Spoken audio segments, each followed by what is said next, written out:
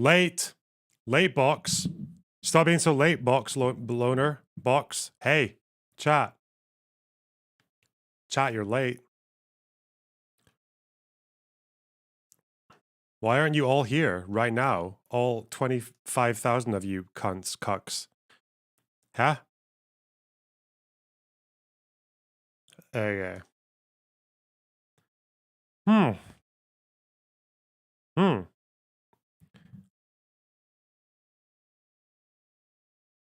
You disgusting cuck gooners. I think I'm going to leave out Twitch for today. Just experimenting. Whew, Lord of the Box is never late. Hero has exactly what he means to. I'm going to watch The Two Towers tonight. You know that. Because I watched for the Fellowship on New Year's Eve. So let's go. I found a really good video, actually. This channel, not very well known, I don't think. He's smaller than me, actually, but this video here has got good views. 400K, The Lebanese Civil War Explained, history documentary. It's 3 hours long, 3.5 hours long. But he explains it really well. Yeah, I don't know. I started going through just like the first, what is this? 18 minutes, yeah. Yeah, it was decent. Got a lot of maps and shit. Think I'm gonna have to do my own little presentation one day though, but fuck. Obviously 1982 gets all the attention because it was a bit more eventful. He's got pictures of puppies over the massacre because of the restrictions. Yeah. Okay.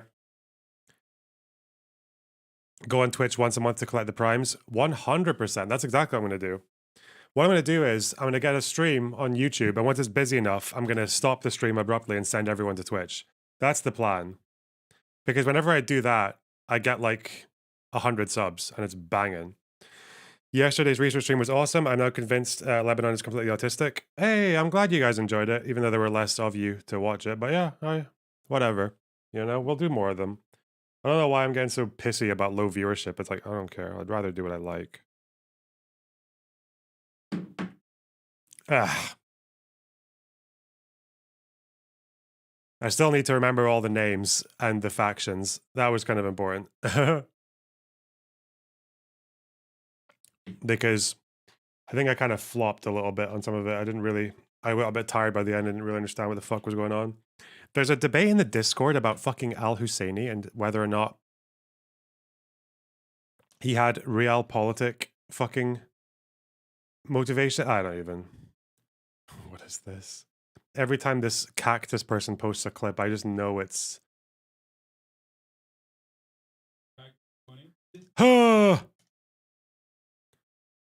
Politics very practical with your money. This notion that like, what are you doing with your money, is dumb as fuck. What am I doing with my millions of dollars to help the cause that I'm constantly shoving down everyone's throat? A cause that's supposed to be about helping the poor. I like this guy. This guy's funny. This guy's got a vibe. He's got the X factor. I like him. I think he's going to go far. Okay, that's my... I'm investing in stocks. Financial equality? A cause that I've used to make me millions of dollars? What am I doing to help that cause with my millions of dollars? Bro, fuck you. You racist, cop-loving slave owner. Is that all the buzzwords? Transphobic. Where could I be spending my money? It's not like I take lavish vacations for a month and then come back. I do this every single day. Guys, I don't even spend money. I've never spent a dime. How am I supposed to spend money when I'm always here? Duh. How am I supposed to give to charity when I'm always here? Preaching the gospel. So it's not like I'm, I live a secret double life where I am, blowing it all on mansions. Now sub up. Was he trying to think of something that he hasn't spent a fuck ton of money on? Was he trying to think of something that he hasn't spent money on? even spend money. I've never spent a dime. How am I supposed to give to charity? You know, The gospel. so it's not like I'm, you know, I live a secret double life where I am, blowing it all on mansions. It's been cut. He had to spend time to think about things that he hasn't actually spent loads of money on. Oh God. Okay, whatever. Fuck. We'll come back to that. That's just in holding. We're just putting it in the barrel for later.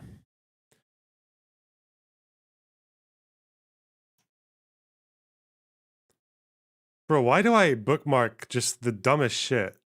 I must be in such a strange mood when I'm on Twitter, because when I come on stream and I'm like looking at my bookmarks, I'm like, is that really my like what the fuck? Be this man. Yeah. Lord of the Rings movies are overrated. No. No. The way that, because what I'm doing right now is I'm watching the trilogy with someone who hasn't watched it before or read the books or anything and doesn't even know the fucking characters' names. So I'm yeah, I've been and just watching it vicariously through someone else for the first time, and like the way that it kind of guides you through all the character introductions and the themes, everything. It's actually fucking so good. Oh my God. And the flow, the way like it doesn't dwell, like we watched the not the extended version, but not the not extended version either. You know that there was the original version, then there was the extended version, but now there's a version that's not the extended version that has bits, like a couple of bits from the extended versions. And it's so good the way that's done. Like, what the fuck? I'm like watching it because the extended versions, I'm gonna say it. The extended versions are shit. There are so many dog shit deleted scenes in the extended versions that are just there to scratch the itch of people who've read the books and they care about the Sackville Bagginses. That's it. Like no one gives a fuck. The deleted scenes, they're shite. They're not necessary.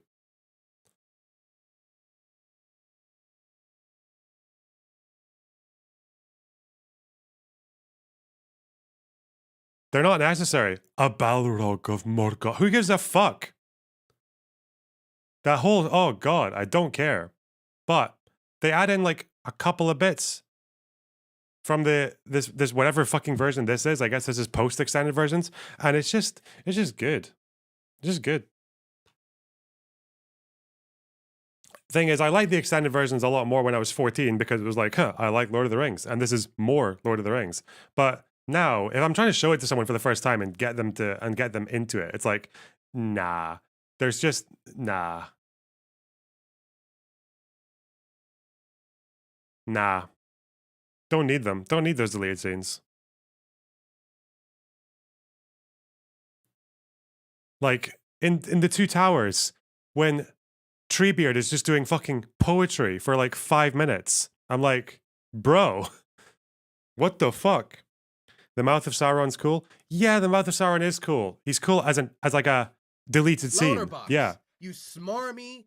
But at the end of the day, you want to get to the point. They've all marched on the Black Gate. It's actually better when they just say, come forth, and then they open the gate, and then a bunch of fucking orcs come walking through. It's like, whoa, it's time. No fucking around. The Mouth of Sauron is just Sauron fucking around. And they're talking about, oh, are you going to treat with me? Like, no, that's not the fucking, no. It's not necessary. It's fun to look at the way that his fucking, the cracks in his lips open up when he smiles and all that shit. That's really awesome, but the Saruman scene in the third film, yeah, it's stupid. Yeah. Again, it's fun to watch. It's great to watch for the first time and all, but nah, don't care. Don't need it. Unnecessary.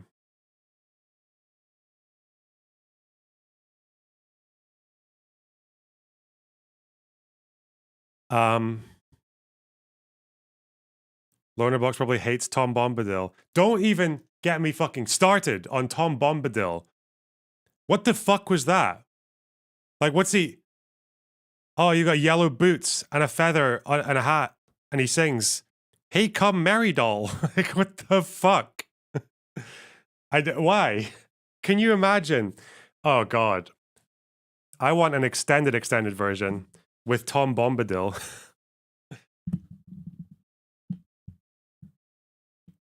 Camus, thanks for the €2. Will you watch the big Jan 6 debate later today? No, I'll probably watch it tomorrow. Probably watch it tomorrow.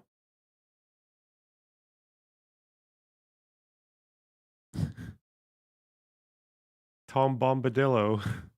His boots are yellow. What? Fuck off. What a waste of time.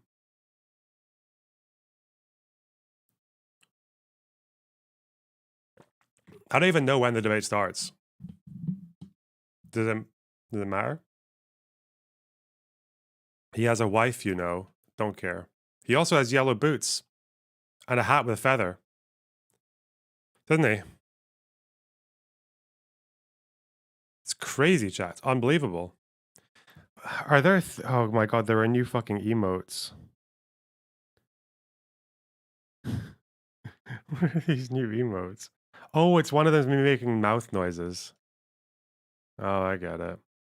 Generational change again. Bro, that... apparently, she was a lot more unhinged with Dylan. I guess she had a taste of, like... social democrat patter, and she just went off on one against Dylan, so I'm looking forward to that. That'll be fucking banging.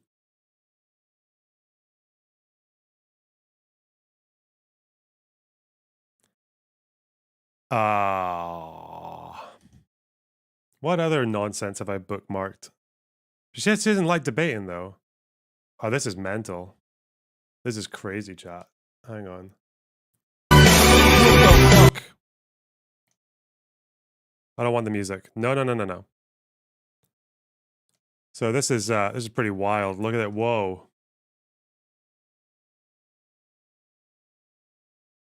Look at this guy skidding off his bike. And then...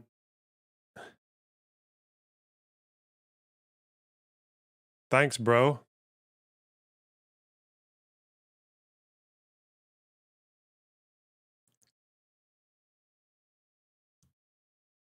Golly, that was a close one. What's the I need to actually know what the documents are saying about Stephen about Stephen Hawking. What happened?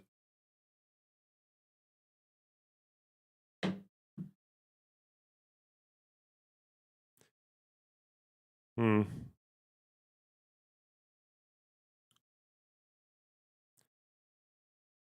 Watch the guy who jumps on the judge again. $20. 20 solid bucks, and I'll watch the guy who jumps on the judge again. I know you all want to. I love it that we managed to catch what he was saying. Oh, fuck that bitch. God damn it. Man hugs judge in leap of joy. Yeah. He was just happy that she's given him a chance to reflect on his decisions. But apparently there's like a whole thing. I guess I was wondering why conservatives were getting so mad about that thing. But apparently it's because there are people who are like assuming that he didn't deserve to go to jail or some shit. Like, is that what was happening? I didn't see that much of it, but I guess because he's like, fuck, yeah, I guess people were probably saying that because they were probably convinced by his little fucking plea and shit. I don't know. I didn't even think he was getting sentenced for that long. People were saying he was getting a life sentence. I don't think he was getting a life sentence. I think he'd been given probation a bunch of times. He failed, and then he got sentenced to jail because she doesn't want to give him a taste of something else. But yeah. Have you ever seen an epic self-own like that? I liked it when was it Rob Noor? I liked it when Rob Noor was asked if General Alden's approach would have worked in Ukraine, and he was like, "It could have, but here's the real problem with the Democrats." Oh, that was so good. Do I have it? Do I have it?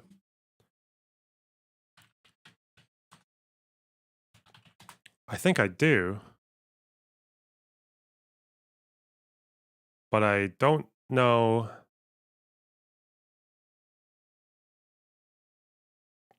If I'm going to find it. Nope. Oh. Somehow. It wasn't actually that hard to find. We do have to move to the next one. This one coming in from Daniel D says, Rob, regarding your withdrawal from Afghanistan, do you believe that General Alden's plan could have reduced loss of life? Yeah, it could have, but I will be honest. When it comes to the actual specifics, it doesn't. I love the apologism for Biden. Again, I remind you that my big. It could have. Rob is actually pretty good at debate. Rob is an amazing debater. Yeah, it was him talking about Brexit, and it was so clear he didn't know fucking anything about Brexit. But he just managed to get so much mileage out of just knowing what to say. And even like for like 20 minutes, against Destiny and Dylan, he just kept on fucking marching through the sludge. And then even after, he was like, yeah, I was at my depth on that one. But he like, it didn't look like he was at the time. Yeah, he's a very skilled debater. Try a different. That's exactly the question I'm asking. But let me try. I've already given you an answer. You're not answering me. You want to go a different path because you have no answer for this, Rob. There's no answer to explain your wacky conspiracy theory. I gave an answer. Okay, sorry. What was the answer for why wasn't the National Guard deployed? Here's the answer. If you're someone who has the ability to deploy the National Guard or other security measures, and you know that there is an attempt on Mike Pence's life from violent insurrectionists, and you know there are now thousands of people storming the Capitol, and you choose for optic reasons or bureaucratic red tape reasons to not deploy the National Guard, you did so intentionally. That's my argument. You did so because you wanted the outcome that occurred. Is he talking about Bowser? Does that mean that the storming the Capitol was predictable? Or are you talking about on the day? I don't know the fucking details of this story. Fuck. You wanted it to get violent so that then you could use it to go. That's my answer. You don't like that answer. What's your answer? I don't know where this your is going. answer is just, well, they knew that there was going to be. Let me reset your point so I understand it. You're saying that. Listen, you just went on a big. So let me now. No, wait. Let me reset your position. So you're saying that if you know that people are there to kill Mike Pence, if you can see all of the violence happening there, and if you have the authority to deploy the National Guard, you refuse to do so, then it must be because you've got nefarious purposes in mind. That would be Occam's razor at work. Gotcha. Okay. Who has the ultimate authority to deploy the National Guard? Oh no, Trump. Well, at the end, Trump would be one person. The ultimate authority rests with Trump. He saw people saying, hang Mike Pence. He was instigating violence against Mike Pence on Twitter in his speech, and he saw everything that was going on TV and had multiple people informing of the situation. So by your logic, then Donald Trump was literally inciting an insurrection to murder the vice president. You laid out the whole argument right there for me. The murder of the vice president. Got him. Damn. Whoa. What was he was he trying to say that Bowser was culpable? Is that why? Because she was the one who initially didn't deploy the National Guard.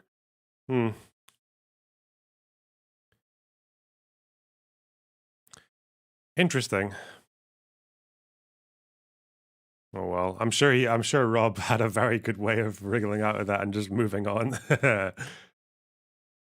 I'm sure he did fine. He probably won the debate. He's just that good. It's a bit complicated. Yeah, I don't know. I'm too fucking Scottish to care about the January 6th stuff to that level, you know? I don't need it. Don't need it in my life. It's a shame though, because American conservatives are so much fun to argue with. Like majorly based. God, but I miss that guy so much. I know he's still around. He's still in my Twitter replies, but he doesn't show up on YouTube these days. Maybe he was banned. Was he banned?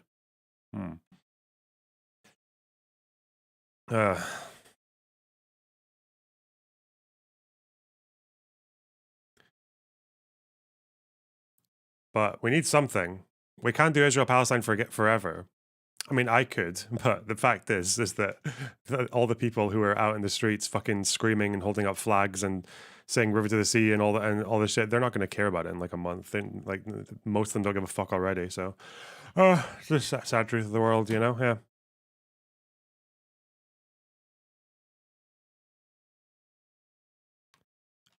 A war.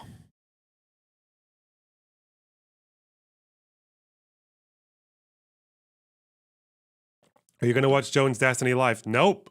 Because every time I watch live shit you guys, or more specifically, the DGGers amongst you, will get fucking freaked out when I mute the live thing to comment, or if I even pause it, and they're like, Luna Box, like, you just want me to steal content, or maybe just speak over it, I guess. Or even if I speak over it, people complain. I'm like, fuck that. No, you don't deserve it. You don't deserve me, actually.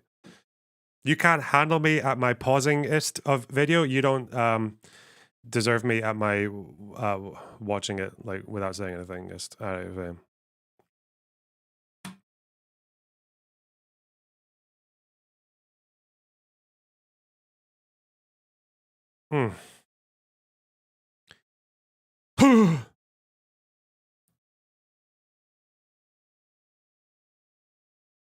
don't even know if the debate's going to be, is it going to be live streamed? Or will it just go up later?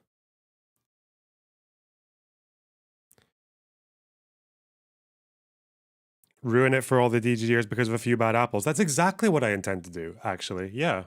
What the fuck? That's his internet discourse, actually.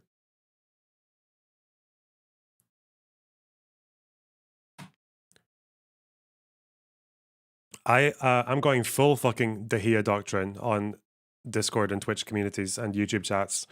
I'm doing it all. Okay. It's going to be live streamed on Zero Hedge's Twitter account at 7 p.m. Eastern. Well, I will not be streaming at 7 p.m. Eastern. I will cover it tomorrow. That's what I'll do. Is that okay? Chat. Okay? Is that okay? I hope so.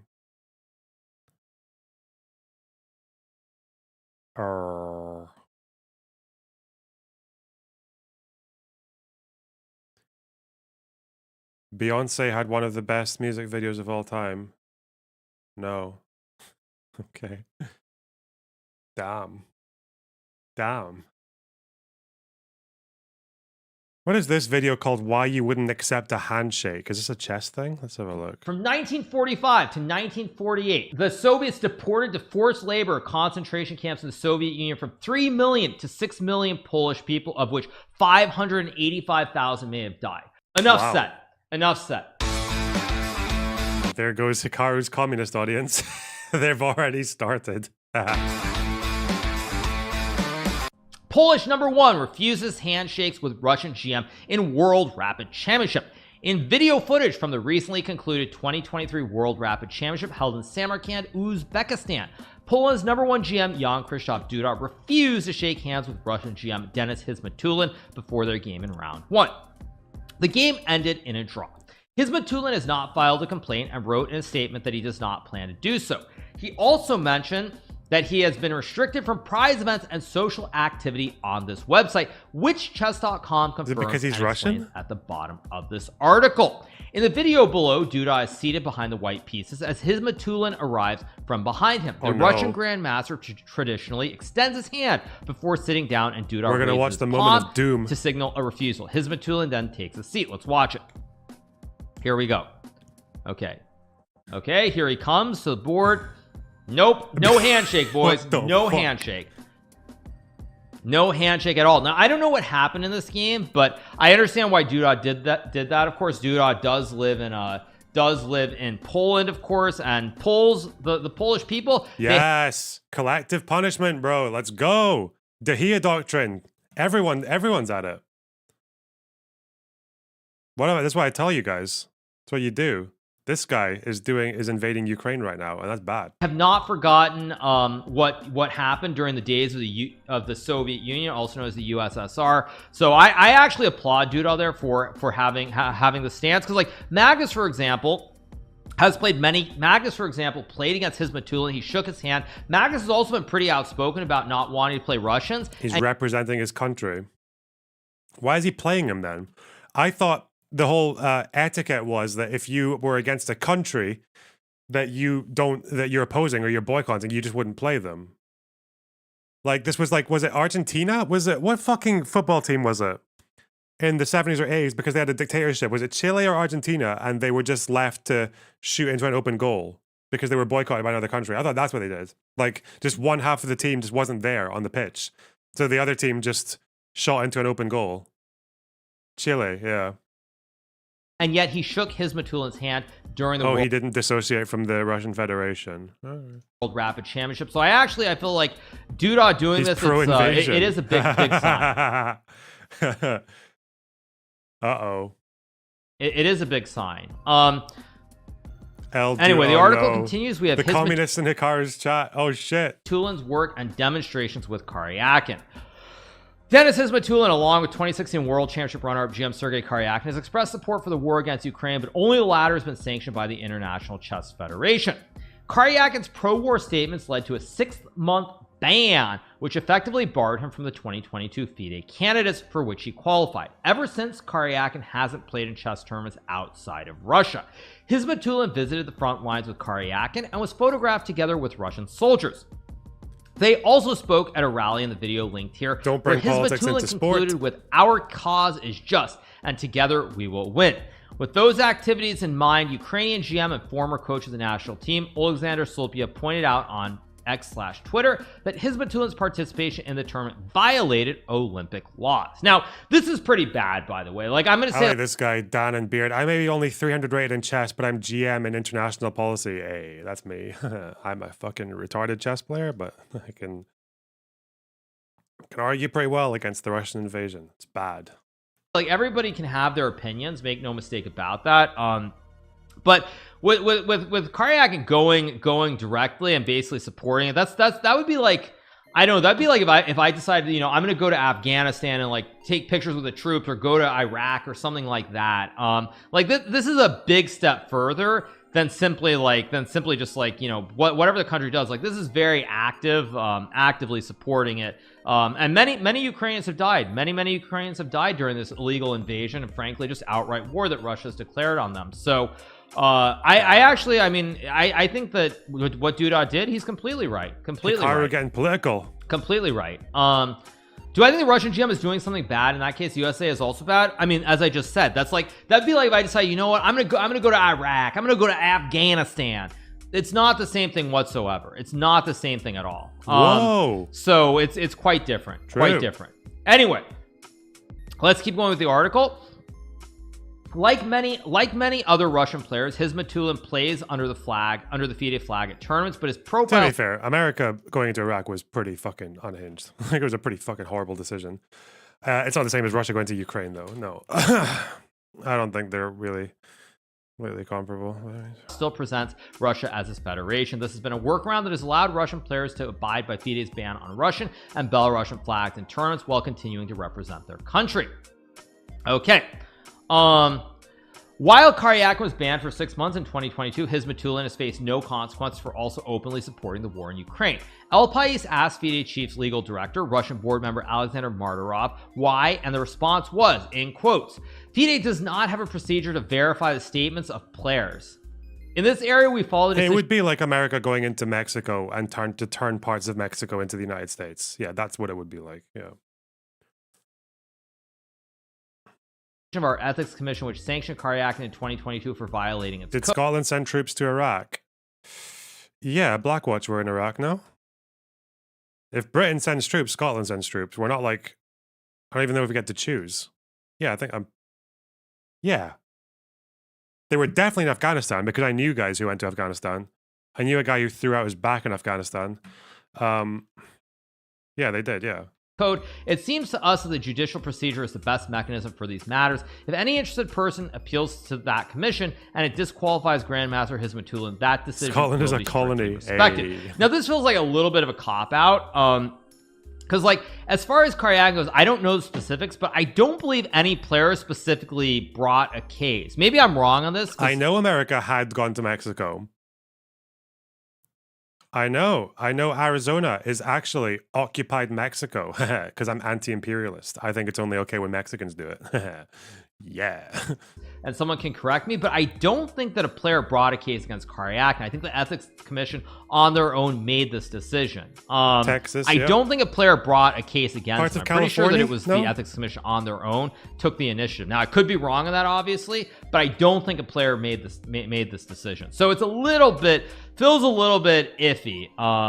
Nobody complained against her. Well, I thought the commission just saw his tweets and everything else. And what do you think you're gaining from banning Russian chess players? It's not because they're banning Russian chess players. It's because other Russian chess players have dissociated from the Russian Federation, but this guy didn't because he supports the invasion. I think that's the gist that we're getting here, right? Decision on their own. Like, it's not like, I don't know, Ding Laurent went to them and said something or any other player said something. I don't think that happened. So it feels like a little bit of a cop out, but let's keep going. It says there were many other Russian players at the World Rapid and Blitz Championship in Uzbekistan. Most of the top players do not openly praise Russia's war effort. Many have spoken against it, like Russia's #1 GM, Yan Nepomniachtchi, who in 2022 signed an open letter to Vladimir Putin to end the war. Scores of others, like former women's world champion Alexander Kostenyuk, have left Russia and now play for other countries. Okay, what's in a handshake? For chess players, a handshake is a big deal, and declining one can have international implications. Bro, chess players give the most half-assed fucking handshakes. It's just like they just touch hands and leave. Like, it's so, you can tell like 99% of them are just so autistic that they don't actually want to do it. They just do it because they have to. Like, okay. Handshake is a mutual sign of respect before the game, before and after a game, and its refusal can be interpreted as an insult to an individual, organization, or even a country. The handshake or lack thereof is more than a gesture between two people. Executive director of the Russian Chess Federation, Alexander Kachev, responded to MatchTV.ru, a poorly brought up if I ever do real life chess, like over the board, man, I'm fucking squishing those guys' hands. I'm gonna assert so much dominance. I'm gonna give them a fucking secret hand. I'm not gonna let go. It's gonna grab. I'm gonna turn it into that one with the thumb. I'm gonna give a couple of slaps back and forth. And do some fucking psychological warfare over the board. I'm gonna say checkmate while I shake their hand. And then lose, yeah. Man, what more can I say? It's a pity that if I lose, I'm gonna hug them and cry. Chess player in Poland behaves like this. Wow, that is incredible. That shows the hubris of the Russian Chess Federation. I mean, maybe I'm mistaken, but you know, let me Google something. Let me make sure I don't have my history wrong. I'm gonna make so much eye contact. Oh God, so much eye contact. Yeah, let me Google something. Yeah. Let me take a look. Let's see. Yeah. Okay. Let's see. One little bit just to give you guys some history, making sure that I'm not crazy. From 1945 to 1948, the Soviets deported to forced labor concentration camps in the Soviet Union from 3 million to 6 million Polish people, of which 585,000 may have died. Hundreds of thousands, possibly nearly 1 million Poles were killed. Yeah, but they were all like capitalists, right? It's fine. It's fine. Soviet terror and repression. Enough said. Enough said. That's all. That's the only response that's actually needed to the. They all believed in marginal utility over the labor theory of value, and you can't allow that, really. Plain and simple. So it's good that I actually agree with what Duda did, and I think it's a principled stance. So I agree with Duda. But Duda's defiance also received praise on X as a bold and political statement against Russia's invasion that has now lasted nearly 2 years. Some were more strongly worded than others. A relevant and recent case was that between Russian GM Mikhail Kobalia and Ukrainian-born and now Romanian GM Kirill Shevchenko, after Shevchenko refused to shake hands at the 2023 European Individual Chess Championship last March. An outraged Kobalia filed a complaint and launched a social media campaign to draw attention to the perceived affront. Now, this also is very sketchy as well, because I'm pretty confident the reason that Shevchenko did not shake hands with Kobalia is Kobalia has been one of the main coaches for the Russian Federation. He is getting support from people like Filatov and others within the RCF to help the very talented junior player, is it Volodymyr Murzin? Of course, he's just a kid. We don't need to bring him into this. But Kobalia is definitely being supported by the RCF, and that's probably a large part of why Shevchenko would not shake his hand. The FIDE and Disciplinary Commission sanctioned Shevchenko to a warning, but mentioned the following in its conclusion 9.8. The EDC panel cautions that its present decision must not be seen as a precedent for the likely punishment to be imposed in respect of another player who makes himself. Tomato Brew, thanks for the tier 2 sub. You've upgraded. Thank you so much. I really appreciate that. Wow. Guilty of the same violation in future as each instance of a guilty refusal to shake the opponent's hand must be evaluated on the peculiar facts of each case. In other words, the consequence will not be a warning every time. It will be judged on a case-by-case basis. The same report also lists several other handshake incidents, with the highest profile one being in the penultimate toilet gate between GMs Vladimir Kramnik and Veselin Topalov.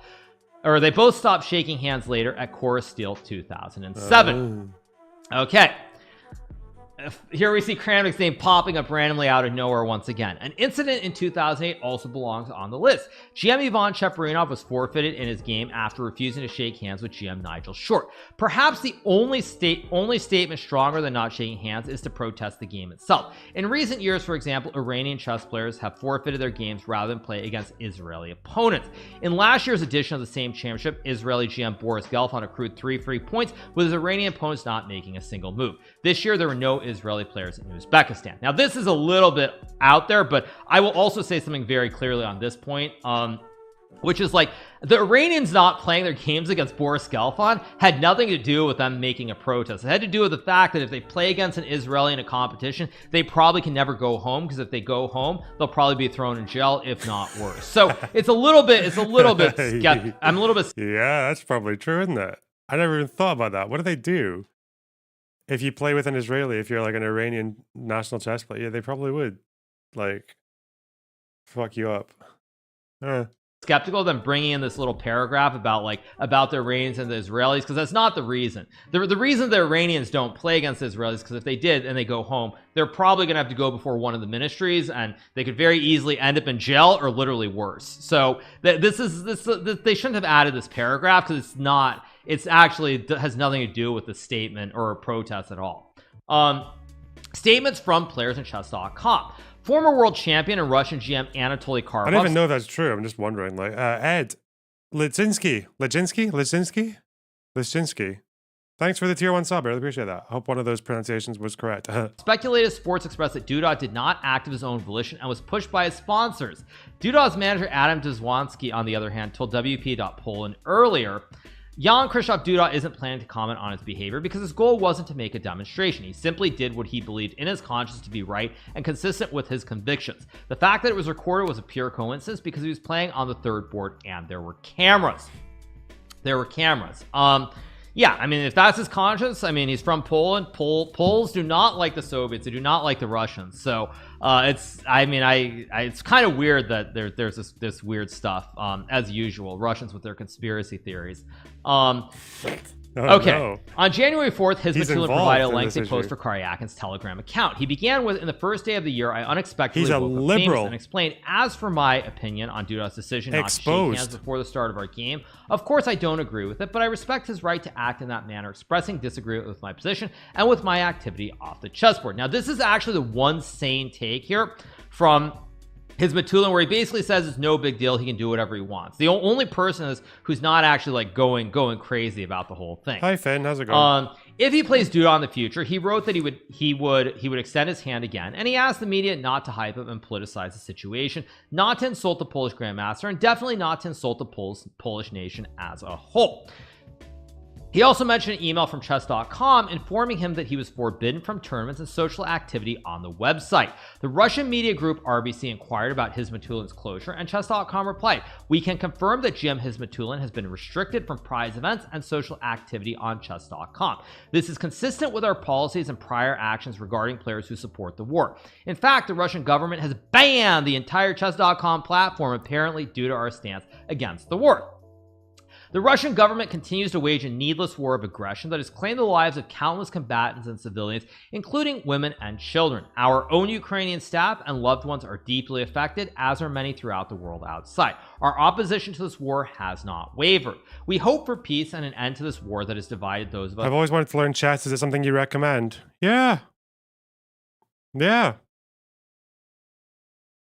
it's good. Who have long been united by our love of a peaceful and elegant game. So generally speaking, I agree with Duda. I actually think that it's very principled to take the stand. You know what I'd be curious to hear is like Magnus, actually, because Magnus is someone who played against Hizmatula. He's played against the Russian players. He shakes their hands despite openly saying things like he feels weird playing against Russians in tournaments. He doesn't feel right. So it's interesting that Magnus would shake hands, but then Duda doesn't. And I'd be curious to see what Magnus has to say about this. Not that we'll ever hear him say something, but it would be interesting. What the fuck is this? Okay, wow. Didn't a female Iranian chess player get kicked out for playing without a hijab? I don't know. I don't follow chess that much.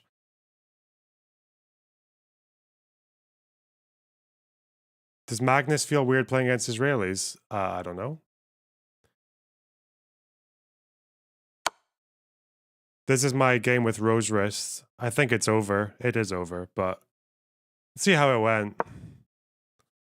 I think I might actually have 100 accuracy on this. Or not 100, but like 97 or some shit. It'll be like insane accuracy, I think. I don't think this opening is necessarily right against the Pierce defense. Like that, I don't know if that move is. But in any case,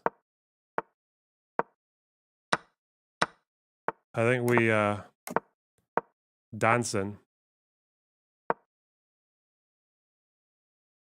I think here's where I got the zinger move.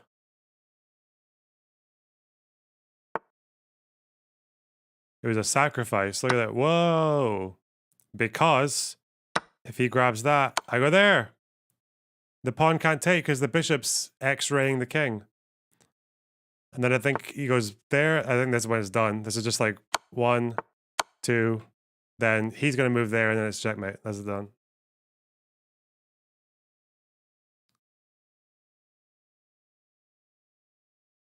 Hopefully. He's already learned pretty fast, though.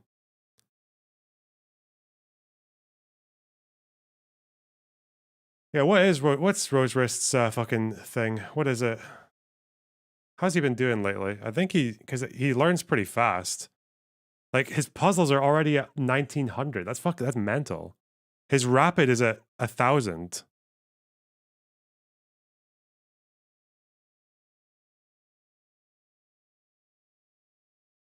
He was like 600 when I last spoke to him a wee while ago. He grew really quickly. How did he go annually? 1 year. Yeah, in a year, he went from 639 to 1000. That's actually insane.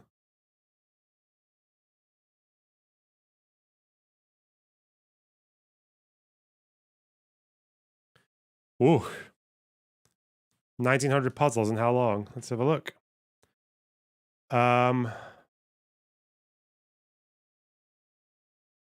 Where's the thing? How do you find the thing? Wait. How do you find the all-time oh, sorry, I'm stupid. Hey. So he started properly going for it in the end of 2022?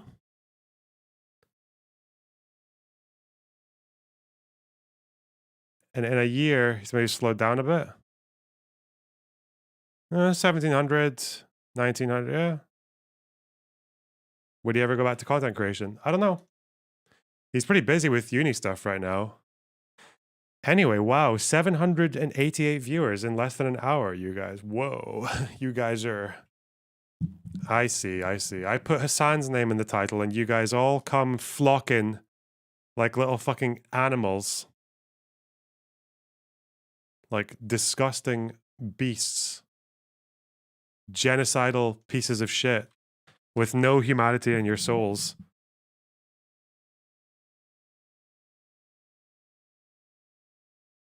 Ugh! You came for Dylan versus Jen. Loved your video on traveling Israel. Oh, thanks very much. Really appreciate that. Not a single ounce of humanity in your souls. Okay. Let's have a look. Ooh, let's get into it, I think. Whoo!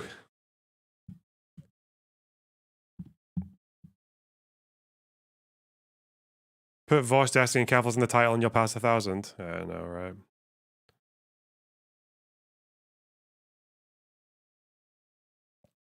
Okay. Okay. 800 viewers now. What the fuck? It's time, guys. It's time. Whoa. God, yesterday, compared to yesterday, I'm fuck. Where's the Twitch stream? I didn't put the Twitch stream on today. Just didn't feel like it. All right, guys, let's waste some admirable charitability, shall we? I just want to see what's this, because this is a new channel. This is a new channel called Kamal. 11,000 subs, and he's done this video called The Worst Politics Streamer.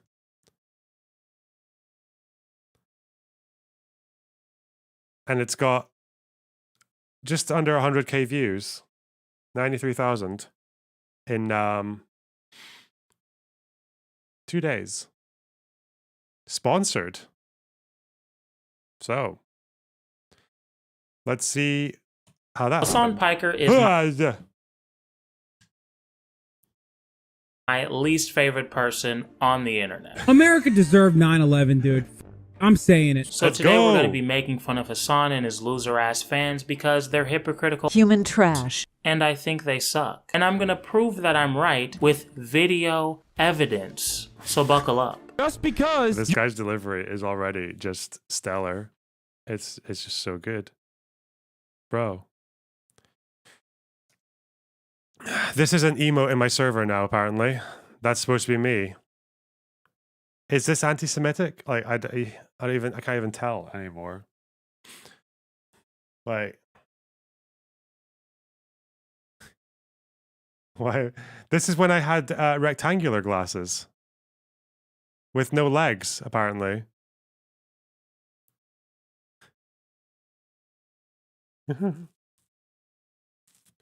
Jesus. Anyway.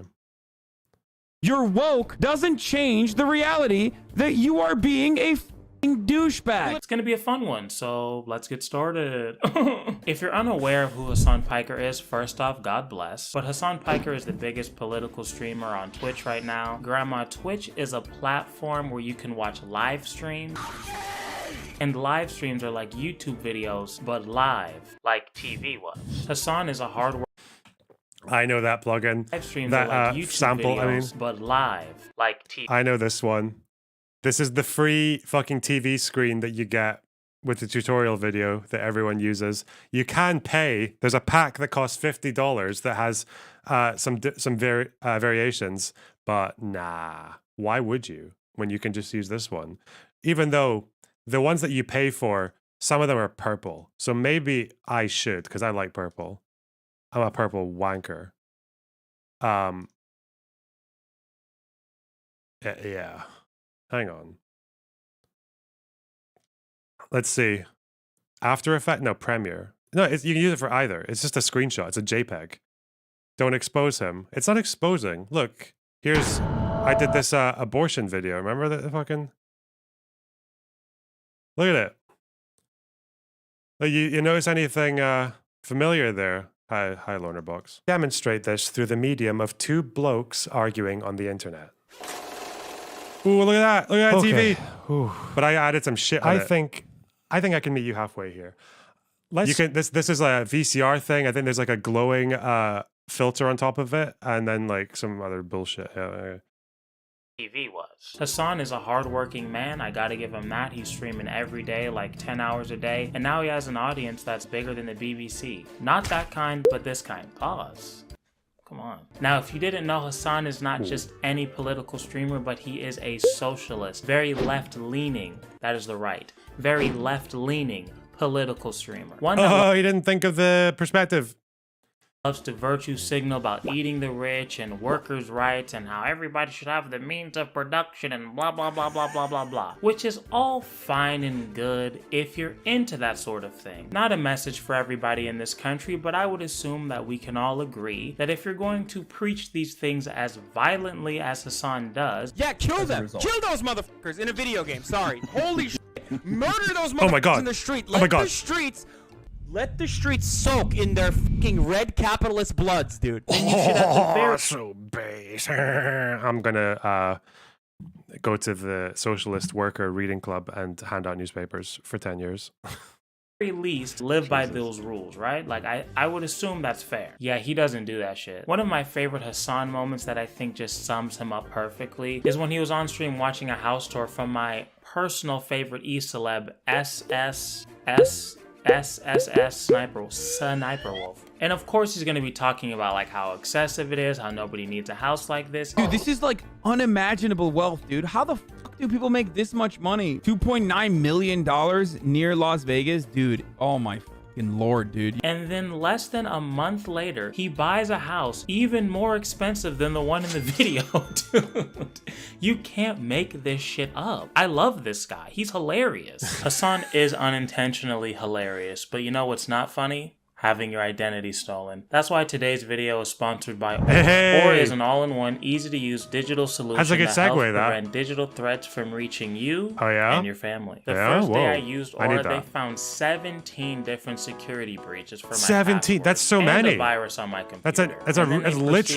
That's literally a high number of breaches. Take care of all of that immediately for me. I just put in my email, put in my phone number, clicked a few buttons, and they took care of it for me. It was very easy. Oni-chan Kamal, this sounds baller, but how does it work? Well, Terry or Bro, shut the fuck up. I'm literally stealing this guy's content and you're going to skip an ad. Shut the fuck up. Watch the ad. Watch it. I'll play it twice. Protects all your information with a VPN, antiviral, and password management software, plus a bunch of other things too. Sorry, I couldn't hear that part for the fucking complaining rabble in the chat. All I could hear was, "Am I gonna skip the ad loader box, please?" So I have to go back a little bit so I can hear it again. Okay, sorry, here we go. All of that immediately for me. I just put in my email, put in my phone. Oh, you put in your email. Oh, okay, wow. Oni-chan Kamal, this sounds baller, but how does it work? Well, Terry Aura protects all your information with a VPN, antiviral, and password management. Oh, it protects your information. Oh, okay, good. Thanks, guys. Wow.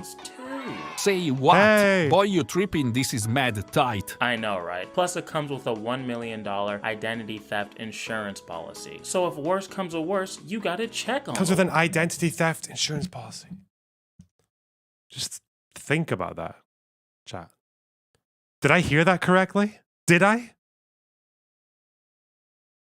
Did I hear that correct? I don't know, maybe I didn't, because that's crazy. If that's true, that's unbelievable. Boy, I think I need to pinch myself to make sure I'm not dreaming. Mad tight. I know, right? Plus it comes with a $1 million identity theft insurance policy. So if worse comes to worse, you gotta check on the way. And it's only $12 a month. Antivirus software alone is more than that. Kahmal, stop.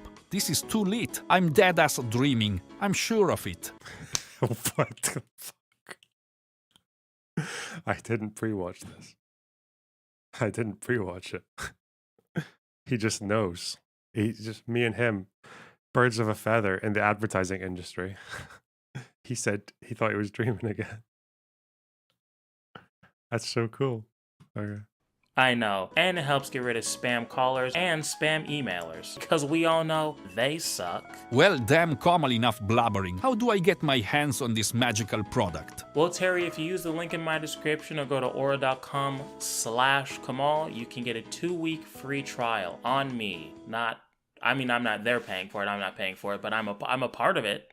Yeah. So, on me. Good one. Okay, now let's get back to roasting Hasan and his little minion crew. Past me, take it away. It was around this same time one of Hasan's fans, sees he's making a lot of money, and he asked him, he's like, what are you doing with this excessive amount of money that you're making to help the leftist causes? Let's see what Hasan's response was. But be more transparent with your income. Nobody needs that much. What are you doing with it? How do you support left-wing politics? Very practical with your money. This notion that, like, what are you doing with your money is dumb as fuck. What am I doing with my millions of dollars to help the cause that I'm constantly shoving down everyone's throat? A cause that's supposed to be about helping the poor and financial equality? A cause that I've used to make me millions of dollars? What am I doing to help that cause with my millions of dollars? Bro, fuck you. You racist, cop-loving slave owner. Is that all the buzzwords? Transphobic. Zionist. Where could I be spending my money? It's not like I take the lavish vacations for a month and then come back. I do this every single day. Guys, I don't even spend money. I've never spent a dime. How am I supposed to spend money when I'm always here? Duh. How am I supposed to give to charity when I'm always here, preaching the gospel? So it's not like I'm, I live a secret double life where I am, blowing it all on mansions. Now sub up. He had to. I can't get over. He had to think about something. He had to think about something that he hasn't spent a fuck ton of money on. Secret double life where I am, blowing it all on mansions. Now sub up. Dumbass. I know I make millions of dollars just sitting in my room bullshitting. But look, we're all the same. Me and my $4 million mansion, and you working 15 hours on the Amazon Beltline. We're both Jeff Bezos' bitch. Neither of us have control over the means of production. I mean, well, I do because I actually own my business, and my employees definitely should have spent it on stopping identity theft. That's true, because identity theft is a big problem. How many cases of identity theft did this guy find on his... there's VPN. Was it? I can't remember. Fuck. I can't remember. We're gonna have to check it again. I might have been 17. Something's telling me 17. I think I want to be sure because I don't want to misrepresent the advertisement. I don't want to misrepresent the advertisement. Don't have any ownership in my main shit, and they damn sure aren't getting any sort of profit sharing or anything like that. That would be stupid. Are you paying a percentage or something proportional to the millions that you're making off Twitch, right? Does Billions. that carry over to your Twitch? So sure, I believe you for your podcast. To who? To what? To editors, to moderators. Yes. Lies. So you're paying moderators or head of moderation? No, not editors and not moderators. Why do men lie so much? I know I'm constantly demonizing everybody who does the exact same thing as I do, but, just don't pay attention to that because that would make me seem like a hypocritical asshole. And that's not fair to me because I'm the victim. Duh. And if you disagree, you're... To be fair, I've only paid one mod once. And because he was, they needed it. Actually, I did offer to pay another one, but he never gave me his PayPal, so fuck that loser.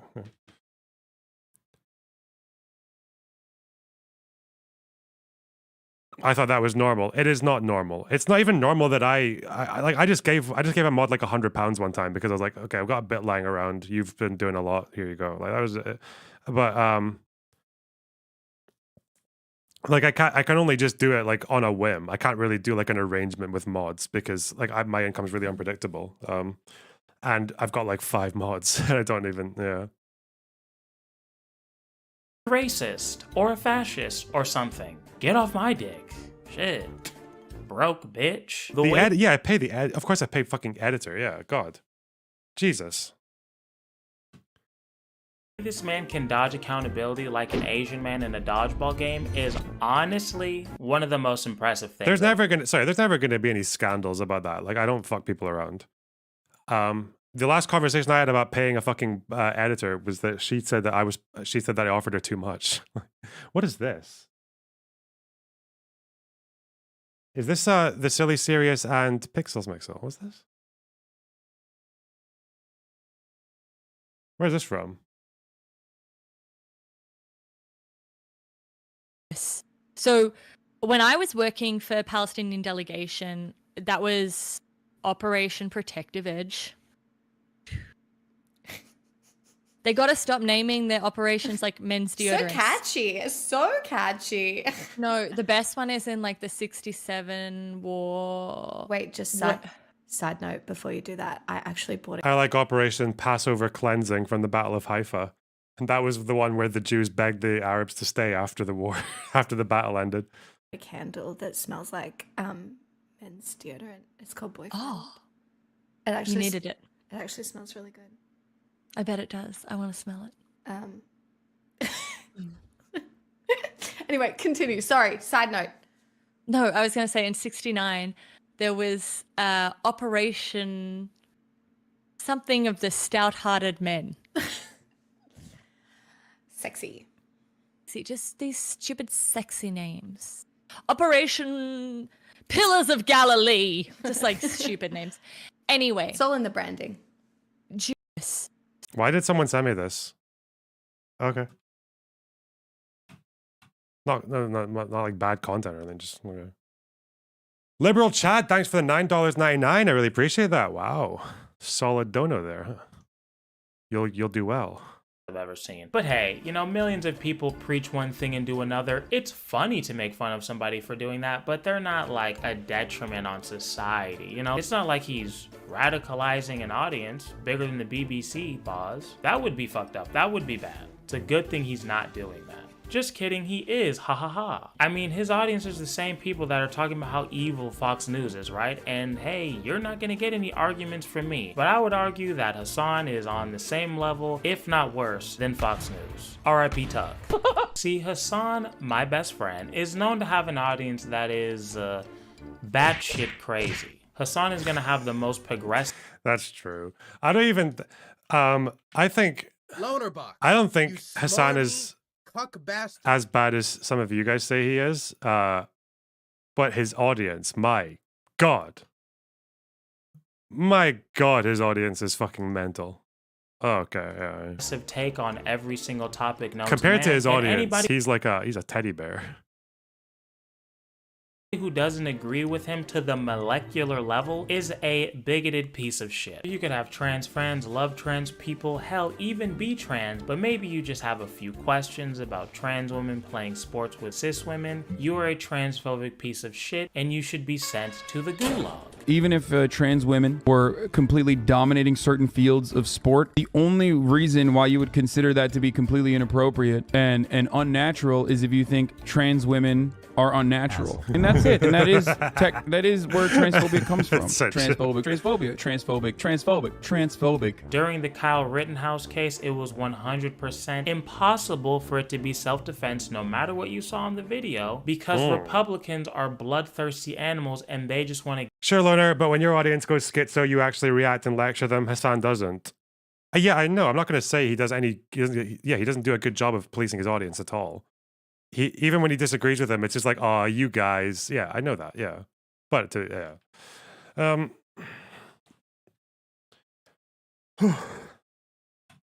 But I will say, that's going above and beyond. The way I treat my audience when they're being insane is above and beyond. Because one, you lose audience members, as I always fucking do, whether it's like me shedding like far left people for the last 2 years, or whether it's me shedding like crazy fucking right-wing Zionists now. But yeah, that's above and beyond. Like it's exhausting dealing with you guys. Oh God. And the Discord, oh God, in the Discord, everyone's trying to get each other fucking... People are like, oh no, I was banned unfairly. And it's like, oh, this person wasn't banned. How can you have a server with this person? And I'm like, fuck off. And it's like, I'm not paid for any of that. That's just part of the... It's just one of the... It's just like an extra, you know? It's just housekeeping. Ugh. Emotional labor. Get the legal kill. Imagine risking your life for someone else's property. I mean, he wasn't even like technically risking his life. He was trying to get a legal kill. Like that's what he was trying to do, and he got it. The greatest thing that could have happened to internet conservatives is this, because this is their fantasy. This is like the psychopathic, bloodthirsty fantasies that they've all had, okay? Very healthy way at looking at half of the population. I guarantee, just because I said that, Hasan's fans think I'm some self-hating coon out here tap dancing for the white man. Just because I watched the video and I'm like, yeah, I saw, I mean, he was running away. Probably shouldn't have been there, but he was running away. They assume I hate black people, love all cops, love police shootings, all that. And it's Hasan and people like him that perpetuate this all or nothing mentality. Oh, if you say this one thing, these are all your thoughts. If you believe this one thing, you're a part of this much larger hateful group. It's just divisive nonsense. And the only thing it does is divide us even more as a country. Especially when you're saying things like all Republicans are bloodthirsty animals that just want to get the legal kill. What is that actually doing to help anything? Especially when you're the one with the very public bloodthirsty history. There's a study where it says that, you know, more cops actually die from suicide, I don't know, than gunfire and on the line of duty deaths. What are you getting at? Just nothing. I'm just saying, you know. But Ethan lost a lot of weight, didn't he? What the fuck? He looks so different here. those numbers up, baby. These people are insane. They want you to ignore and dispute any sort of evidence that doesn't align with their philosophical beliefs. That's what people in cults do. This is not healthy. Please stop. Please stop. And of course, most recently, if you weren't 100% convinced that Israel did that hospital bombing, you are a genocidal, monstrous scumbag. That's you Terrible guys. that the people died, but I encourage you to look into where Hamas was firing.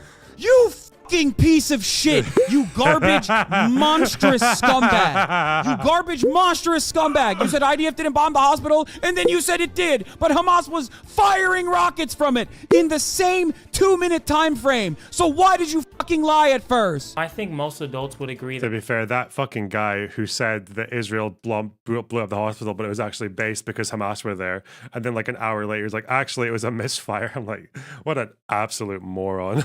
God, what was that guy's name again? He was the fucking ex social media guy for Netanyahu. Oh God, you fucking piece of shit. You pieces of shit. I love that clip so much. That is my favorite clip.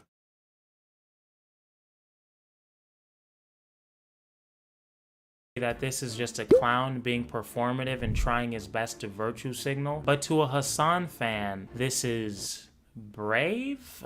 I don't know. I don't fully understand yet how they keep falling for this dumb shit. But either way, they believe it and they're just as hateful, spiteful, and unforgiving as he is. So that's why it was so funny to me when Hasan was discussing the Israel-Palestine conflict with Ethan Klein, his very pro-Palestine Jewish co-host, that Ethan, even after October 7th, when obviously thousands of innocent Israelis were killed by Hamas, Ethan still wanted to make it very clear that he was very empathetic to the Palestinian plight, and that he even understood why Hamas would do what they did. Obviously, he wasn't justifying Hamas's actions, but he's just saying like he understands how the oppression of the Palestinian people could lead to something. Ben Groves, thanks for the £9.99. I really appreciate that. God damn it. Wow.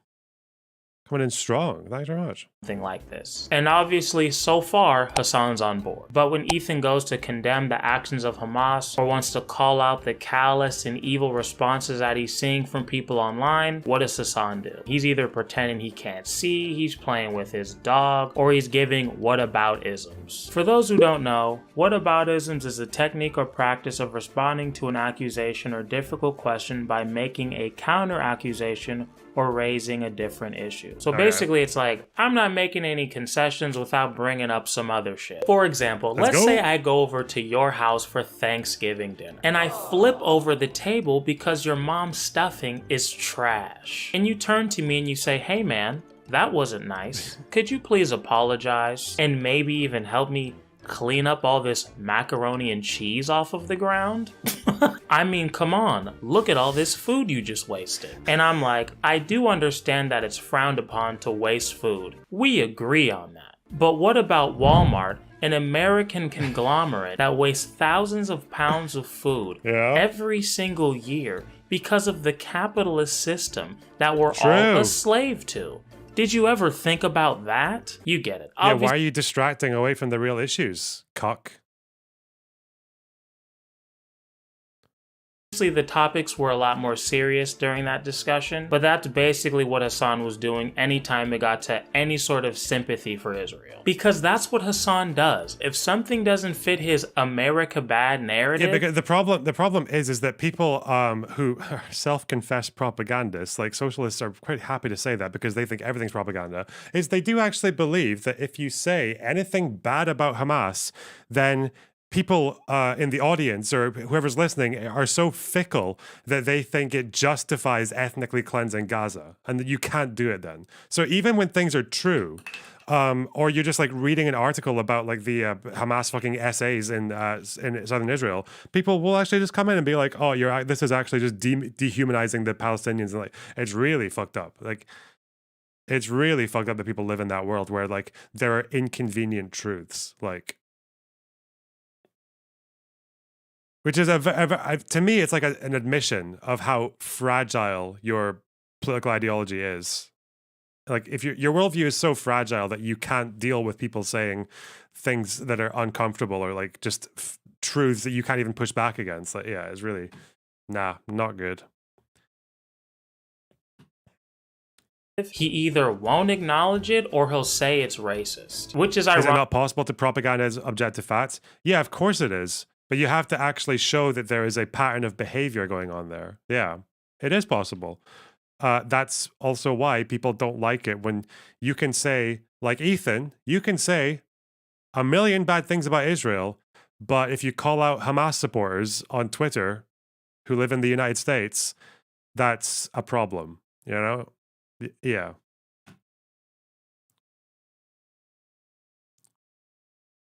Ironic for somebody who's so openly racist, but you know, whatever. Horny, westoid, angloid-brained, disgusting filth. Lorna Box, I'm serious about this criticism. I'm not trolling. It's the same with pro-Ukrainians. You treat people criticizing Azov as being for the war, from my perspective. No, I've never done that in my entire life. I have always said, even in my video about Hasan, I said that seeing people like Azov get armed, because back when they were a fucking Nazi org, they don't really exist anymore, barely. But I said that was pretty grim. But it's what else are you going to do? You need to arm the Ukrainians to help them against Russia. I literally said that. So no, actually, no, you're wrong. What can I say? Let me even find it. Let me just, because it's good to have receipts. Why Hasan gets it wrong on Ukraine. The Azov battalion. What did I say? What did I say about Azov? I even made a joke that's probably quite insensitive about considering the fact that a lot of people who joined Azov were not even right-wing, let alone Nazis. Where was it?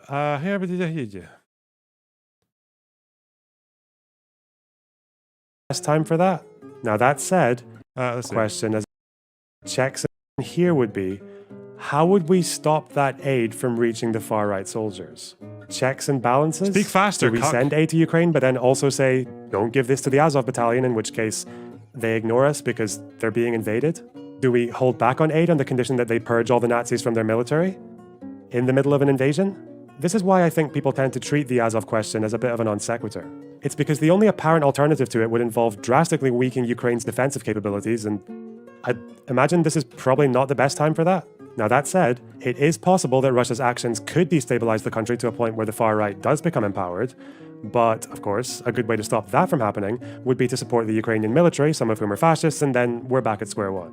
But as grim and unsettling as it is to see these people being armed, a few Azov and right sector fighters in the Ukrainian army are hardly the warning signs of a fascist rise to prominence. Okay, yeah, it's almost as if I actually do take unsettling criticisms of the Ukrainian side actually on their face and deal with them and not do what the fuck you just said. Wow. And I have the receipts to prove it. God damn it. Okay. Disgusting filth, dude. Disgusting Eurocentrist trash. You dumb cracker bitch. I guess it's okay because like sometimes he calls himself white and then sometimes he's Turkish, sometimes he's American, sometimes he's not. You know, it's like whatever's convenient for him, he just kind of picks and chooses because he's a piece of shit with no backbone, but you know, whatever. People can say Hasan cares so much because of the mistreatment of the Palestinians. What did Azov do that can be compared to Hamas on October 7th? Nothing. Nothing. They were born out of a kind of like football hooligan, far-right nationalist fucking whatever thing. And at the time of 2014, when Ukraine barely had an army, they were one of the few people who were eager to fight against the Russians in the east, so they were utilized for that. But they were eventually incorporated into the Ukrainian army. Their Nazi leader fucked off. A bunch of people who were not Nazis joined in because there were other reasons to join the Azov battalion, i.e. there are Russians in the country. Yeah, I don't know. People, and I really do hope that's true. But Hasan clearly picks and chooses when he wants to care about people's sovereignty. When it comes, a lot of Eastern Europe people like Nazis because they hate communism. Yeah, and that's a problem. It's actually a big problem that especially in Baltic states like in Latvia, they have fucking parades every year where they celebrate fucking Nazi collaborators. Yeah, that does happen. It absolutely does happen. That's a big problem. It's a big problem that when you go into a occupation museum in somewhere like Riga, you will see like the hammer and sickle and the fucking swastika right next to each other because they think they were equally bad. And that's actually quite dangerous because as bad as the Soviets were in Eastern Europe, they were nothing compared to the Nazis. Nothing. They didn't commit a Holocaust against Jews, for one. They also didn't have hunger plans where they had quotas expecting certain percentages of the Slavic population in each country to die.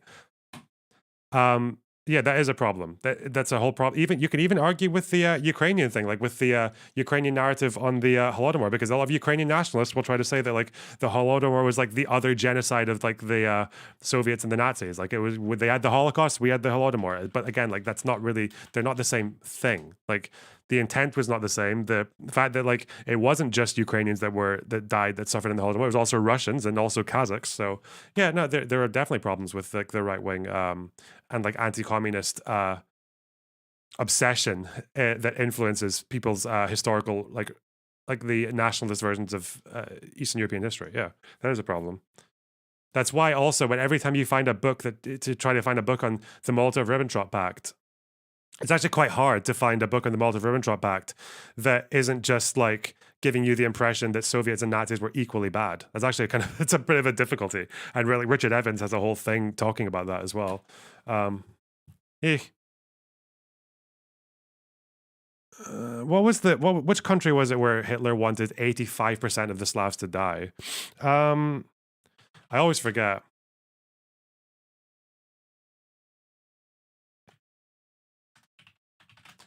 He's reviewing a book called The Devil's Alliance, which is guilty of this thing where they just gloss over a lot of the Nazi crimes, and it almost makes you. It was Estonia. They wanted 85% of the population to die, and 50% of Latvians and Lithuanians.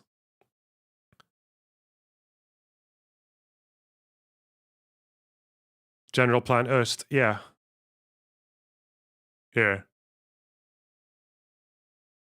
And the problem with this book that he's reviewing is, although it does contribute like new information to the public about how bad the Nazis, the Soviets were especially in the Baltic states, he just glosses over the Nazi stuff completely. And if you just read this book, you would think the Soviets were maybe even worse than the Nazis. And that's a problem. I don't think historians should do that. Even though I know the person who wrote this is probably just thinking he wants to contribute to the side that people haven't spoken about, which is the atrocities committed by Soviets in Eastern Europe. The problem is that you have to assume that not everyone's going to read every fucking book. It's the same criticism I make of Ilan Pape. It could be the case that he sincerely thought that he was just contributing to the side that is ignored in Israeli history, which is how bad the Israelis were in 1948. But if you just read that book, the problem is that you would come away with the impression that the Arabs were just completely passive, including the neighboring Arab states. Like they just did nothing, all the way up to Arafat. Like he completely paints them all the time as passive, almost like an Orientalist view of Arabs. It's just he's kind of like these inactive like tribes people almost. It's really weird, yeah, and it's a problem. Is the book marketed towards historians? No, the Devil Alliance is just a regular old book. It's like, I don't think it's like an exclusively academic book. No.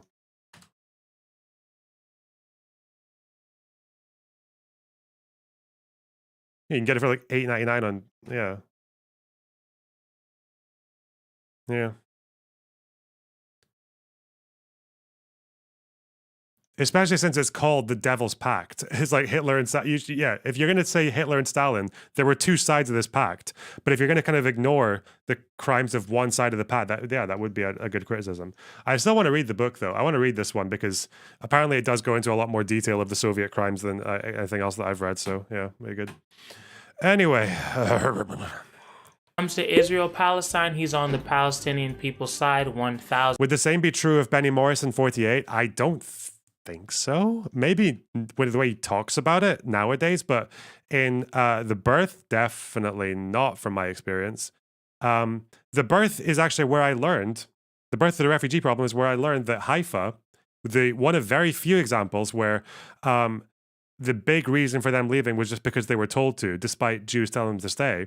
But that was where I read that even in Haifa, the actions of the Haganah and the Irgun were also pushing people to leave, and also obviously the battle itself. So that debunking of or that kind of like counter to a very taken for granted Zionist narrative was actually from Benny Morris. So yeah, I don't know. I don't think he does it in the same way that Pape does. No, I think he is much more fair in his historical works than Pape is. Anyway. 1,000%. But when it comes to Taiwan and China, hey, as Americans, that's not our business. What should the U.S. be doing about the Taiwanese conflict? Shut the fuck up about it and don't rock the boat. Foreign policy? Hasan would never. How do we feel about Taiwan, Hasan? China or not Taiwan? China? Or is it China or not China? That's the American policy. Whatever the American policy is, whatever the American perspective What's your opinion? You really won't say? No, I'm saying it's like one country, two systems. You know? No, it's not. It's two different countries. Really? And before Hasan's dumb ass. To be fair, that is actually what tankies say all the time. They do say that it's one country. Yeah, because they just completely misinterpret what that means in practice. The fact that it's de facto independent. Damn, I remember that. I remember that episode. Oh God. Remember that episode so hard. Fans start running their mouth. I do understand that the Taiwan and China issue and the Israel and Palestine issue are not one-to-one. But I would assume a socialist like Hasan, somebody who cares so much about human rights, would care all of the time, not only when it goes against what the American government is saying. But as I was saying earlier, unfortunately for Ethan, he did not get any concessions or empathy from his... Do you think Morris's claim that Palestinians never did their own criticism of their history is a fair take from him?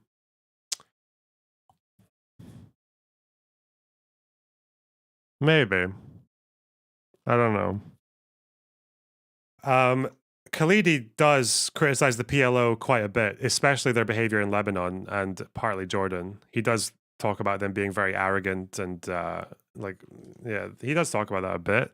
But probably not to the same degree, no. It's harder, though. You can't really because of, like, just broad pressure. The fact that Palestinians still have, like, they have a state to win. So maybe now's not the time, is the way that they would see it. But also because it's, like, the attitude of these, like, surrounding Arab countries as well that support Palestine is very much like, it's like non-democracies. And also, what do you have to work with? The archives for like all these groups, including I think the PA and PLO, are like they're non-disclosed. Their archives are closed. So I don't know what you can do there, really.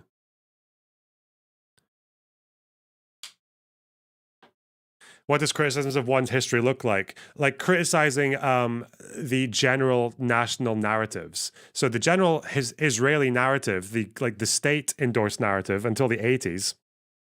And just the default narrative was that Israelis were very well behaved in the war. They were just defending themselves, and the Arabs only left because, well, mostly they left because other Arabs told them to. And then that was criticized by Israeli historians once the archives were released.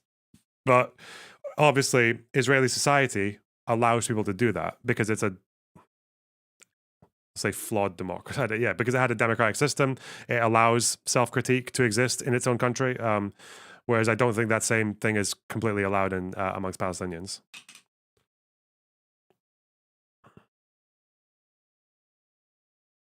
BFF Hasan, but he did get a nice little hate brigade from his fan base and moderators, calling him every single kind of racist, bigoted, he hates brown people, he hates Palestinians, all this crazy shit, even though this man was literally crying over the Palestinian plight on this same podcast. Dude was holding his infant. It was like a year old. And he was like patting her on the back and saying like his final goodbye. I mean, he's holding her like she's alive, like he's just burping her or something. I didn't expect to get emotional about that, but like I'm a new dad and that shit really fucks me up. And Hasan doing Hasan things, taking a vulnerable moment where your friend is crying and using that as an opportunity again to shit on America. The feelings that you are demonstrating here and the empathy that you're demonstrating and showing towards Palestinians is unfortunately not represented by our administration, and it's not represented by our media. The people need to hear the truth.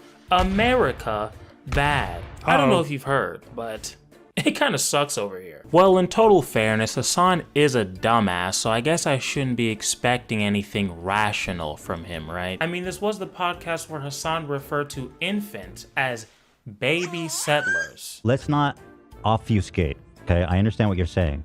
This dude just called babies militants. No, I understand. And there are baby settlers as well. But there are baby settlers as well. There are babies in the settlements. This is where we're at in this country. It's pretty sad. It's so mental, though, because Ethan was saying that settlers should be treated as combatants. He said that settlers were not civilians, which is not true. Settlers are civilians. They're not very good civilians, but they are civilians.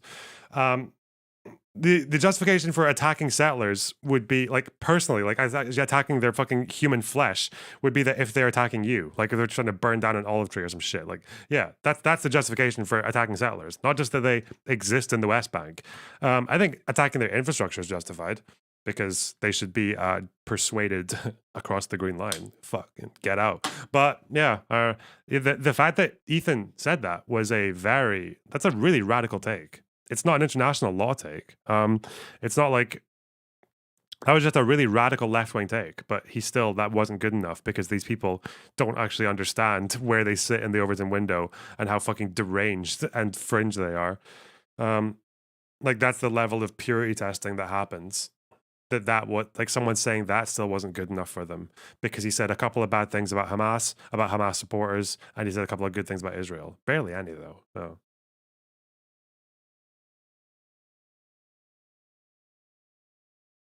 What's Ariel saying? It's easy to criticize Hasan, but he's doing it from the right. What? Is the person being bad? What? I don't know. Whatever. Which is why there's no good lefty Israeli for these tankies. Yeah, there's no good lefty Israeli. No. To be fair, I didn't even notice that we have some like right-wing, like proper right-wing Israelis in our community as well. Only a couple. I think most of the Israelis are like liberal or left, but I was looking through, I won't say who, but I was looking through the Twitter feed of one of our Israeli community members, and it's really right wing. Like God. Yeah,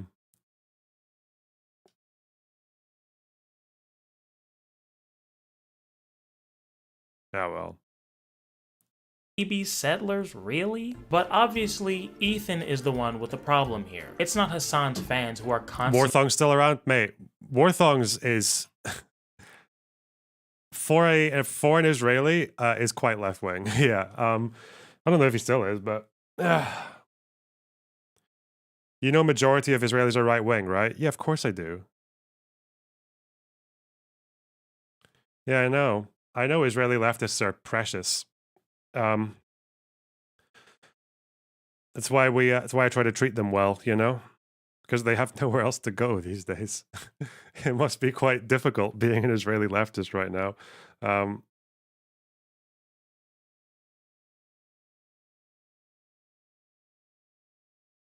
We must protect, like the lion.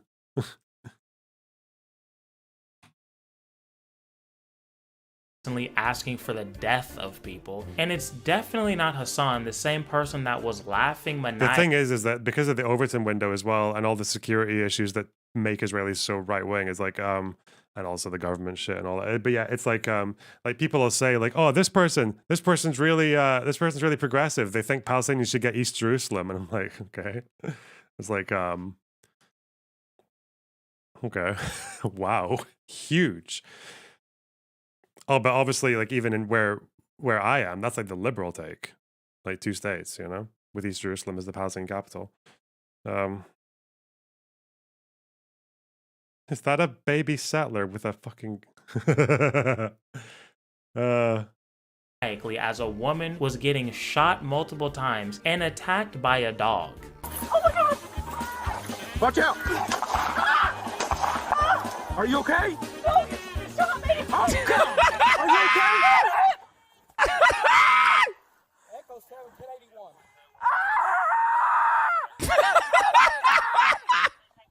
It's just so weird, man. How could one man care so much? Like, wow. See, this behavior is 100% justified. Do we know what the cop did, or what the fuck? Oh God. He's so happy. She died. The cop died?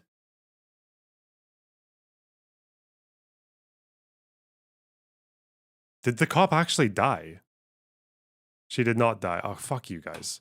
Fuck you guys. Hasan's laugh is funny. That's why I'm laughing. But whoa. Kind of how I felt about everyone laughing at the guy jumping at the judge. No, stop. The thing that's funny about him jumping at the judge is manifold, okay? It's not that the judge got hurt. That's not the funny part. The funny part is that it looks fucking hilarious the way that he's jumping over. And the other thing that's funny is that he spent like 2 minutes talking about how he was a changed man, how he always does the right thing, how he's working on his mental health. And then she wants to give him the jail sentence because of his crimes. And he's like, fuck that bitch. And then he jumps over.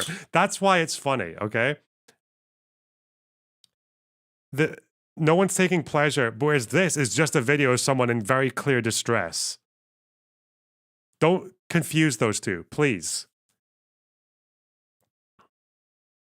Because that lady was a cop, and those babies were settlers. Baby settlers, but still settlers. So, have fun in the afterlife, you know? You made your choice. Colonizer-ass babies? Remember, Hasan's fans are just empathetic leftists that want the best for the worker. Yeah. He doesn't have the right to the means of production. Come on, that's empathy. Random side note, I don't feel bad for Ethan. I think people should, but it's not gonna be me. Okay, because from where I'm standing, Ethan is the guy whose friend is over there pickpocketing every single person in the local town, and he's just watching him do it. Loadbox Live. Okay, so as a former criminal, it was also funny because she was sassy to someone who was on his worst day. Kind of asking for it, still not justified though. Kind of funny, kind of asking for it, but still not justified. Don't get sassy with crazy people, nothing to lose. I mean, he had a lot to lose, right? He wasn't getting a life sentence. He's getting a much longer sentence now. He had a bit to lose. I don't know, though. I wonder, if you're going to jail, does getting like 6 months hurt much less than getting 2 years? Or is it like, oh, fuck, I'm actually going into this like horror factory for a really long time? I don't know. I've had a couple of friends who went to jail, people who I was friends with when I was a kid. They were just like, it's bad. It's really bad.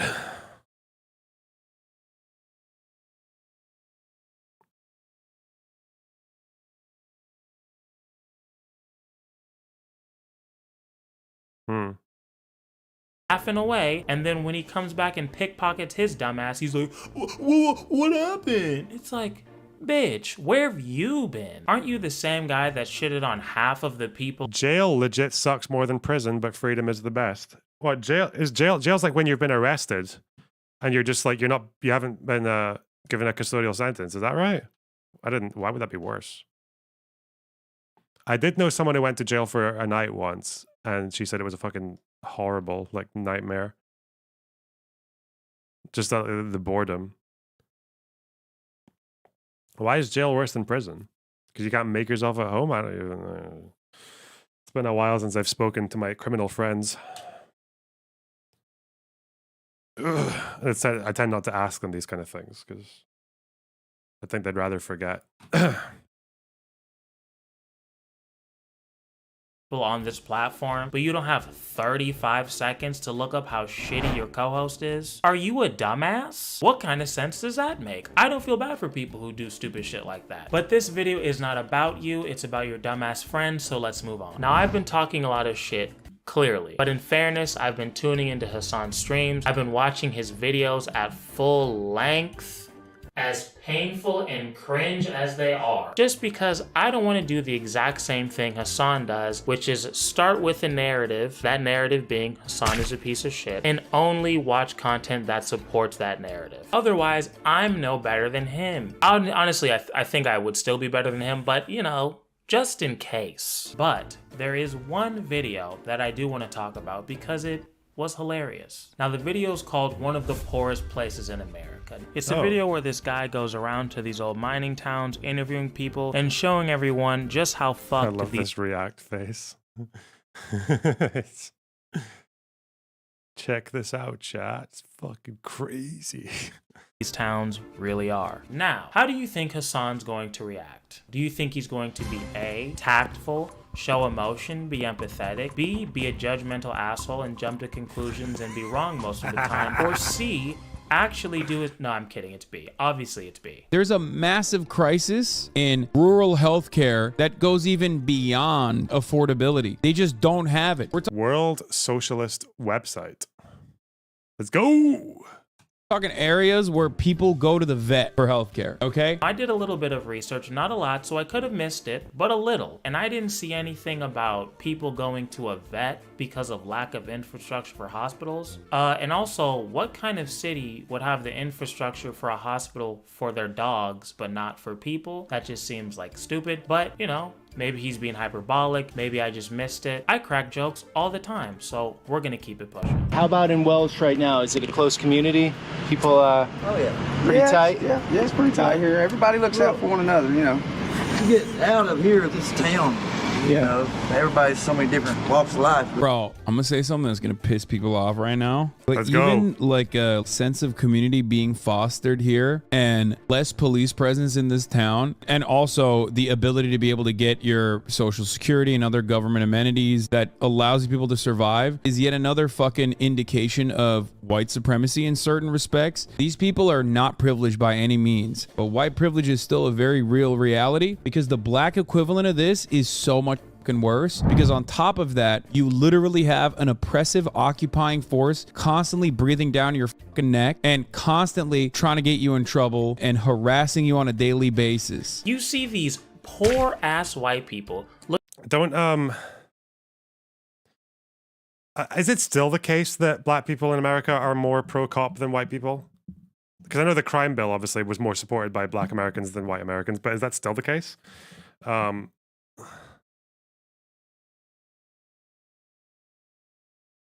I wonder if there's anything about that. USA black opinions on cops. Black confidence in the police recovers from 2020 low. 2/3 of black Americans don't trust the police. Okay. What black people really think about the police? Let's have a look at a few things here. Okay. I want to compare to 27% confident in police, up from 19. What do white Americans say? Unchanged. Oh, white adults are more confident in the police now. Okay. So it is different now compared to the 90s. Confidence in the criminal justice system. That's actually not that far at all. Look at that. Obviously, George Floyd made it a lot worse, and then it's recovering again.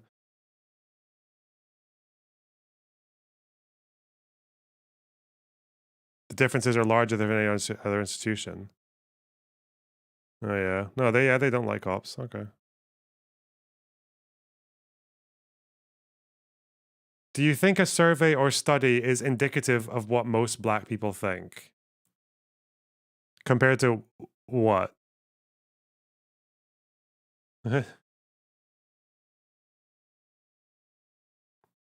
Compared to what?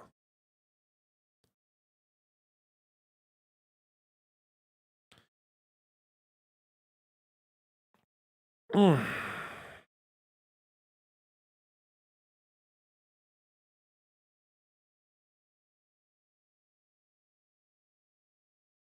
Mm.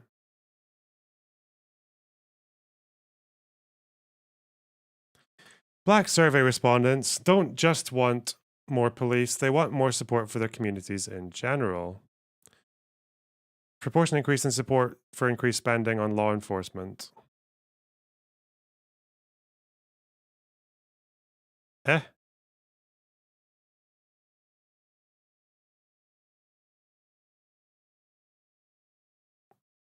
What the fuck does this mean? Increase in support. What are they saying about law enforcement?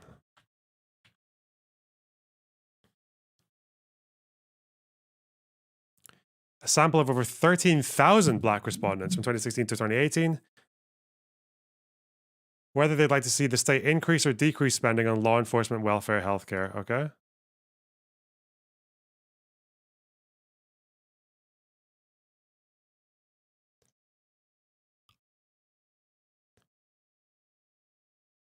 Hmm.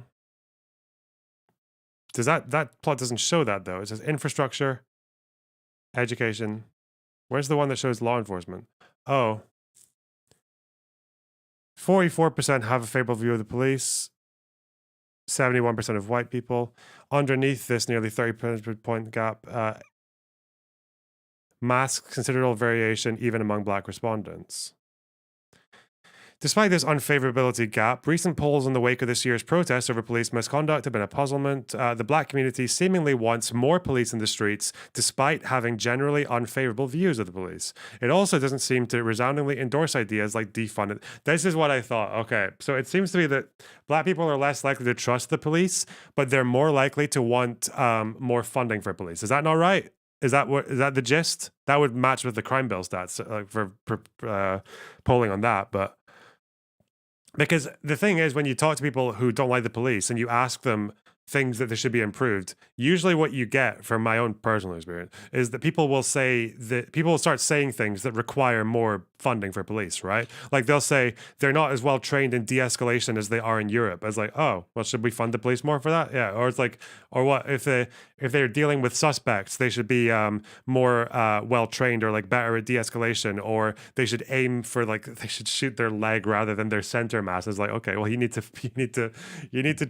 train them harder for that. You need to pay more for that. Yeah.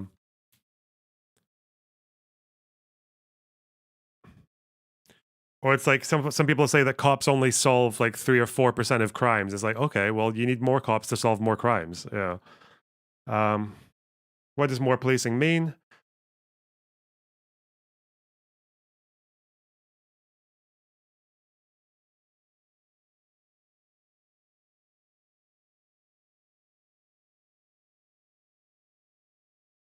This is just individual interviews. Where is the sorry. If this is going to be a segment, I guess I need to prove the crime bill thing for the 92 crime bill. It was it Pew or was it Gallup?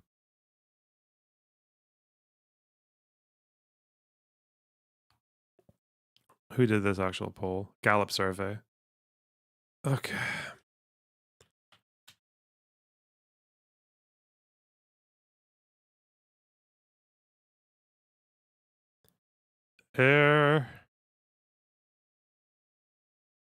Is this it?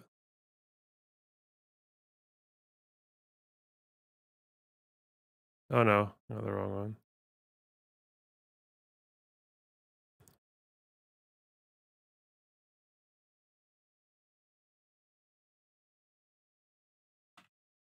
So this is Brookings, but they're citing a Gallup survey. According to a 1994 Gallup survey, 58% of African Americans supported the crime bill, compared to 49% of white Americans. Most black mayors who were grappling with a record wave of violent crime did so as well. Yeah. Yeah, I remember that. Also because I think the violence against women was part of this crime bill, and the people who were being mostly excluded from support for domestic violence at this time was black women. That's the Kimberly Crenshaw essay on intersectionality has a lot to do with that. Like has a lot to do with the exclusion of black women from considerations, not just from the state, but also from even anti-racist movements as well that were male-dominated. And there was a whole thing, we were talking about this earlier, with people refusing to accept inconvenient facts. It seemed to be the case that when there were high-profile domestic abuse or sexual assault cases, sometimes black anti-racist leaders would downplay them because they thought it wasn't worth playing into the anti-black stereotypes of abuse against women. And it did actually mean that a lot of black women who were victims of domestic violence got thrown under the rug. That's like what the mapping the margins essay is all about. It mentions that quite a lot. Yeah. Okay. Yeah. Looking like Far Cry 5 characters, and your dumbass thinks now is the time to bring up white privilege. This is droid behavior. Poor white American male does not fit narrative. Must say something fucking stupid to my chat. Processing. These people are poor as fuck, but at least they're not black. Hasan, you're so smart.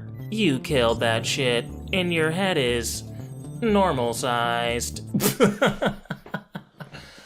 Oh, I love making YouTube videos. It is so much fun.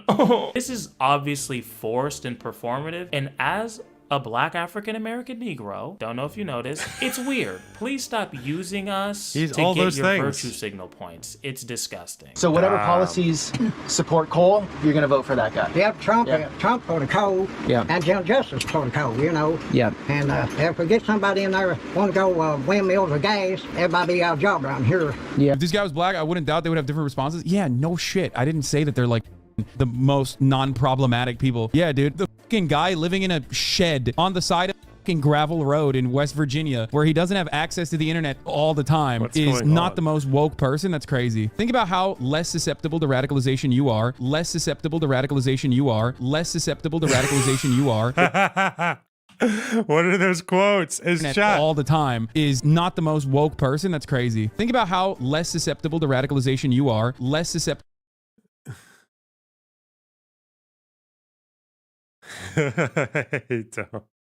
The mother of the kidnapped Israelis. Oh God. Oh no. To radicalization you are, less susceptible. Hamas allies freed Auschwitz to. Oh. We got that fucking Al Husseini Riz in the chat. Oh my God. The Al Husseini frogs coming in. Fuck me. You know what? I wonder, they never admit this. There are leftists out there, apparently. There must be leftists who are like, you know what? At least, if you just ask them, would it be worth the Holocaust lasting longer? Because you wouldn't have had Zionism. Like the Zionist movement wouldn't have, because obviously Jewish immigration to Israel-Palestine went pretty fucking, got pretty boosted by the Nazis. At this rate, I'm ready to accept that fucking people will say anything. So, you know. They're faked logs. How do you know that? Continued this isn't, is this really like exceptional? Ethan Zionist pig? Ethan Coping, Zionist rat. I've had people say this stuff like this in my chat. No one is talking about dissolving the borders, Zionist. I think people are talking about dissolving the border. Okay. Some guy in DGG faked this and got permabanned for it. Oh, really? Ah. Oh, well. Oh, well. There's enough of you saying it, I guess. Acceptable to radical. Was it just these ones that are faked? Because none of these are exceptional, right? None of these are exceptional at all. Jewish immigration did not increase because of the Nazis. Am I wrong in saying that like Jewish emigration out of Europe was not accelerated because of fucking Nazis? Is that wrong? That people were more likely to flee and one of the places they would go would be Palestine? As in like if in 1933 Germany was taken over by a pro-Jewish party, then Jews would have been less likely to flee Germany. Is that not a thing? Okay. What are you talking about? You were absolutely wrong about that. What the fuck? Kalinda, come in. Tell me what I'm wrong about. Let's go. I trust you, so maybe I said something dumb. Let's go. Hey. Wasn't most of the immigration prior to the Holocaust? Let's have a look at the population of Jewish, population of Palestine. From Balfour to... I think a lot of it happened until before 1933, for sure. We got 8% end of World War I. There, 11%. British Mandate, 36. What the cock is happening between 1931 and 1936 that might make Jews want to get the fuck out? Didn't actually go up that much after the Holocaust, though. Okay. So after the war, it went up by not that much. Okay, but during Nazi rule, it does seem to be, and also anti-Semitism increasing across Europe as well, right?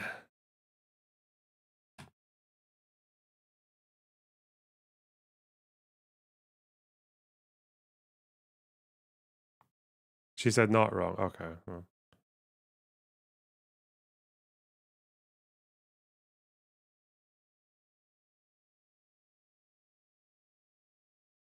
Okay. They were limited by Britain after the Arab Revolt, yeah, like after here. So 39, I think, was when Britain responded to the Arab Revolt by turning down immigration quite a lot. You know, actually, I also read that there was a period between 1918 and 1920 when it was also between 1918 and 1920. Palestine was put under control. I can't remember the name of the group. It's like an abbreviation, but they were put under control of this British administration before the pro-Zionist ones, before that fucking Herbert Samuel. And they were actually not very pro-Zionist at all. They were like, Zionism's going to only increase tensions. We want to, like, they tried to appease the Arabs. So between 1918 and 1920, I think Jewish immigration was actually like really low. Between 20 and 22, it picked back up again. But between 18 and 20, it was really, really restricted by the British authorities because the people who were temporarily running Palestine didn't want to increase tensions. And even at the first the first kind of pogrom against Jews in Palestine was the Nebi Musa riots. Is that how you say it? And the British authorities at this time, even though an investigation found the people who gave the speeches responsible for inciting the violence, the authorities at this time actually tried to appease the Arabs by blaming Zionists and putting some of them in jail. Jabotinsky was given 15 years hard labor because he was because he was blamed in part for these riots.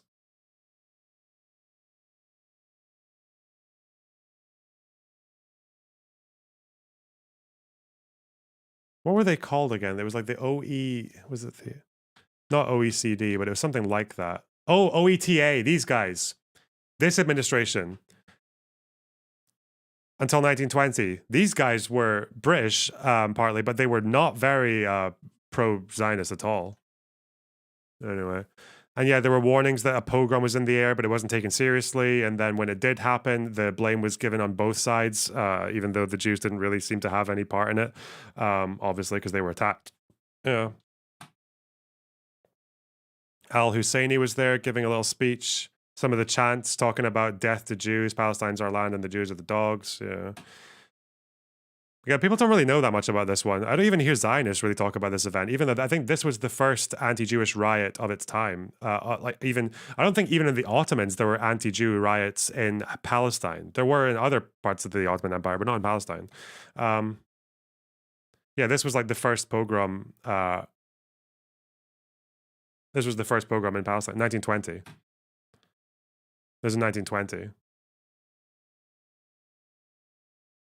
But yeah, 39 Jews were put on trial as well. Yeah. Yeah. So those logs were fake. Okay, gotcha. Sorry, my bad. I concluded. Radicalization you are. But there are baby settlers as well. There are babies in the settlements. Big L for this small creator. Damn. And then think about your material conditions, your way of existence, your day-to-day activities in whatever fucking town you live in, okay? Less susceptible to radicalization, huh? That's so interesting. The looting of Safed. I'm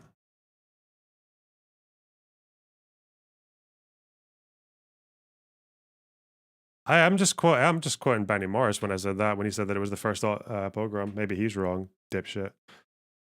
Is this described as a pogrom? It is on Wiki.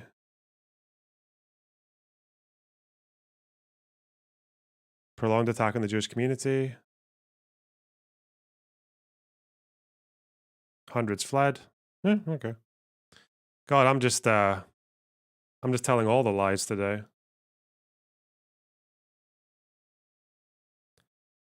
Fuck, I'm gonna find it. Fuck.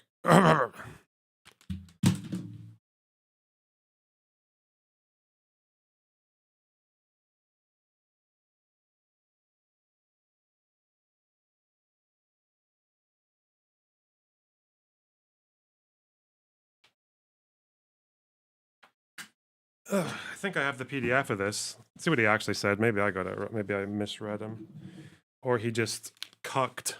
Ooh. Okay, let's see. Oh, where did I get this book from? Righteous Victims. I think I got it here, didn't I? Download PDF. Oh, it's already in my downloads history. Righteous Victims. Let's go. Okay. And it was on page 97. Will this even give me a fucking page number? Yes, it will. Thank you, God. All right. 96, 97. That's on. Oh. God, I love having post-its in my books. I'd be so dead with that. Bro! Oh my God. Book PDFs are disgusting. They are so horrible. I just have to do this, don't I?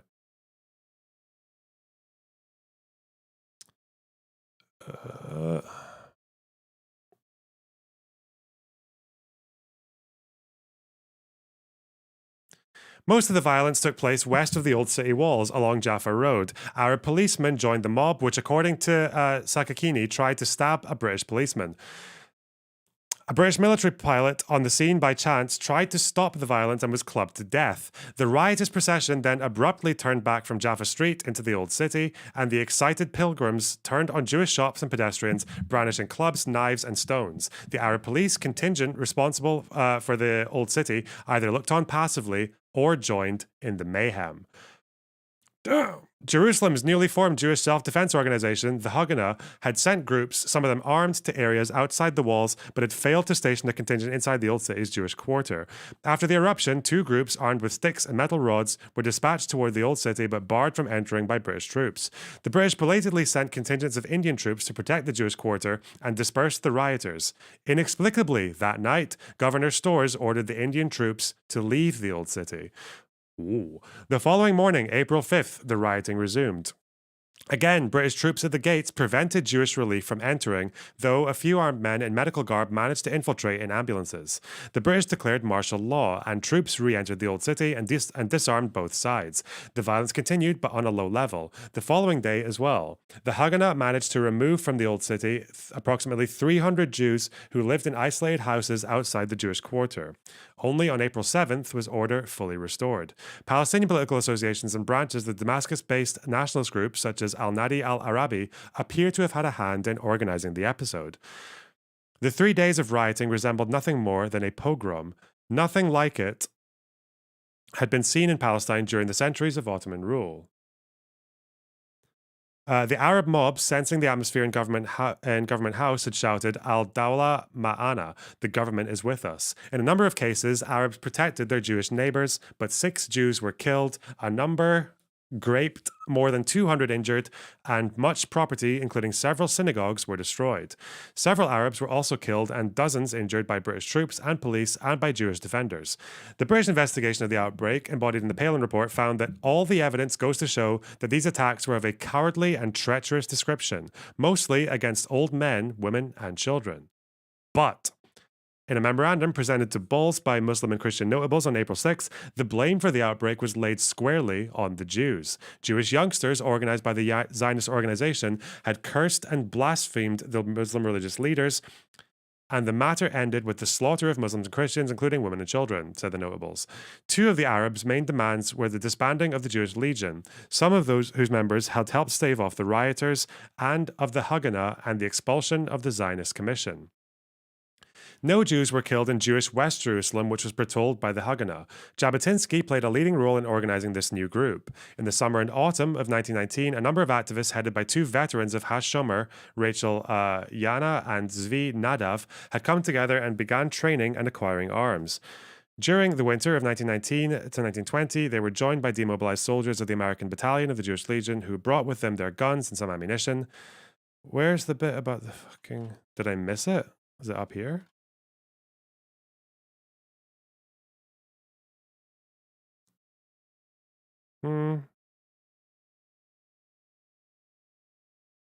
This is them chanting. If we don't use force against the Zionists, we'll never be rid of them. We will drink the blood of the Jews. Whoa. Pogrom was warned about. Maybe it's down here.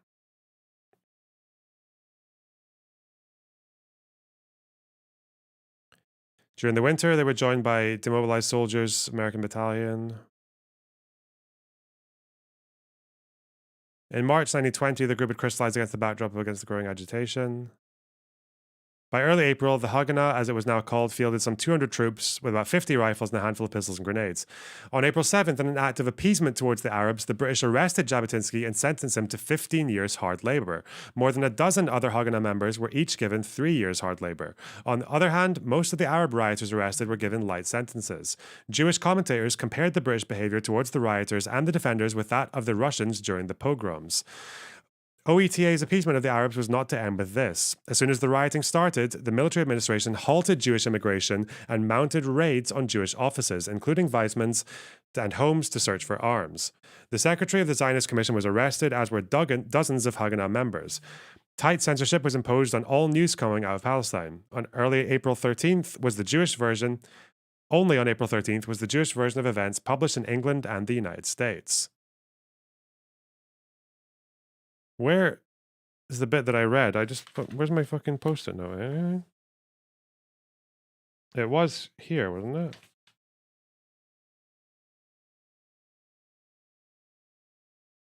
it? This is where I put my note.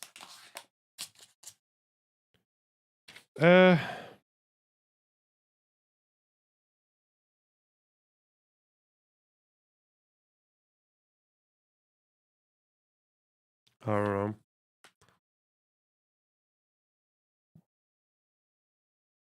Maybe I just dreamed it.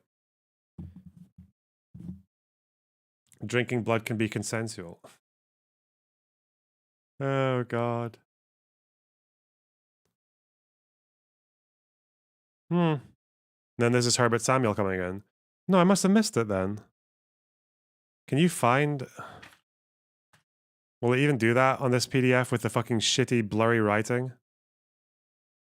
Probably not. Oh.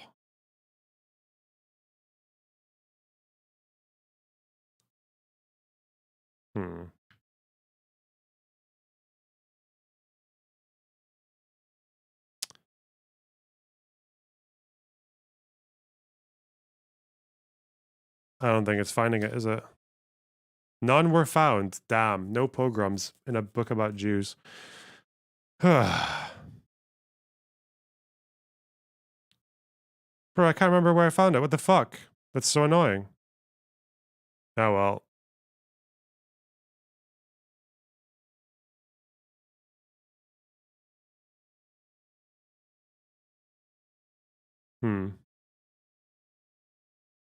Oh.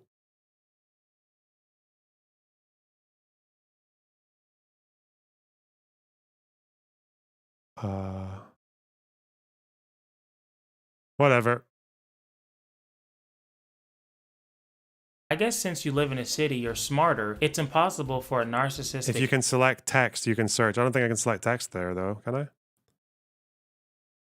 It doesn't let you select text. It just lets you highlight. It's just fucking screenshots to scan. So no searchable text. Cringe. So incredibly cringe. Oh, well. Okay. Hypocrite to come along, pretend to be your friend, convince you that the frustrations in your life aren't your fault, and radicalize you into watching them all the time, saying hurtful shit and demonizing every single person with a slightly differing opinion. I'm so glad that would never happen to you guys, because that would be a tragedy. Wow. So all those nice houses coming into Grundy from West Virginia, who are those people? Cold, old money stuff? Or? Some of them. I mean, and then you have, your school teachers. They live in some of the nicer homes. So this is a place where the school teacher can live in a nice home? Oh, yeah. Bro, I'm sorry. I do not. Like, what? Dude, no. This guy's not delivering you factually accurate information. The irony of a self-proclaimed propaganda. Why is he frozen? Is he supposed to be? Okay.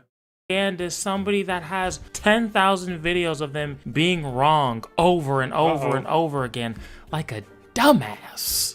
yeah, I know you live in this town, you probably grew up in this town, but you don't know the people who live in that house. I know I'm too fucking stupid to use the internet, but you don't know what kind of people live in that house.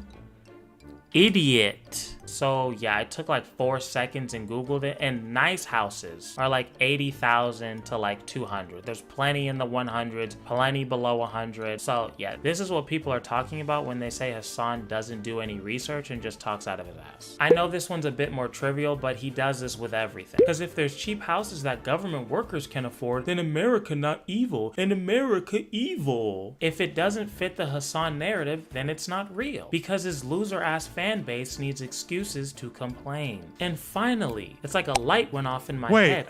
It's actually not. It's in my copy of the book, but it's not in this one. That's why. I'm not going crazy, unless I am. Hang on. It was taken out, maybe because it was a mistake of a later version, maybe. Or did I just completely miss it?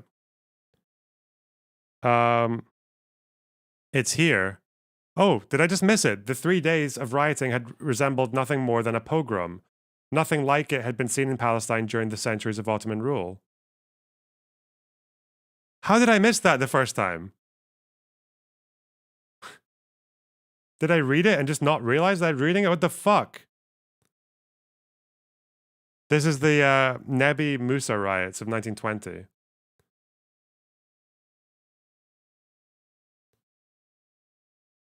You did read it. Okay, I'm insane. I'm actually a fucking lunatic. Kill me. I mean, don't. I realized that's what Hasan's job is. It's not to spread the news or spread socialism or even be entertaining. Hasan is kind of Oh, Kalinda, sorry, you were in the waiting room. I didn't bring you in because I was distracted by that thing. like the opposite of Tony Robbins. Every day I demand more from myself than anybody else could possibly expect. Instead of like selling you a dream that you can make it and be successful, he just gives you reasons of why your life sucks. I'm pretty sure that's why his audience allows him to avoid. Did you forget to take your Concerta? No, I don't have any. I have to get it. My prescription update on the 9th. But what did happen was I went to the gym today and I did so many squats. I did 5 sets of squats, 10 reps each. I started on 60, then I went up to 70, then I went to 80, then I went to 90, then I went to 100. Then I did leg press. I shifted so much fat fucking volume. I moved so much plate.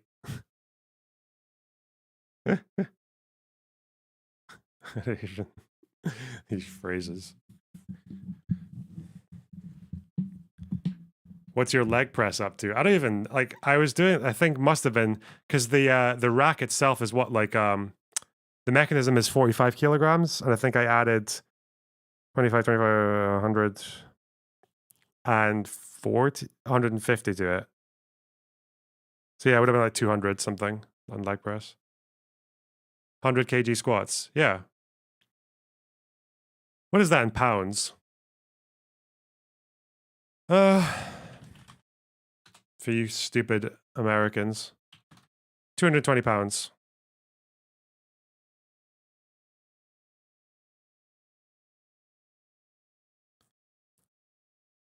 Accountability the way that they do because they don't want accountability either. And if Hasan's accountable, so are they. They're like, I want to call myself a socialist while doing absolutely nothing too. That way I can act like I care about humanity and virtue signal while still being a complete piece of shit. That's why they go to bat for him so hard even when it doesn't make sense. Because if they didn't, then they'd have to look in the mirror and realize that they're losers. It is a bit sad and disgusting, but as an empath, I feel for you. To wrap this video up, I'm gonna say some shit that a lot of people are not gonna like, but I don't care. As a red-blooded American, it bothers me that we have Hasan, an super baby rich kid who grew up in Turkey, idolizing our culture. I'm a bit of a marabou, like a weeb for America. Couldn't get off our dick, has the singular job of shitting on America. And I'm not even trying to be like, my squat is hard stuck at 220 for the last 6 months.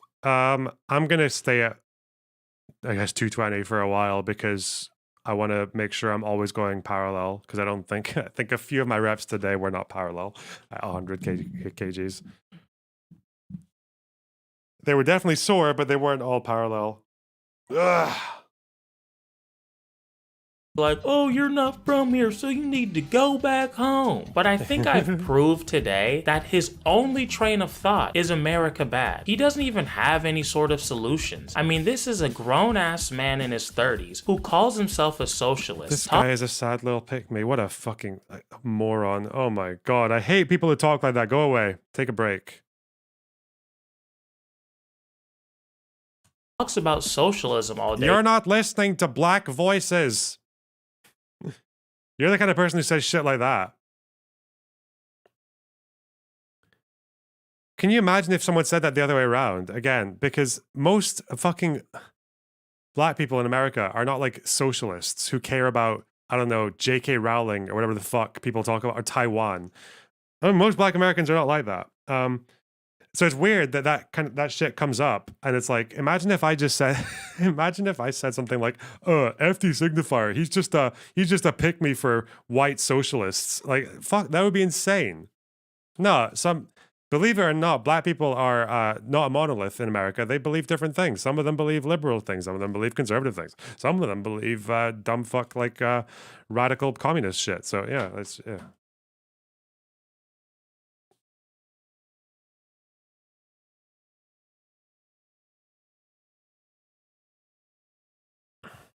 You know, it's people have authentic opinions. To demonize people, but doesn't even have the basic solution of how to hire people when it comes to implementing socialism. Here's where this seems more like it's a nice theory, but like in application, it makes no sense. Who decides how much value he's brought? How could you possibly decide that? If my show is growing, Dan joins, and let's say, I now am making $15, but the show was organically growing. How can I attribute all 5 of that to Dan? You're absolutely correct on this as well. This is a big weakness. 50-50 with him? This is something that I do not have an answer for either, which is why, like I said, you make do with you try to do your very best. Can I be? This seems like a big problem to say you don't have a solution for. For hiring employees, you don't know how to do hiring. That seems to be a pretty, and this is the whole central part of your theory. You don't know how to do better hiring. That's a pretty big issue. Like, to me, it's clear that you're not here to actually give advice. You're not here to bring actual solutions. The only thing you use socialism for is to shit on American capitalism, which you moved here to benefit from in every single way you can. You're a bigger capitalist than 99.9% of Americans. You clown bitch. He clearly doesn't care about actual change. He told you himself. And I tweeted my complaints about it. Like, I'm just complaining about Canon specs. And this person in the comments shows up, why aren't you building the revolution? I feel like you and Hasan could pool your resources and viewers together. And I'm like, what are you talking about?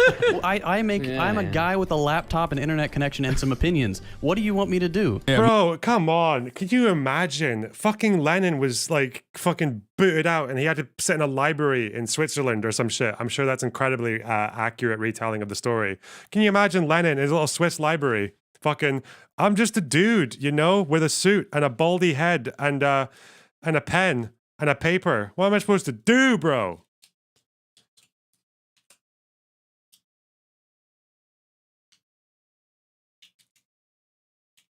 Come on. And again, I will tell you, all the people that these guys look up to did that shit, right? The writers were also actors. Even Marx did political action as well. He organized. He called one of his competitors for the leadership of some fucking socialist org. It was like some social democrat guy. He called him a Jewish N-word. He said that because Marx was a bit wacky, he was a bit edgy.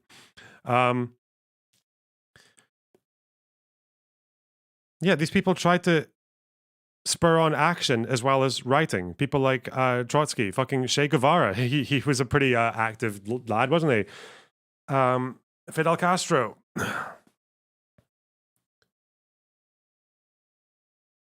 And it's like Sankara, like these guys, Mao. But I guess the problem is that these guys, the reason these guys don't do the same shit that their heroes did is because they are capitalist realists. They don't want a Marxist-Leninist revolution to happen in their home countries because they know 100% that it would be fucking horrible. And it would probably be horrible, not least of all, for them. Because half of these guys would just get fucking executed by the other half of crazy fucking revolutionaries because of some misspeak or maybe just someone else just didn't like them and decided to defame them in a fucking show trial. And the show trials would just be like, what would the show trials be? The show trials would be Bad Empanada, like the fucking Down syndrome Che Guevara dribbling over some 15-second Twitter clip that makes one of them look bad. Yeah, I don't know. It would be a nightmare. It'd be horrible.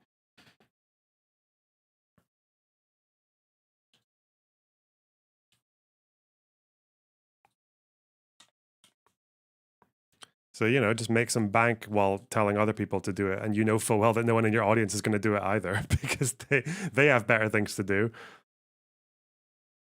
Yeah. My favorite is when someone who thinks that they're like social democrat even, but like really they're just fucking neoliberal will come and be like, Hasan, why don't you start a super PAC to like bring about socialism in America? And I'm like, brother, I don't think a single billionaire could even do that. Yeah. And that motherfucker has billions. And so nothing? So there's just nothing? Or what is the... I like how they laugh at the idea of doing something. He's here to bullshit around. But his bullshitting is actually making this country worse. Now, I'm not saying this country is perfect or anything close to perfect. But when all... The correct answer to that as well is it depends. It depends on... why did you become a socialist? Because and the answer would be like, if you became a socialist because you wanted to help the workers, you think people are undervalued, underpaid, social services don't take care of people, you care about issues in the third world and all that, well, okay. If you can't bring on a revolution, if that's beyond your scope and beyond the scope of your fucking brain-damaged audience members, well, why not like advocate for incremental change? If you believe in helping the workers, in improving the material conditions, well, material conditions are better off under a social democracy than they are under like a conservative neoliberal government. So why not support that? Or why not support unions? Or why not support things within the system if you can't think beyond the system? And maybe with some reforms and some breathing space, people can actually use their extra free time or less financial stresses or anything like that to start thinking about more revolutionary action. You can make that argument, but again, that's like, well, that's just, what would they even say to that? These guys don't like reformism. Because reformism to them is like, that's the worst thing. Yeah. Because I guess they'll say two things. They'll say it's actually a ratchet effect where all social reforms actually just get overturned by the conservatives once they come into power. But again, that's not true, okay? The NHS, for all its flaws, still fucking exists. It didn't used to exist. The minimum wage, the 8-hour day, these things still exist. The welfare state, for all its flaws, still exists. It wasn't completely like undone the moment a fucking conservative came into government. So yeah, like incremental changes have worked and some of them have stayed. And they do make a big difference in people's lives. So,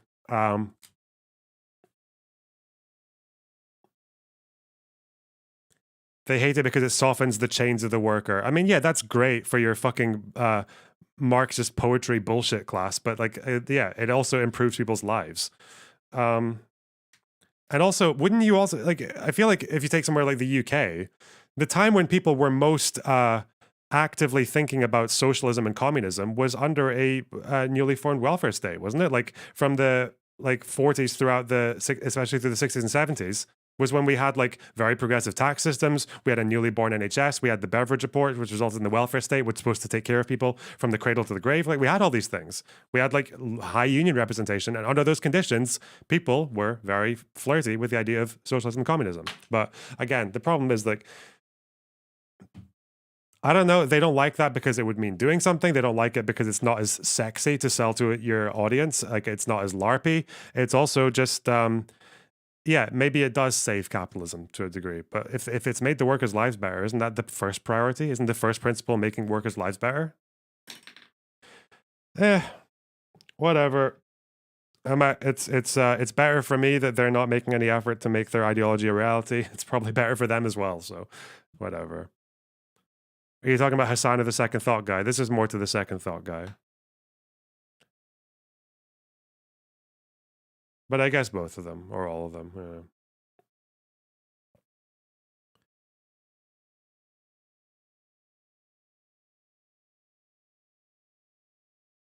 So, but that's also, yeah, the problem is yeah, the reformism doesn't really work with their ideology, because in their heart of hearts, they would rather people's lives got worse if it accelerated the path towards socialism, regardless of how predictable, how well you could predict what that socialism would look like, or whether it would even be better or worse. That's kind of how they function. So to them, and that's why the people that they attack the most are not right-wingers. The people they attack the most are social democrats. Those are their biggest enemies, and it always has been. Because they're the only other ones who can use pro-worker rhetoric, or like even Marxist-leaning rhetoric or left-leaning rhetoric, but actually be popular and actually get supporters and win elections and things like that.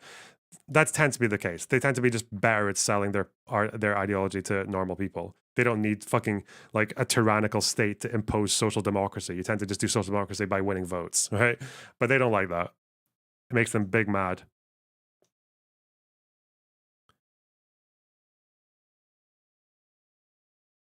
Finn, thanks for the 5 gifted memberships. Really appreciate that. All you've done is benefit from being in America, but you make your entire identity shitting on it and the people that are born here. Yeah, I'm gonna have a problem with that. Sorry, I'm not one of these self-hating losers that looks up to you. And hey, maybe I'm wrong here, but I feel like anyone with an ounce of love for their own country will understand where I'm coming from. If you guys made it to the end, I really do appreciate you. And if you want to watch me dunk on Hasan and his loser-ass friends even more, check out this video. Is it here? Is it here? I don't know yet, but it's somewhere on the screen. You can find it. It's my most popular video. Nick is not green guy. Ah! What happened? I fucked up. If you're anything, no. Let me go back. Hasan Piker is for the idea of doing. Yeah, they're laughing at the idea of. We'll understand where I'm coming from. If you guys made it to the end, I really do appreciate you. And if you want to watch me dunk on Hasan and his loser-ass friends even more, check out this video. Is it here? Is it here? I don't know yet, but it's somewhere on the screen. You can find it. It's my most popular video. People seem to like it for whatever reason. Oh, that's what I missed. Damn. Riveting. That was a good video. I enjoyed it. I might subscribe to this creator and I'll give it a... Damn, it just did a flash. I'll do it a like as well. Woo! And I suppose you guys should do the same, because that's a good etiquette, you know. There you go. There you go. Wow. You're not really a socialist if you don't start a revolution in your hometown? No, you are. You're just, again, people who have regular old jobs and have other pressures in their life have every excuse in the world. But if you're going to be like a thought leader, but your lifestyle is indistinguishable from that of a capitalist of the same amount of wealth that you have, then yeah, you're probably not a real socialist, yeah. Or you are. You're just not a very good one. Isn't part of being a socialist just like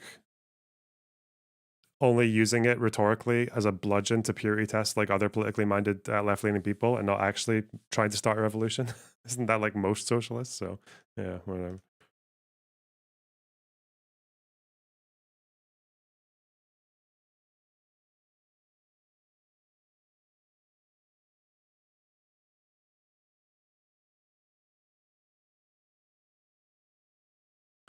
Hecka.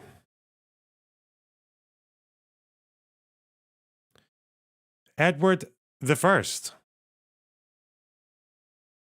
Thanks for the 5 gifted subs. I really appreciate that. And also, thanks for getting a sub yourself. Wow, thank you so much.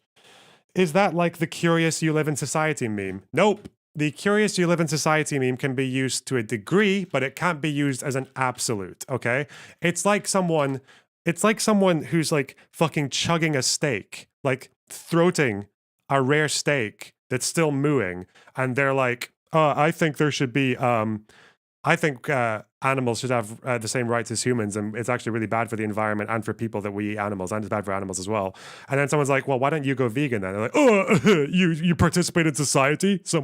No, unless Because if you're going to use the you live in a society curious meme, the problem is that, yeah, you are saying that you can just use that to every criticism of someone not living their values.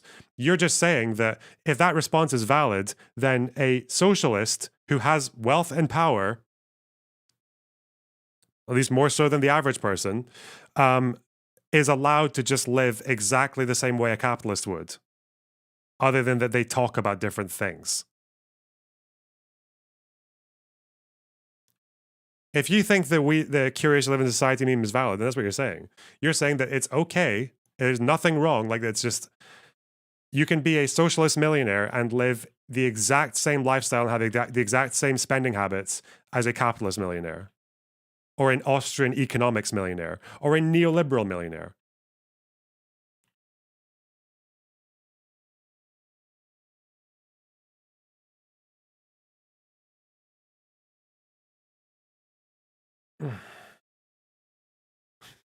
Why is there a video called "Can You Identify a JDAM?" Intel analyst and anti-armor expert? What? Whenever I'm arguing with people that consume a lot of alternative media, I ask them like, well, how do you feel about the fact that Tim Pool or Joe Rogan, predicted this or said this? And not only was it wrong, it was comically wrong at the time. It's still wrong. And there's been like 1,000 of these predictions that have been wrong. Why would you listen to somebody who's been wrong over and over and over and over and over again? Sometimes I wish we could push more from the culture aspect, where it's like, you should demand that the people that you're listening to had commentators. I did a whole video about that. Yeah, you had commentators watching that going, like, oh, that's a JDAM. I know what they sound like. And it's like, do you really actually? Like, or just like all the crazy. My favorite, what was the one that, what was the one that Voss said? That just doesn't sound like any Hamas rocket I've ever heard before.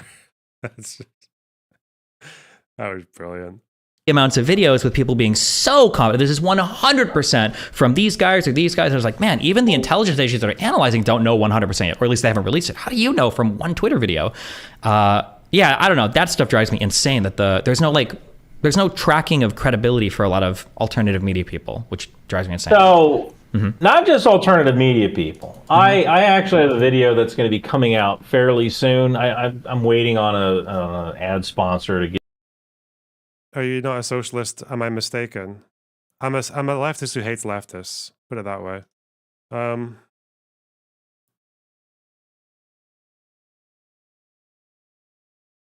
don't know. If people want to call me a social democrat, I'm fine with that. I don't really I'm not too distinguishable from a social democrat. I don't want capitalism to last forever.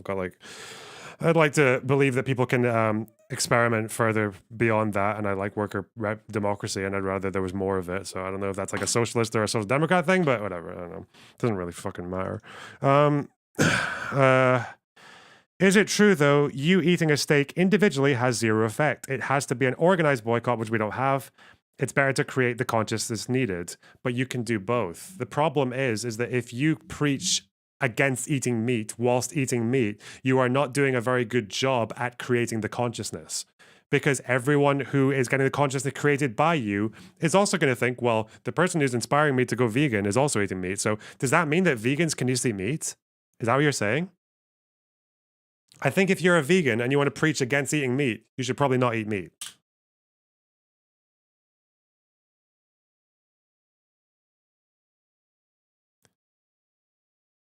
I consider myself a democratic socialist, but I think hating social democrats and calling them fascists is cringe. Hey, how's it going, Mr. Beard? Really appreciate that. Good to have you here. I mean, not really appreciate that because you didn't give me any subs. Yeah, fucker. But hey, how's it going? How do you preach against capitalism and not participate in capitalism? Well, you can't, obviously. You have to participate in capitalism. But there's a difference between participating in capitalism and participating in all of the worst excesses of capitalism and not doing anything to further anti-capitalism. You see, there's a difference there. There's a gradient. You don't have to go to live in the fucking Stone Age to criticize capitalism. But I think if you have the resources to physically manifest your anti-capitalism in the real world, and you don't do it, and you'd rather just fucking, I don't know, buy all of the, be opulent, basically, which is like a pretty capitalistic thing to do. Yeah, I don't know. It's so obvious. I don't think anyone cares about these arguments. It's so obvious. I'm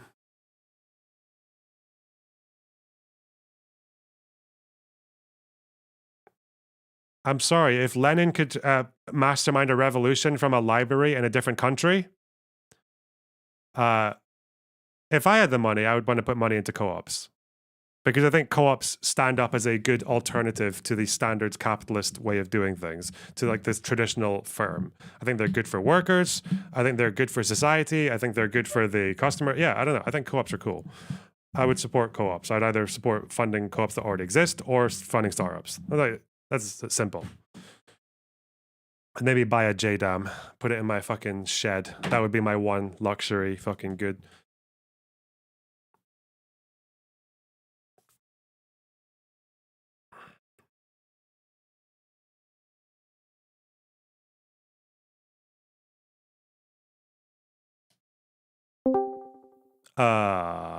Hello, corporal punishment with the 3 brackets on each side of your name. Hello. You know what those brackets mean, right? They mean you're Jewish. Yeah. And Not anti-Semitic. everyone does, so. I just had a quick question. Have you seen Destiny's conversation with Benny Morris? Yeah. What did you think of that? Because I felt like when Destiny asked him about Zionist policy regarding expulsion of Arabs, it somewhat went against what you had brought up in the Traveling Israel video, mostly just the idea that, so Benny Morris in his talk with Destiny said that expulsion didn't become a policy until after the Arab armies invaded. And what I gathered it was that it was sort of happening before. I doubt he said that. I doubt he said that he would say it was never a policy. It was only an understanding.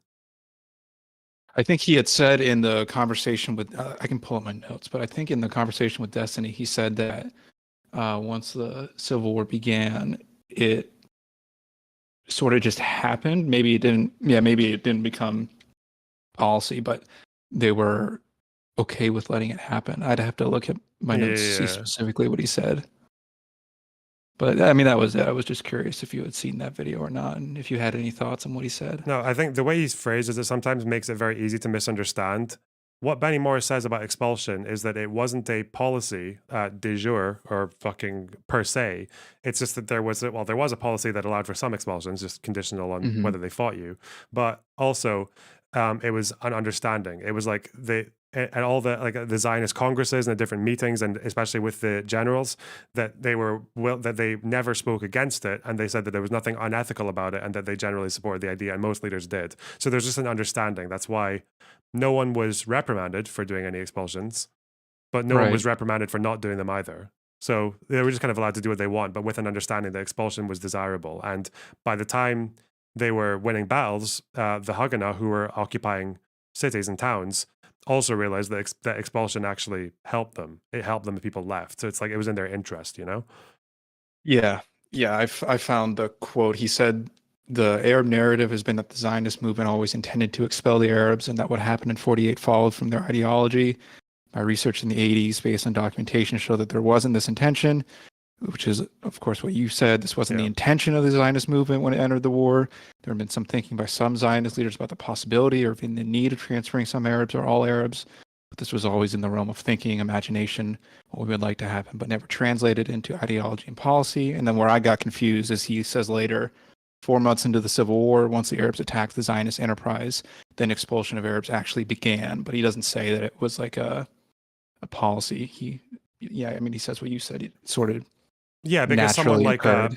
Pape or like with the more pro-Palestinian side would say that it was like a premeditated, pre-calculated plan, and that they were like building up to it, like say with like the Village Files and shit like that they were actually preparing it way in advance.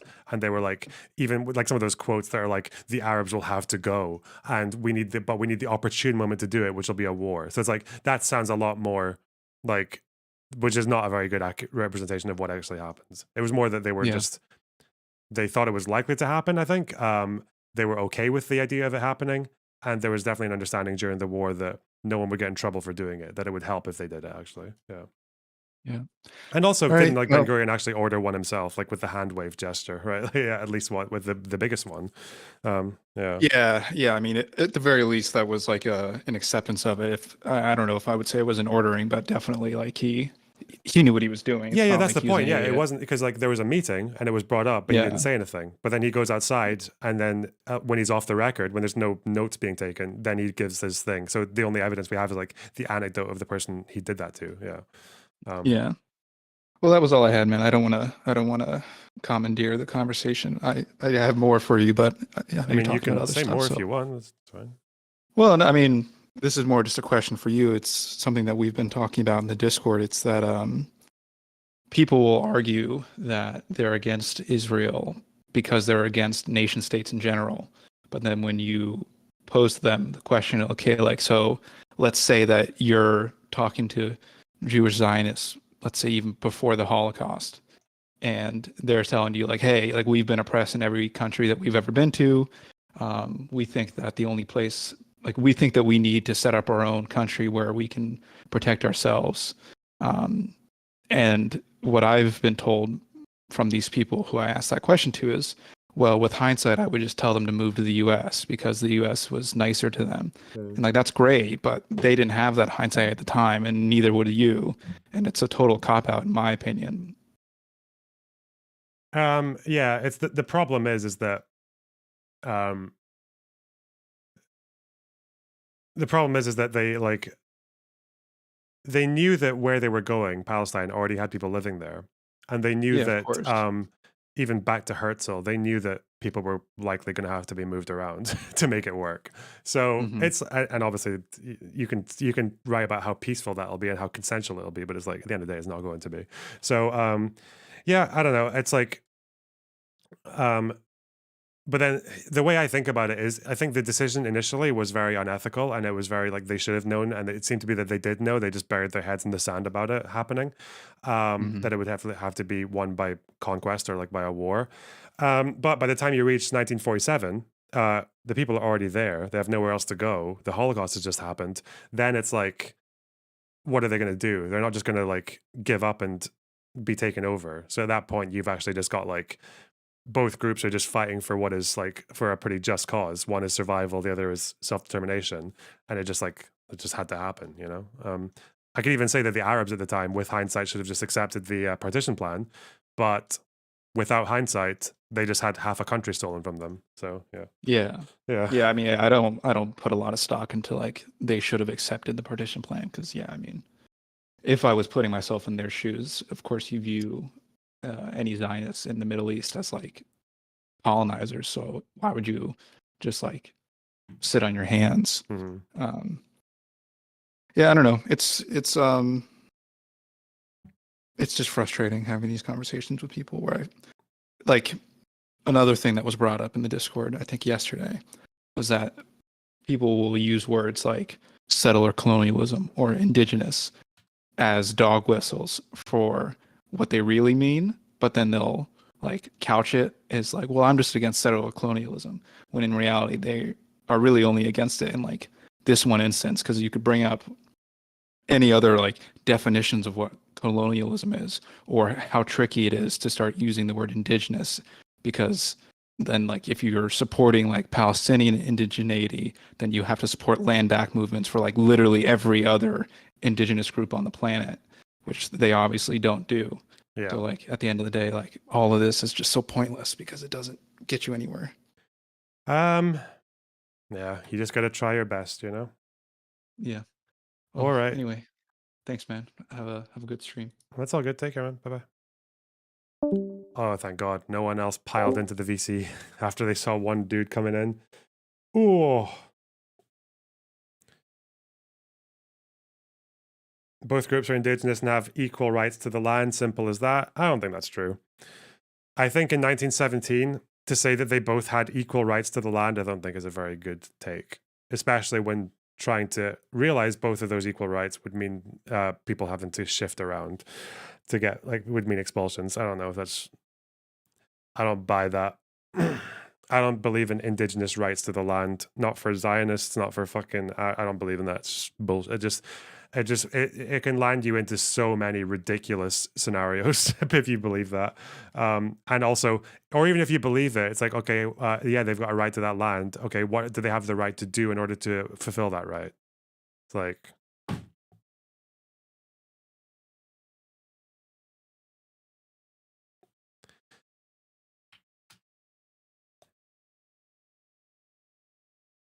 I don't know. Do I have Dylan Burns and Generational Change next? I think I've got another hour and a half of streaming, so that should work out. He's been how many of these talks has he had? You're a schmuck. An hour and 12 minutes. What war has been affected? These guys are so funny, man. I love them. They say what's what, you know? Zionists love the indigenous argument. Yeah, well, it's a good thing I'm generally not one of them. It's a good thing I fuck those guys. They can love it as much as they want. Ugh. Just to be clear, you know, I make a strong effort to protect my my Zionist left friends in the community, but my God, don't agree with you guys on everything.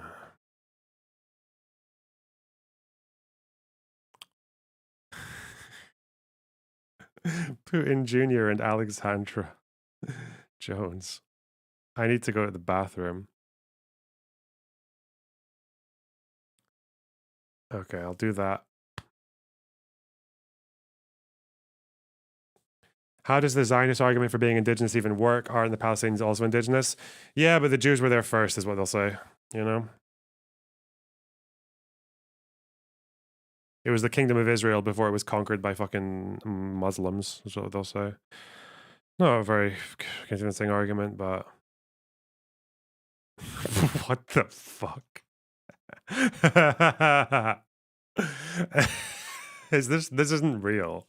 In what context would someone say this?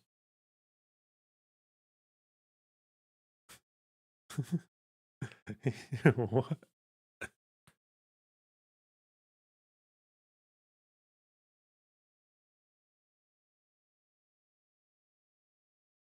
Interesting. Be right back.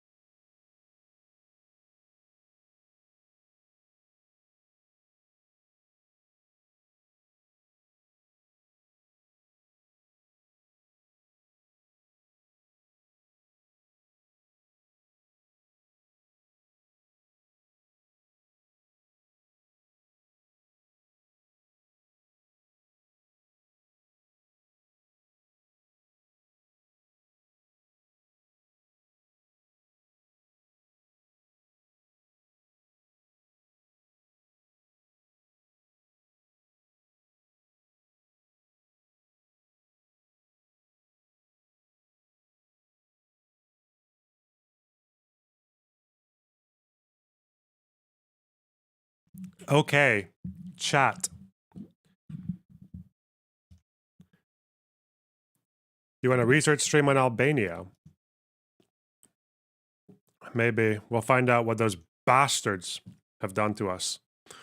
What war has been effective since World War II? You mean like American involvement or just war generally? No. I'm The serious. Algerian independence struggle, I would say, was an effective war by the Algerian resistance that led to the French being kicked out. That was the resistance. Okay, so that's good. But okay, so then let's take it a step further. What war that we've been financing, funding, whatever? Kosovo. Then you mean? Well, that was What? successful. I would say the intervention in Yugoslavia led to a quick end of the conflict.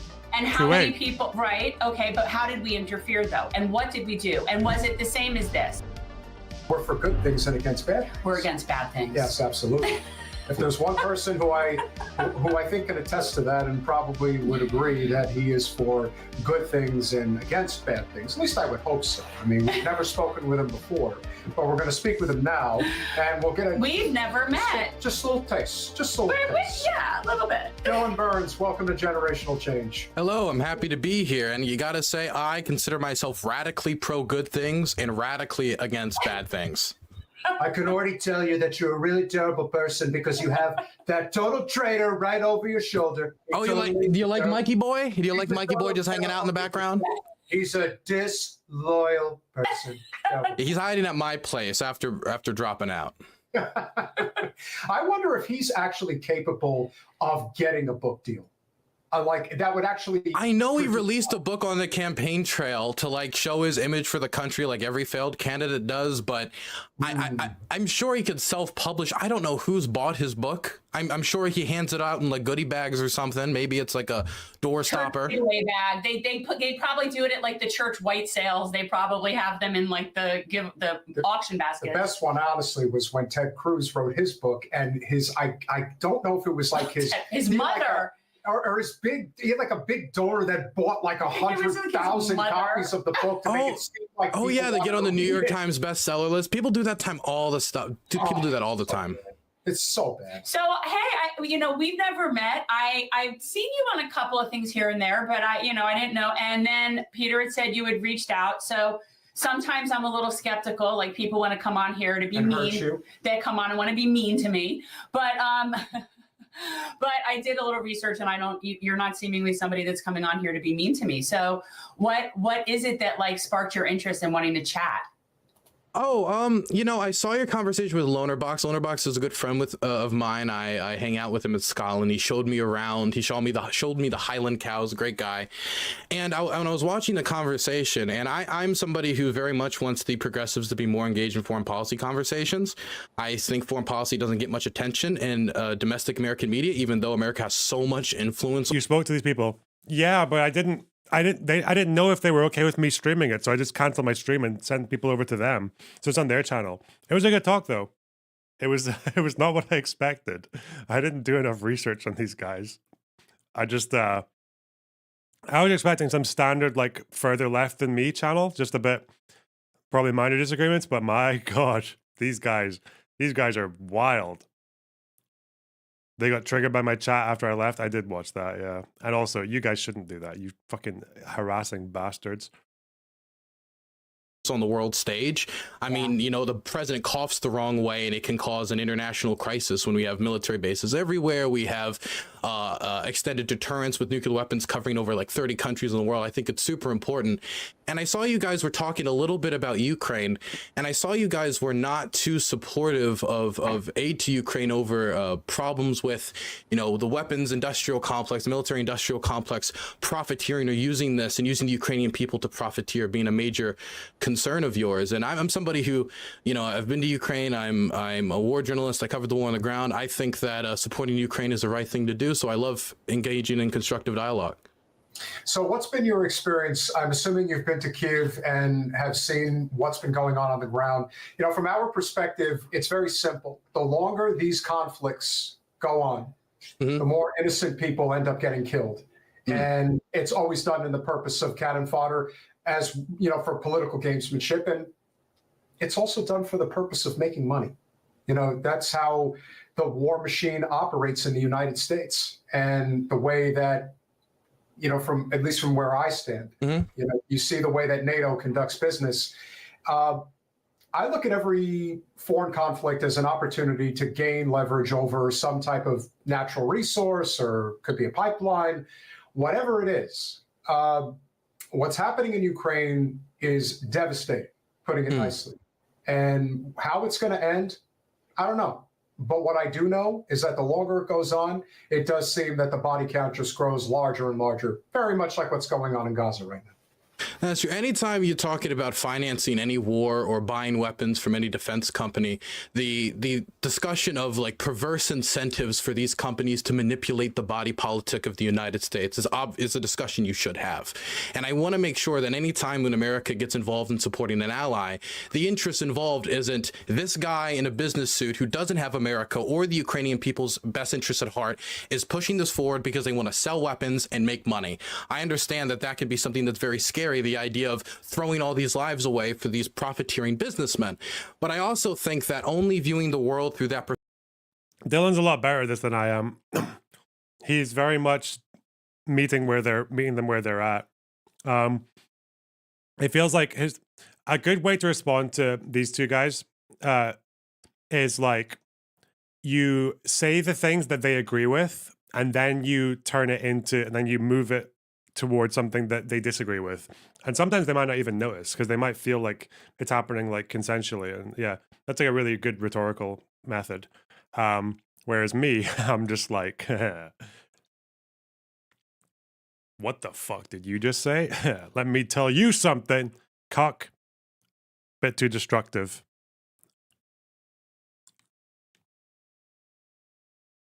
perspective is going to give you a very reductive foreign policy viewpoint. While it is true that the military-industrial complex have interests and they do try to impact the body politic, there are other interests at play. For the Ukrainian people, if you were to ask them why they are fighting for, they're not fighting for the military-industrial complex. They're fighting for it because they want to defend their homes, they want to defend their villages, and they want to liberate the towns and villages that were taken over by an imperial occupying force. And from their perspective, asking them why they're fighting, they can give you a million different reasons, whether it's Protestants saying that they want to fight against religious persecution, and I know many people in the Ukrainian Protestant community, whether it's people who have farms or villages and towns in occupied territory that they were displaced from. My good friend Bogdan, he was displaced from Donetsk, and the main reason he supports continuing the fight against the Russians is because he has no home to return to, along with millions of other Ukrainians. And I think that when it comes to Ukraine specifically, we have been generally reconciliatory with Ukrainians for about, with the Russians for about 8 to 9 years. And that policy taken by both the Obama and Trump and even early Biden administration, I think has been largely a failure. And I think it's time to let the Ukrainians take point over the struggle for their own freedom, both for American security interests, European security interests, and their own freedom, which I think it is also a moral struggle.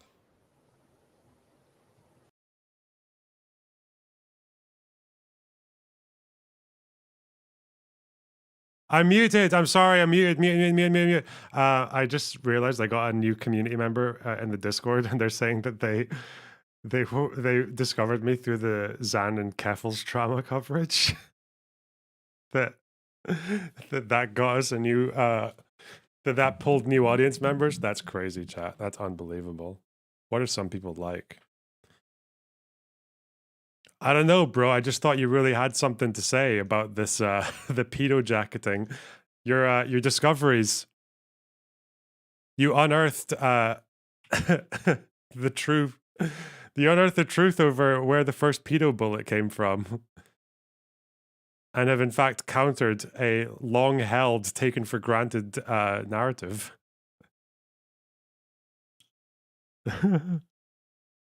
Yeah. I mean, don't look at, I mean, this is something that I've been, you know, for me, it isn't just about the military industrial complex. There's a very long history here. It doesn't go back to Russia invading Ukraine, whenever that was 2 years ago, whenever that was. It goes out. 2014. Right. It goes way before that. And there's been a history there as to between the people within Ukraine, people that are in Eastern Ukraine. They've been having their own issues. Like, I know enough to know that I don't know enough about it, and it is very complicated. Mm-hmm. But what I do know, to me, is that when our State Department's lips are moving, that's how you know it's lying. Mm-hmm. And so I will and also I'm probably a lot older than you. Okay. So I remember like everything from long, even before weapons of mass destruction. Okay, now I get there are probably people in Ukraine that want the support. I get that, and I understand. That's unfortunate, you know, that they're in this predicament. But the reality is, my understanding is that there were agreements that were made within that region that were not held to and not held, like people were not accountable for. And there's a lot of people within the eastern part of Ukraine that are very malcontent. And they have their own issues. That's not anything that had to do with Russia invading. Now, Russia, I think, has been clear about what they want. Now, going and being hyperbolic, like they're trying to take out Ukraine, they're trying to get all of Ukraine. No, they're not invading Russia. I mean, they're not invading Poland. They're not. They were very specific. And I just think, as somebody who is not an expert on this by any stretch, and we've had on people to talk about this, like we've had on military people, we've had on different people to talk about it. Medea Benjamin, whose book I read about this, which was very, very informative. She goes back. Think it's a really bad book, but you know, we can disagree about that. Yeah, I mean, I'm just saying, like, so I understand that I do not know enough about this, but I do know, again, that when people are asking, I don't know how you guys kind of enjoy this. This is fucking great. These guys are so zany. Yeah, at the end of the day, we can disagree with each other, but we all get along. It's just business. For aid, and it's not going where it needs to go. And the people that are making the money are not the people. It's not helping the Ukrainian people. It just isn't. And I also haven't heard of or seen any strategy. No, but when we had people like talking about like what is their end strategy, what is their plan, and they don't seem to have one. They have a plan. Well, okay, there's a few things I wanted to talk about here. As for the idea that when the State Department talks, it's lying. I remember this logic used at the start of the invasion by a lot of commentators to dismiss concerns that were brought up by the American State Department that the Russians were going to invade in the first place. The American government was the first government to publicly say the Russians are preparing, our intelligence says so, they're gathering troops on the border. Even the Ukrainian government, I think to some extent, didn't even want to believe it because of what that could mean for the future of their country. But the American State Department was right. Their intelligence assessments were right. Hearing her talk makes me regret donating to her when she was running for Congress. What? Is this a new character development story? Did she run for Congress? And Uber gave money to her? What the fuck? That's a joke. There's no way she did. Damn. Florida. Well. Listen, that's what happens when you don't donate to the right person, you know? When you don't donate to a trustworthy, a more trustworthy figure, streamer, box. Wait, what? We're right.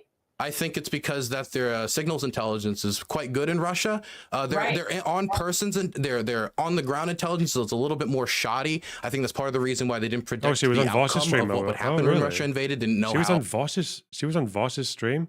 Don't say muted, you fucking asshole. I'm not muted. I can see the thing flapping. Shut up. Do you think that we have any sort of responsibility regarding any sort of provocation for any of this with us, with NATO, with any of that? Like, do we have any responsibility? I think slight, but I don't think that was a major contributor to the war.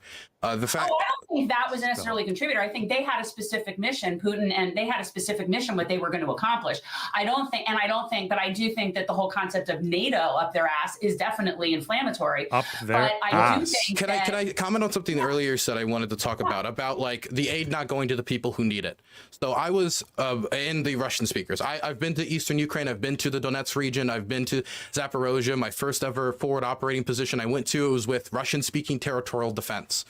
What I've found in my time in Eastern Ukraine is the vast majority of people who speak Russian that I met, now, of course, this is my experience, and this is from my perspective, don't view the Russians very favorably. In fact, many of the aid workers that are most diehard aid workers I know used to view the Russians more favorably. And then after the invasion started, that kinship and brotherhood that they thought they felt kind of collapsed in on itself. I'm making a documentary about a friend of mine named Dima who was sent to Russian-speaking school because his mom wanted him to go to Moscow because Moscow is the financial capital of this part of the world. Moscow. And Moscow was going to give him all the opportunities. And he spent the opening months of the war, evacuating civilians out of Mariupol as the Russians shelled the city and killed between 35 to 75,000 people. And so I think that the Russian-speaking narrative, if we were to imply it in any other country or put it in any other country, the dynamics would change. If we were to say, oh, well, the Irish speak English, so obviously that means their deep cultural ties to England are so deep that they want to. I don't think that. That's I'm not saying I'm not saying you think that. What I just want to put forward is, we don't have any solid evidence that in the regions where Russia invaded, the majority of that population wanted to necessarily be part of Russia. There certainly is a Soviet, definitely a nostalgic Soviet era part of the population, because there's a very old population, both Russia and Ukraine, because they had a demographic collapse after the Soviet Union, who have a kind of, nostalgia for the Soviet Union, that time of stability before the collapse. But it's that support, in my experience, was not widespread. That's also probably due to the fact that most of the people in that region that I was talking to are definitely people who are more involved in resistance. But I think I only met one person I've been in Ukraine for 2 years now, covering the war basically nonstop. I've only met one person who was a waiter in, I think, Chasiv Yar, who had real support for the Russians. I mean, I appreciate all of that. I really do. But I go to, so what's our role in it? I think our role is to fulfill the commitment we war forever. I think our goal is to finance them to have the best position, either to regain their country or when negotiations eventually happen, because all wars end with negotiation, to give them the best position to negotiate. Negotiating with the Russians, especially considering their track record, it's going to be necessary for the Ukrainians to have good leverage. And that's going to mean they have the ability to continue to defend themselves. If they don't, the Russians will take advantage of it, like they did in 2014, like they did in Moldova in the 1990s, like they did in Chechnya, like they did in Georgia. They have this tendency of freezing conflicts and then reigniting them when it's at their best advantage, when they've rebuilt their forces and when the West is distracted. So let's say, for example, there was a war between China and Taiwan and we signed a ceasefire tomorrow. Who said Progressive Victory were being weird? What are they doing? What's happened with Progressive Victory? Why is that a problem? What? Uh-oh. Is there mischief happening at the Progressive Victory? Oh no.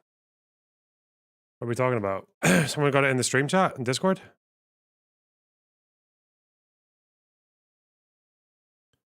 What happened? I don't see anything. Okay. In Ukraine, the West might be distracted with that, and during that opportunity, Russia takes advantage to then push that war again. And this isn't like far off scenarios. This is what happened in Ukraine in 2022, because the war originally started back in 2014. Do you agree with friend of the show, Willie Bragg, 2014 is when the war started due to the CIA's toppling the government? No, I think that's a bunch of horse hockey. I've talked to a lot of Euromaidan protesters. I looked at the evidence. I looked at the Victoria Nuland phone call and listened to it. And I thought the Victoria Nuland phone call, which is supposed to be the smoking gun for this theory, you lost to Brianna Wu in the 2023 Destiny Awards. I don't care about that. Someone said that the Progressive Victory were doing cringe shit. What are they doing? Actually, I do care about that. Fuck that piece of shit. Okay, but I mean, the people who voted for her, pretty gross, But it's a bunch of horse hockey, really, that I didn't. That's what I think. There are 200 DGGers watching me right now. Look at that. I think that's me. Yeah, that's me. 200 of the cunts. Hey guys, how's it going? Woo! It's a bunch of horse hockey that I didn't win the whatever DGG competition, but other than that, once I see past the horse hockey, those guys are all right. Look at them go. Look at them go. Little fucking animals. Me in the opposite direction. It made me more positive that we did not motivate the government and tried to push the protesters to overthrow Yanukovych. Because in that phone call, they say pretty explicitly, we want the protesters to accept the deal offered by Klitschko. Klitschko was negotiating with the Yanukovych regime, and he found a deal to have elections like 6, 7, 8 months down the line while keeping Yanukovych in power. The protesters didn't trust it because after the murder of 100 protesters and him trying to outlaw protesting, they were scared that he was going to use that time in order to to consolidate power. Where's the counter but the argument? West Let's thought go. that was the best deal that they were going to get, so they pushed the protesters to accept the deal. The deal looked at the West and basically said, "Screw you," kept protesting, and eventually. Bro, Dylan's been debating this fucking Victoria Nuland phone call and the Maidan Revolution for like 2 years now. Oh God. He's a seasoned veteran. They kicked Yanukovych out of the country. So it doesn't make sense for me for it being a CIA coup if the American government officials in these leaked calls were asking for the exact opposite thing to happen because they were fearful of, well, instability or the Russians using it as a justification to invade, which they ultimately did. So with that said, can I say one more? I'm sorry to do one more comment, but I wanted to talk about defense procurement. To me, it just all comes down. The bottom line is, it just comes down to, even if everything, I will constipulate everything you're saying, and I still just don't see where this goes. Sure, and military people have commented, well, like, it's just not going anywhere. So it's an agreement. What the fuck? Necessarily agree with that assessment, but about defense production, I was with the artillery crews that were using American cluster munitions, American M777 unitary shells. They treat that equipment like gold because they know they don't have a lot of it, and most of their contemporaries, they have old Soviet 50, 60, 70. But it'll never match up. It'll never match up. Oh, this was just the most incredible. I do want to make one thing perfectly clear. My respect for Hunter Avallone and my belief in his friendship is completely exigent to any utilitarian calculus I have on convincing people. This isn't me shilling for him or anything, because this is completely exigent to his political beliefs. You would just be sitting in your own house, completely exigent from society, beholden to no one, but no one is beholden to you. How did this person find multiple mentions of the word exigent from like 3 years ago?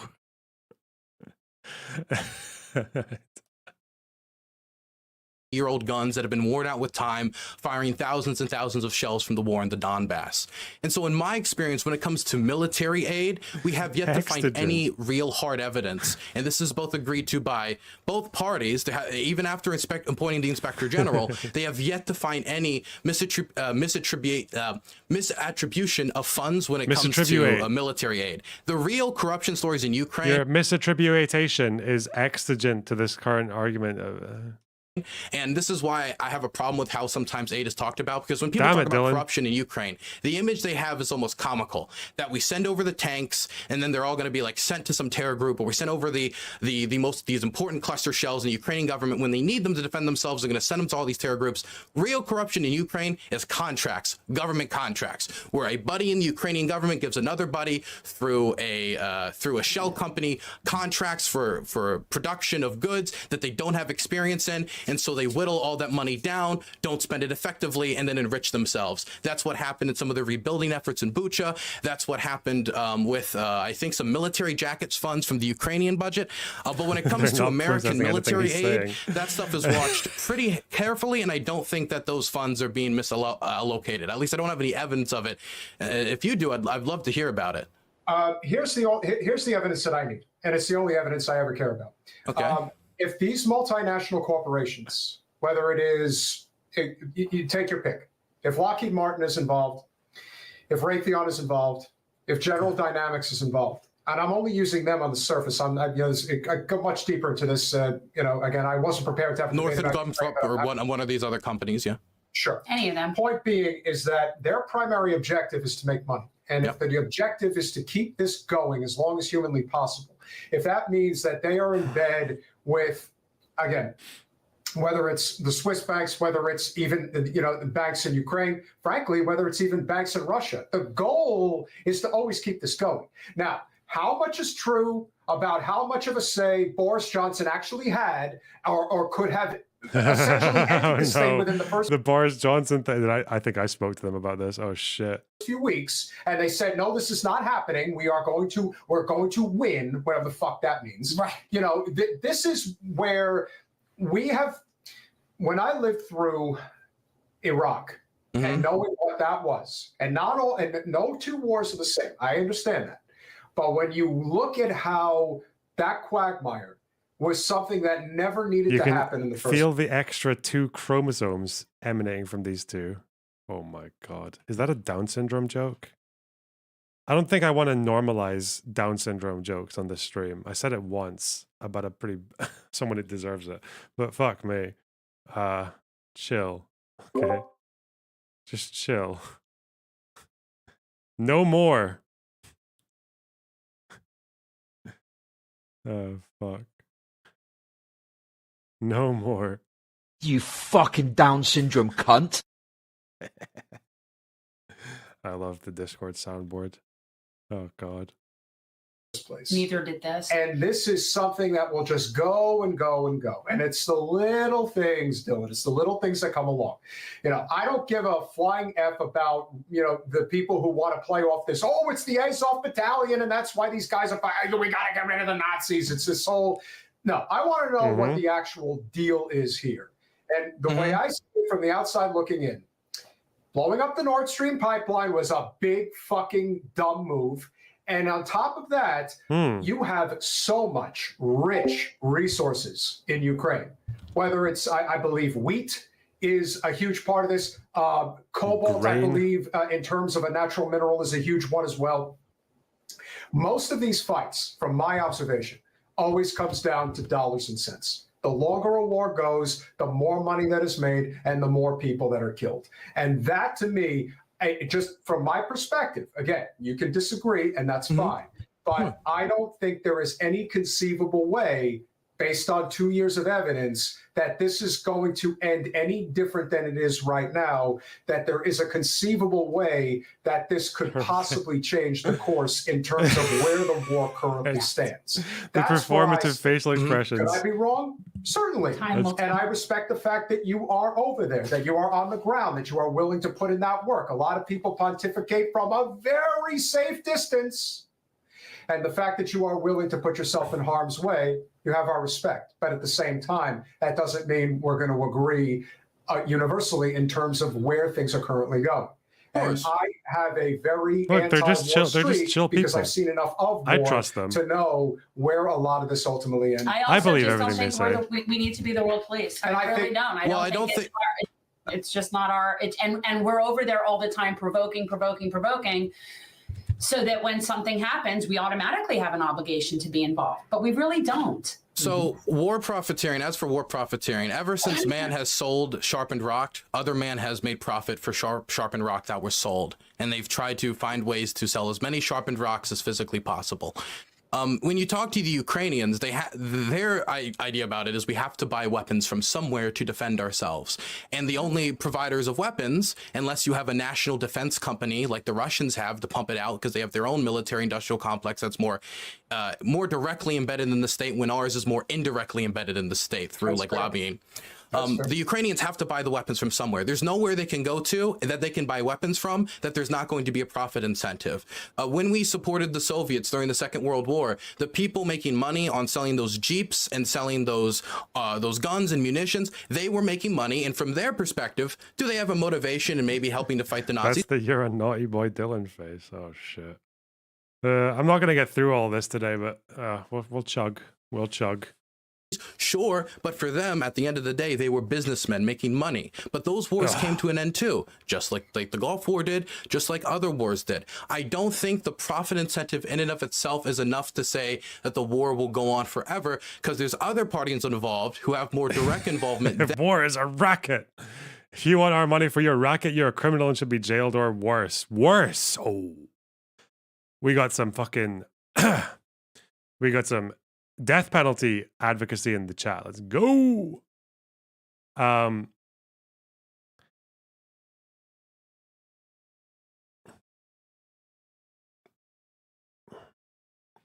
It's like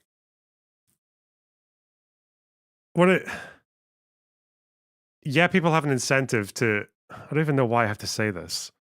Yeah, arms manufacturers want to make money. That doesn't, and they would have an incentive to start wars to make more money, but that doesn't mean they're actually capable of starting wars or are currently doing it at this present time. You would have to actually show evidence of them doing it.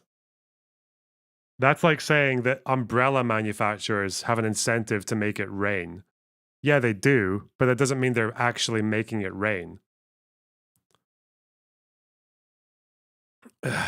Then the weapons defense companies, like the Ukrainians, who could not afford to have the war go on forever, who don't want the war to go on forever, and are trying to like advance towards an idea of victory. And as for the victory plan revolves around isolating Crimea. It revolves around targeting the Black Sea Fleet, 20% of which they've sunken in the last 4 months. It involves around taking out their shipping capacity so they can transport goods and munitions to Crimea, and then taking out the Kerch Bridge with something like the Taurus missile to further isolate it and damage their supply lines. This type of strategy led to a successful counteroffensive in Kharkiv, the reclamation of tens of thousands of square miles of territory, and the reclamation of the only provincial capital that the Russians captured in the whole war, the city of Kherson. So they do have a strategy for victory. Zelensky laid out that strategy for victory recently in The Economist. They don't need to make it rain. It just will rain at some point. So they don't need to build weather manipulators to make a profit. Lol. Yeah. And they don't. Wars will happen at some point as well. If you're an arms manufacturer, even if there's not a war, countries have defense budgets. So you just give them that. Like, hang on. Like, if you could look at the, let's just take a random one, Raytheon. We've done this a few times now. But if you look at Raytheon stocks since the war started in like February 2022, they went up like a wee bit. And then what the fuck is this? Where is this heist exactly? Like, what? The war started, February? March 2022? Yeah, February. Like, is this really the big fucking, the big steal of the day? What was going on here, 2020?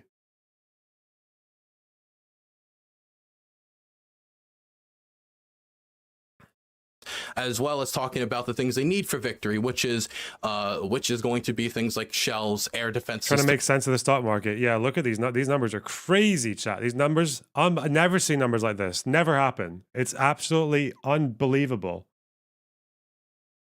Who are the other manufacturers? Lockheed Martin? Okay, they did make a bit of a penny. For a bit. Not massive though. Not like a roughly 2020 levels. Not too far above. 436, 495. Again, it's like, okay. I don't know, dude. These numbers are fucking with me. Was it Boeing? Look, what the fuck is this? I don't know. Now look at Google stock. Well, Google definitely didn't want the war to happen.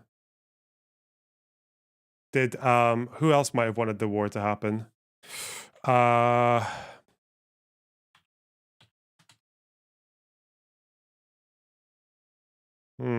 Microsoft didn't really want the war to happen.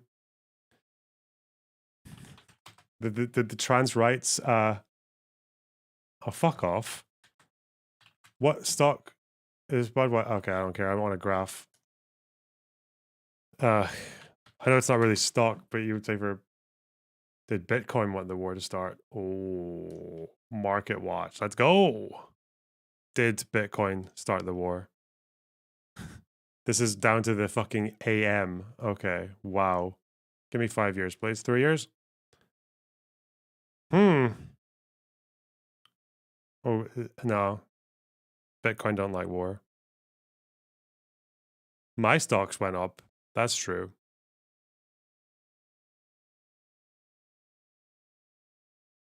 BAE Systems? I don't even know who these guys are, but they might very well have started the war. How are they going all the way up? Like, even after people have stopped selling, even after Congress didn't approve the last arms thing. Similar to Lockheed. It's not similar to Lockheed at all. What are you talking about? It's not that curve is not similar to Lockheed. This is Lockheed. Anheuser-Busch. Why won't it? I don't care. Not worth it. Not worth it. some Patriot air defense here's the systems. thing, and I by no means, as somebody who supports modern monetary theory, People who make war films, they've got a huge incentive to let wars happen so they can make films about it in 10 years. by no means think that, oh, it's our tax dollars funding the war in Ukraine, because I don't think that. That's not how this works. However, there's a difference between us giving them and them buying. Yeah, we have the Lend-Lease and the aid program. Are they buying or are we giving? But that aside, honestly, I don't see why this needs to involve us. I really think don't. because we involved ourselves in the 90s when we went to the Ukrainians and we said, look, you have this nuclear arsenal, the third largest nuclear arsenal in the world. If you give it up, both us and the Russians will give you a guarantee of territorial sovereignty and will come to your aid if that territory is ever threatened. Now, I believe in nuclear nonproliferation. I believe the breakthrough between Lyndon B. Johnson and the Soviets in 1968 in the Non-Proliferation Treaty was a gigantic achievement. And oh, sorry, did I thank Knight for the tier 1 sub? I don't think I did. Thanks very much. Also, Papa Smurf, did I thank you for the 5 gifted subs? I don't think I did. Thanks very much.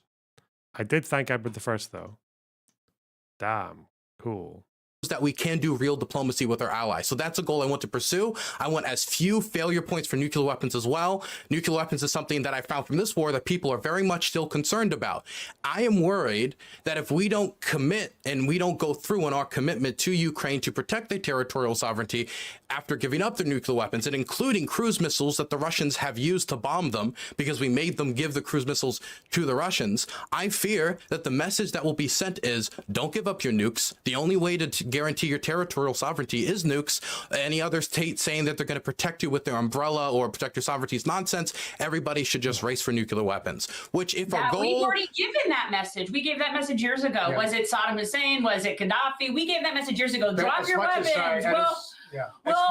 As much as I hate agreeing on this point, so if you have nukes, keep them. So we should. So the goal. Wait. So your position is pursue nuclear weapons. Nation states should. You have nuclear. I wouldn't give them up for an agreement with our country. I'm saying if you have.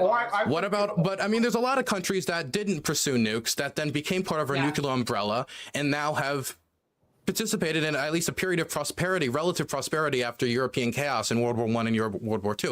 I don't think that I think that having less nation states with nuclear weapons is a pursuable goal. The Soviets and the United States realized this in the 60s. I remember JFK, I wasn't around at the time, but JFK made speeches in the 60s in pursuance of this treaty saying, if we don't pursue some treaty like this and try to stop the limitation of nuclear weapons around the world, we could have a situation where 50, 60, 70 countries in the world have nukes, and all we need is one nuclear arsenal to go haywire, some error. And if you read during the Cold War, man, that stuff is terrifying. I don't think this is an effort we should give up on. No, but you know what? And you're totally right. Like in what you're saying, here's the problem. And I agree. We should definitely not be proliferating nuclear weapons.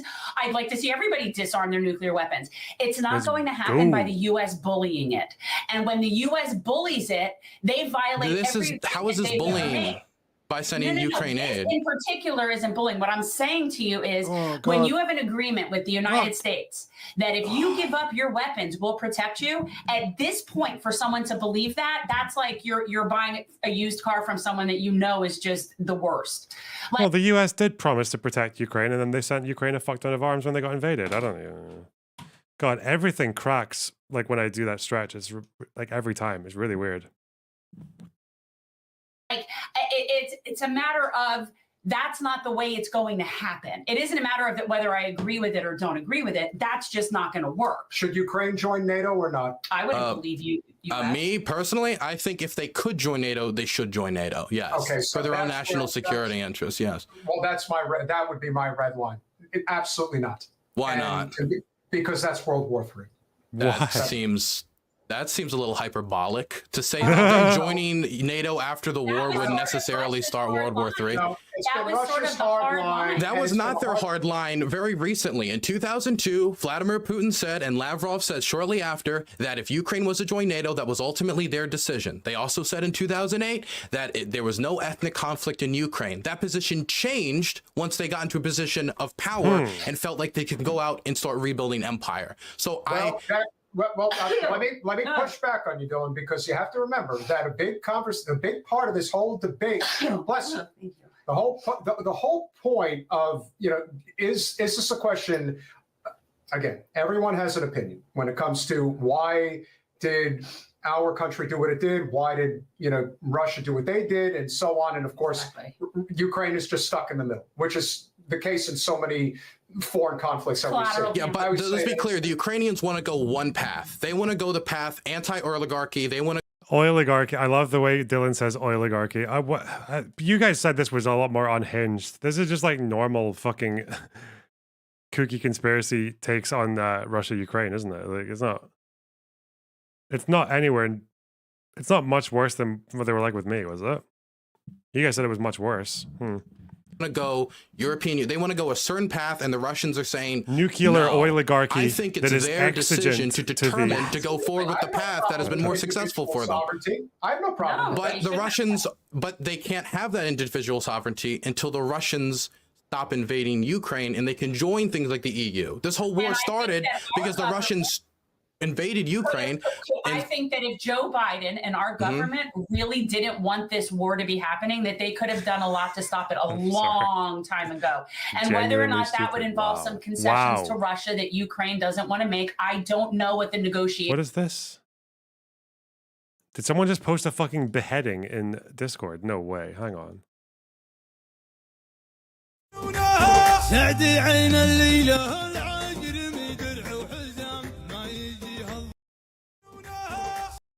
What's this?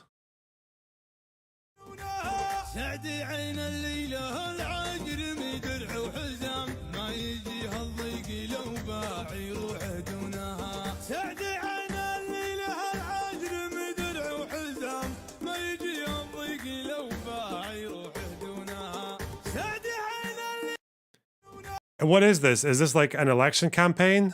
Is this a wedding? Is it a coup?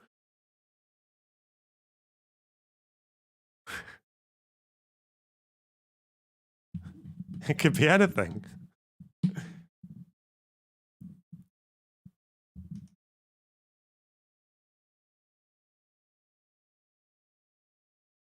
I can't get over this.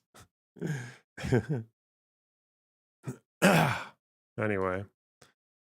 Would be, but I know it could have been done with a lot less death and destruction. Could have been done in the first few weeks. Exactly, and I so think that's really misinformed. Whether or not, and again, I think, how old are you? I'm just curious. How old are you? I'm 22 years old. Okay, so, and I don't look. I have a son who's 23 years old. Honestly, Why now people are actually posting. Oh no.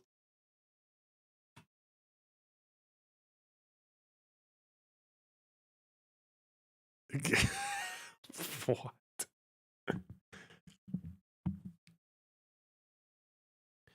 When you remember that this guy is actually just like a 17-year-old fucking spotty dipshit from Birmingham who doesn't even know how to pray. And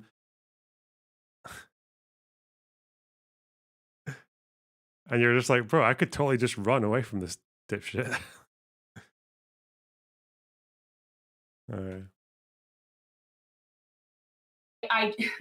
So it's just what it comes people with that. It's fake. It probably is fake. Yeah. Jen. Really? Yeah. Is that what? No, I don't think that's. Everyone thinks you're young. No, I'm not. I'm old, and I'm more than old enough to be your mother. And it's just like your thoughts on this are so like pure. Like I totally respect what you're saying, and at one point, I'm sure when I was a certain age, I probably would have agreed with that. But I feel like when you get to a certain point and you've seen enough, and I do not say this in any way condescendingly because it isn't. It's just seriously, I can't buy it anymore. I've bought it enough times. And most people and anybody in the thread who is like, I would say over the age of 40 ain't buying it again. And that's the majority of you. That's true. No, wait. Boomers are more pro-Ukraine than Zoomers are. What's he talking about? It's all the fucking brain-dead TikTok generation that is falling for all these conspiracy theories. I don't really know where she's getting that from. And support comes from people over their 40s in the United States. Yeah, diehard libs. Diehard libs. You're Democrats. Yes, they're going to go. They're going And to go with their moderate Ukrainian Republicans. flags on their profile picture. So Dylan, let me. By the way, also, ask- wait, let me just, there's a few other things I wanted to talk about the Boris thing. Boris didn't sink negotiations. This comes from a Pravda article from an anonymous source. And at the same time this was going on, and there's been multiple statements, both from the Israeli prime minister that people cite and from the Israeli government officials in question, that it was Bucha that was the last straw. That once that death pit was uncovered and the Ukrainians realized what occupation would mean for much of the country, they couldn't sign a contract or any deal that would allow that land to be in Russia's hands because they were scared of the death pits. And so I don't think the Boris Johnson going and meeting with Zelensky was a primary motivator in them not accepting a deal. I believe that there's a lot more Western leaders that would want a deal with the Russians, and the Ukrainians are the ones more than anyone who didn't want to accept a deal after that. So I don't think Boris Johnson was that much of a motivator. And as for the resources thing about this being a war of resources, ultimately, I think it should be the Ukrainians that control their resources. I think that at the end of the goal, it's not our business ultimately to make. I think we made it our business by going, and so now we're saying we're going to do what America always does, and what people are saying, and I'm hearing this from people who thinks it's unfortunate, but we're going to turn around and abandon them, and then when they we need to do something Hey, for Dylan them Burns Live, how's it differently going? than what we're doing. I don't think we should abandon them. You know, the funny thing about what's going, this isn't working. You know, the funny thing about what do you mean what's it? going But on- it has worked. It has worked. No, I think it isn't working. If it worked, we would still be happy.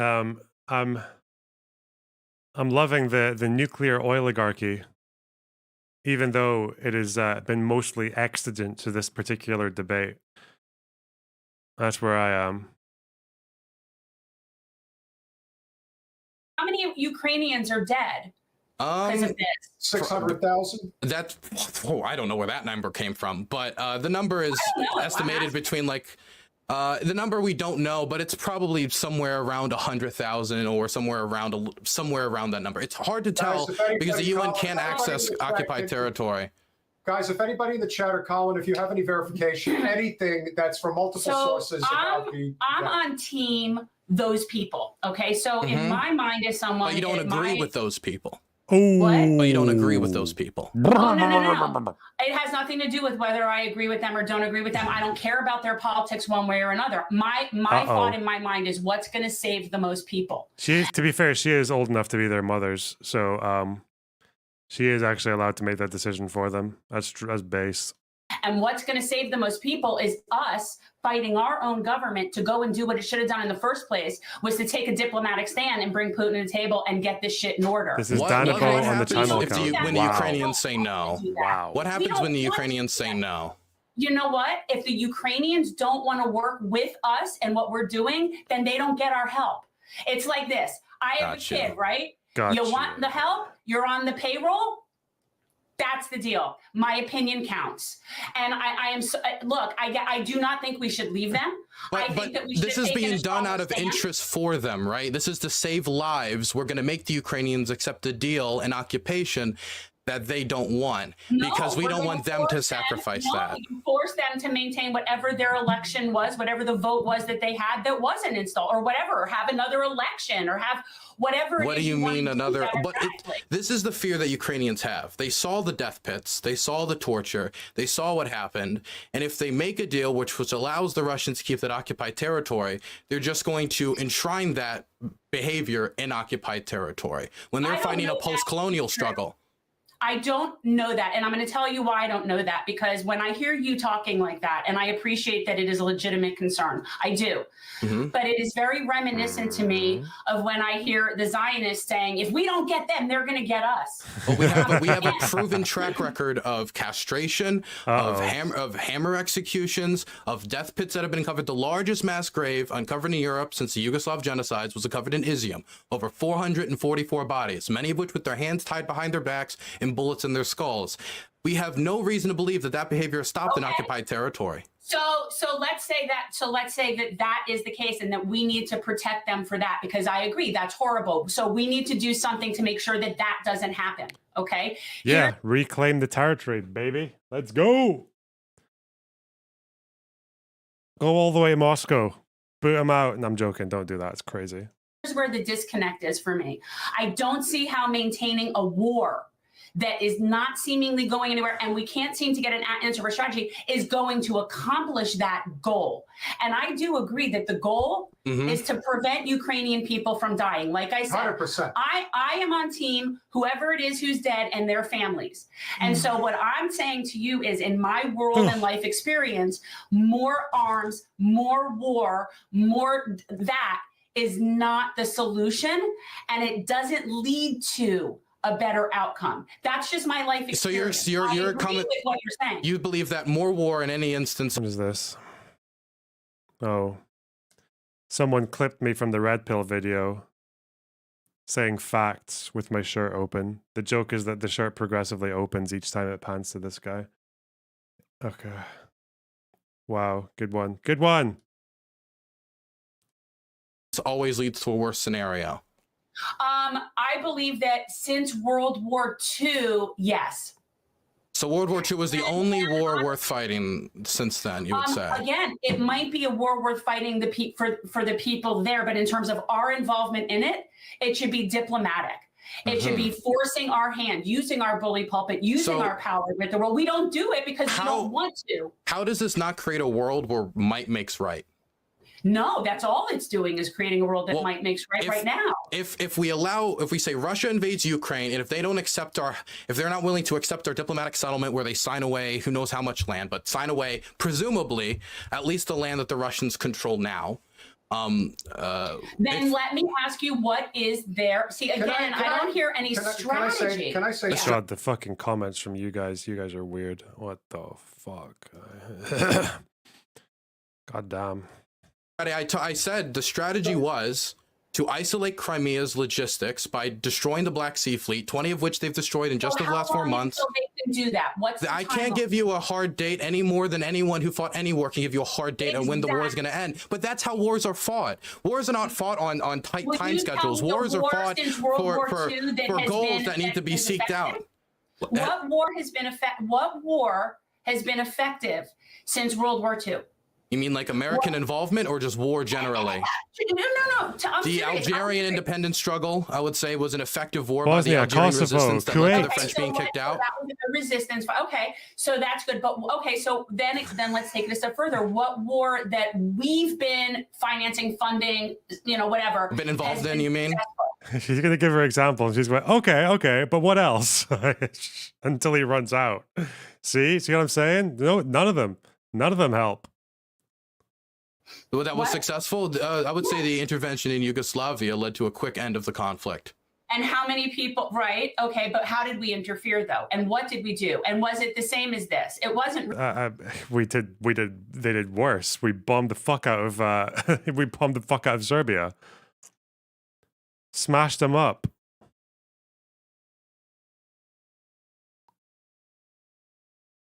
It wasn't the same because there wasn't a nuclear power involved. So this way we have to interfere more or get involved more indirectly. I just don't think the way to be involved is more fighting. Like I think that it's just I feel that the idea that all wars that come, the one solution is just going to be ending it as soon as possible because death is bad. There's other factors at play here. People in Ukraine don't want to live under occupation.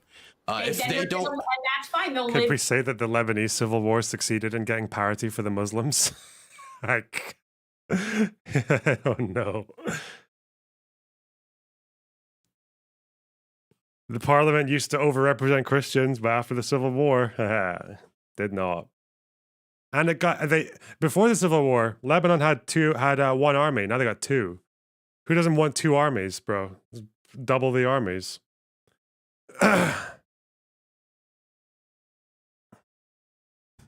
Oh no, I'm gonna start dropping Civil War memes now. Oh shit. Just like Rome. Yeah, they went from being the Paris of the Middle East to being the Rome of the Middle East. Based.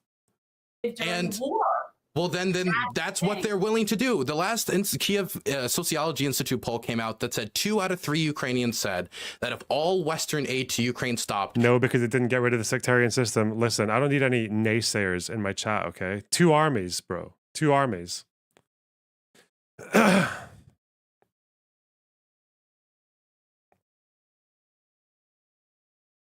What a third republic with no sectarian system. 2 armies, though.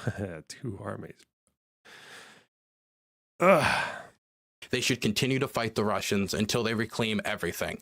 So my view on this is if we stop sending aid, there's a real risk that the Ukrainians will just say, politically, demographically, when it comes to the future of our country, we don't want to lose 80% of our country, our coastline, and become a rump state, and they're going to keep fighting, but then with less support, which then is just going to lead to more people dying. Lebanese civil war gave us this. Palestine should have 3 armies then. Oh yeah, they've got 2 as well, kind of, don't they? They got Hamas and the PA. Where'd the third one even go? Israel. Put it in Israel. Those Palestinian Israelis start stockpiling. Look, he was told that we missed this speech yesterday. This is the one speech that we didn't watch. And he was talking about how Seychelles was part of the US coalition against the Houthis. And he's like this one, Senshell, Minshell, I don't even know its name. We had to search for it on Google.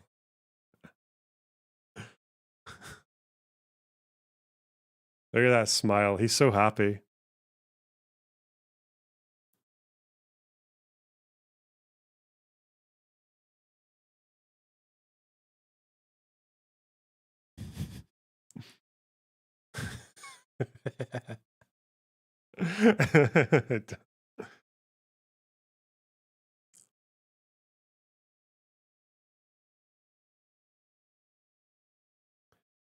I'm watching in Arabic. He spends 20 minutes talking about his friend that was killed.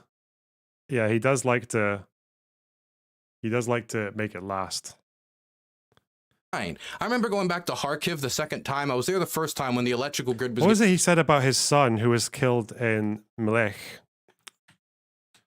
One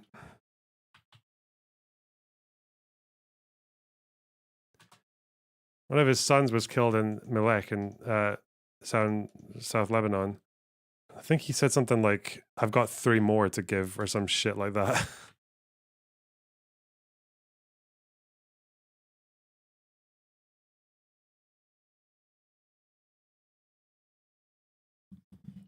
I am proud to be the father of one of the martyrs. The IDF released photos of his son's body and offered to exchange it for body parts of those killed earlier in the ambush. He said he responded, "Keep it. We have many more men like Hadi ready to offer themselves to the struggle." Bro.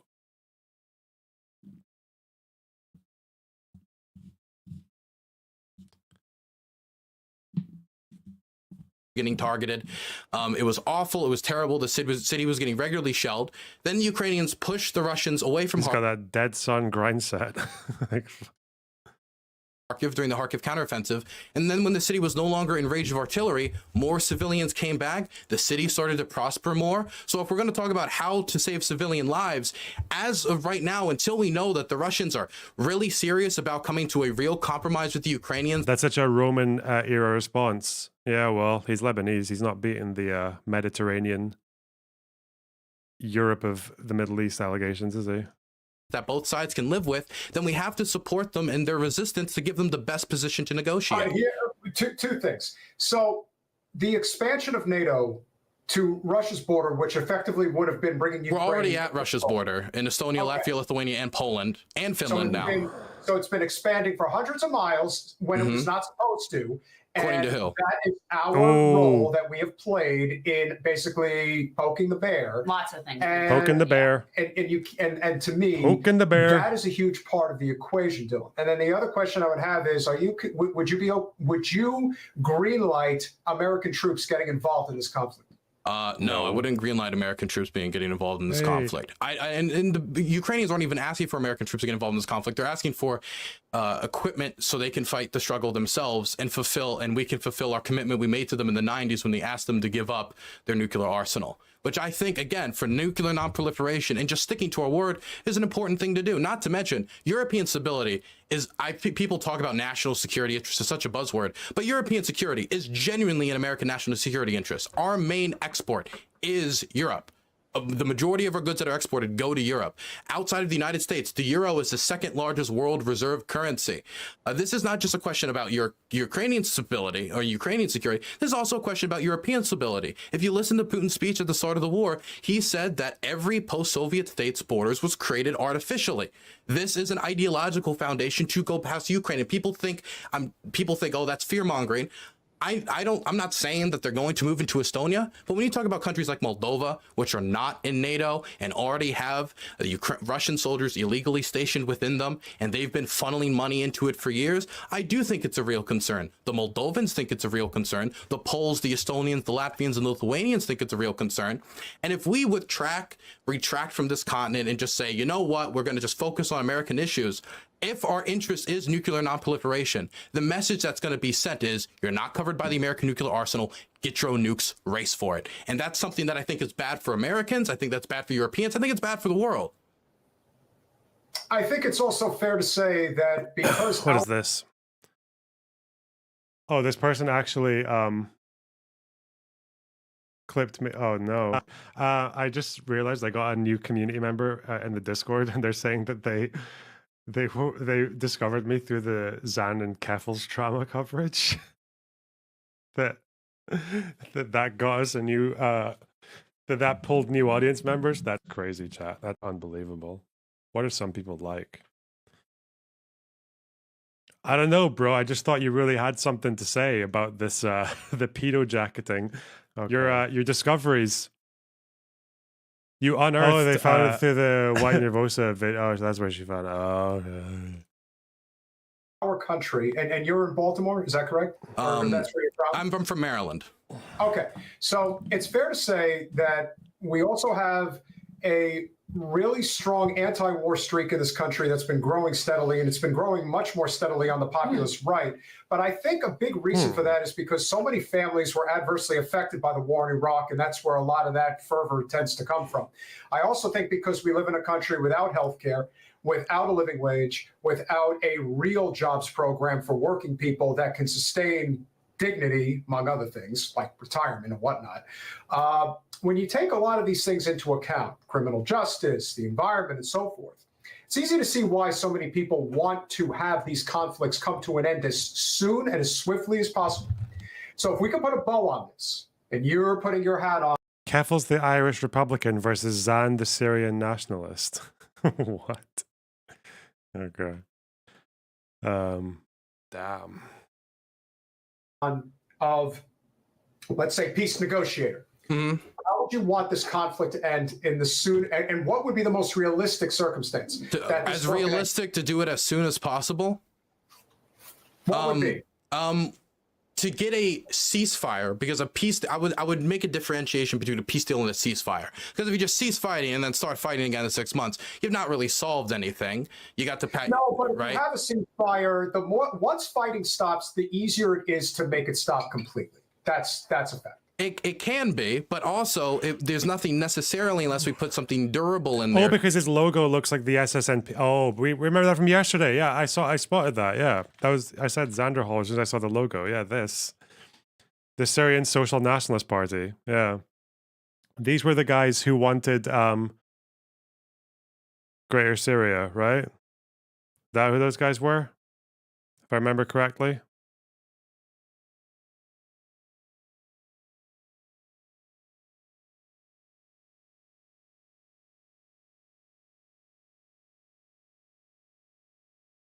And you put them side by side.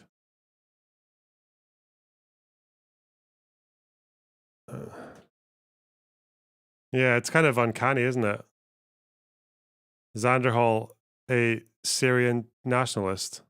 Who'd have thunk that? Look at it. Has he ever dropped his opinions on Greater Syria?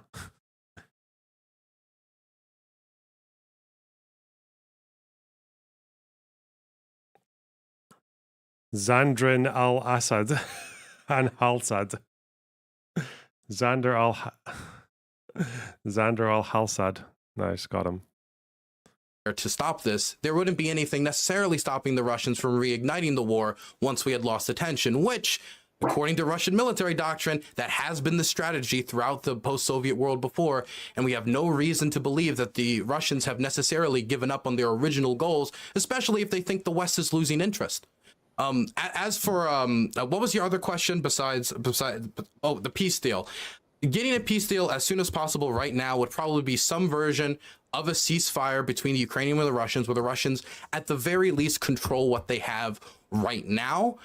Whether that would lead to a sustainable ceasefire would depend upon whether or not there was anything strong stopping the Russians from invading again, like a unilateral defense pact between the United States and Ukraine, or the United Kingdom and Ukraine, or, and this is why I say this, NATO membership, because no NATO member state has ever been invaded by the Russians, and it's the only 100% guaranteed so far strategy to stopping Russian invasion, which is why the Estonians, Latvians, Lithuanians, Poles, and all these countries joined in the first place after the Russians reasserted themselves in Chechnya, bombing it and making it the most destroyed city in the world, according to the UN. That was if you look at a lot of NATO member states, when did they join? 1999, the same year when the Russians, Chechnya. So, hey, listen, a friend of our show, Firmware, says that you should debate Scott Ritter on this. Yeah, Scott Ritter. I'm not a debate person. This is where Dylan can say, look, I'm really young, though, and I shouldn't really be around a kitty diddler. Scott Diddler. She's been playing on his age for the entire debate. This guy was actually convicted.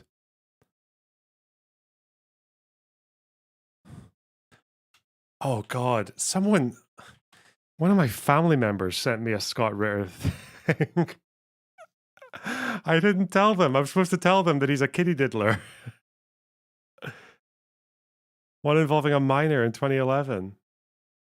That's why he does Russia shilling now, because no one else will take him. Scott Diddler. Nonce Ritter. Fuck. Oh my God, I've been watching some of his videos. What the fuck? I had no idea. Yeah, dude. How do you get away with that shit? People just watch this guy and don't know that he's like a sex offender of children. He was a UN weapons inspector. What did he do? It was sexting, wasn't it? It was an informant, an undercover person pretending to be a minor. They played the 20-minute video of the conversation for the jury. He supplied his his mobile telephone number and touched himself while speaking through a video chat.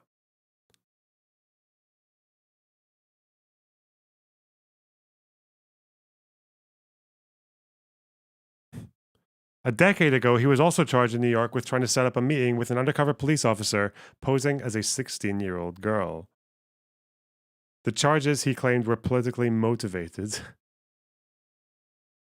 Oh, God. He's a wrong'un, man. He is a wrong'un. He is a two-pin din. A shrub rocketeer if I ever saw one.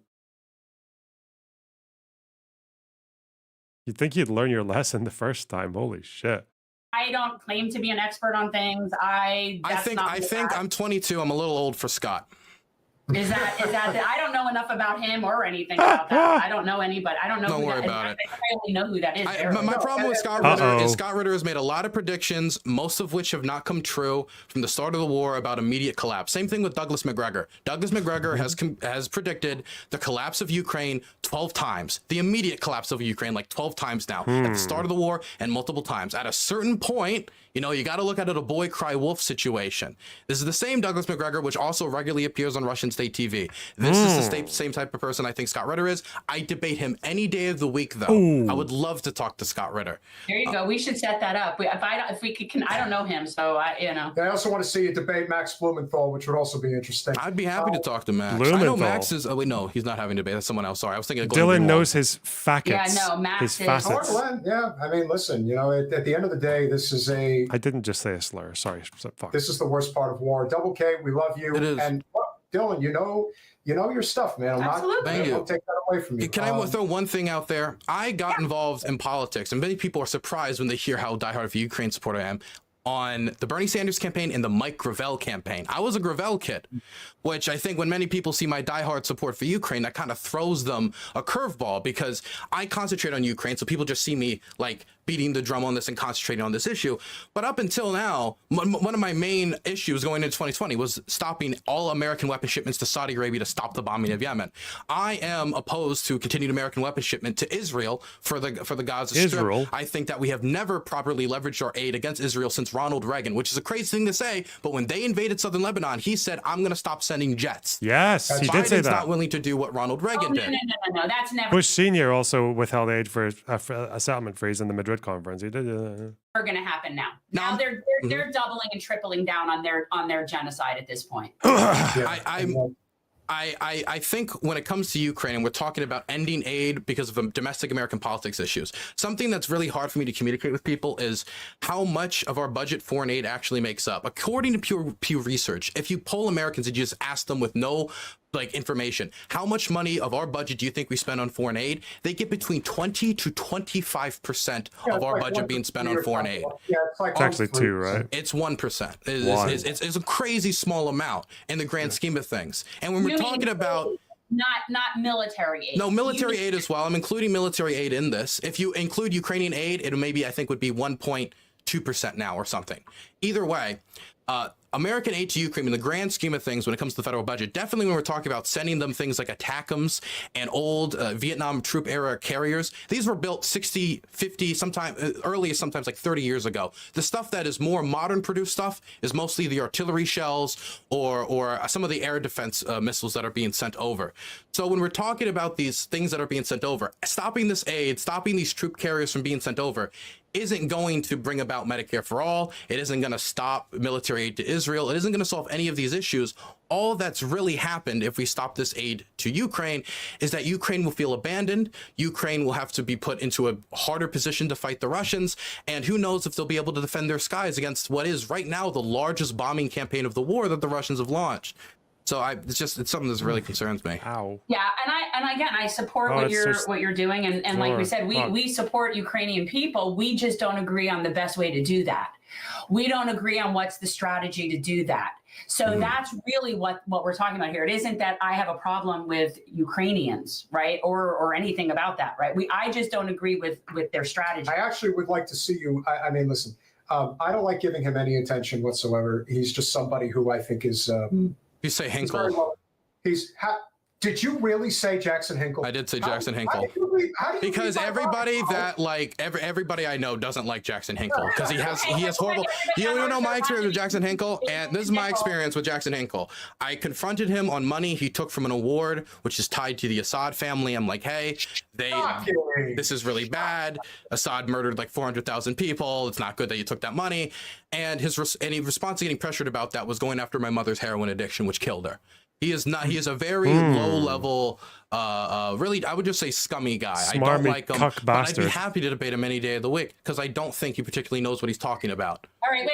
I just really have, because guys, we talk about Jason Hinkle a lot on this show, and I really want to make sure that we are not confusing Jackson Hinkle with Jason Hinkle. So like, there's a Jason Hinkle. Because Jason is extremely bright, and I'm just saying. One of the worst. Are you familiar with Jason Hinkle? I am not familiar with Jason Hinkle. I look him up.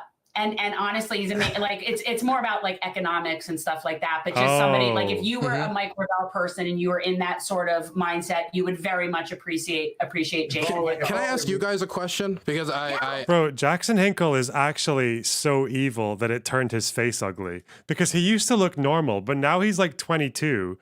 And he already when he went onto Fox News, he started to look like he was made out of Lego. But he's so depraved that it actually ruined his face. I don't understand. Is he 22 or is he 24? He's not old. He's 23? No, but he's not an old guy.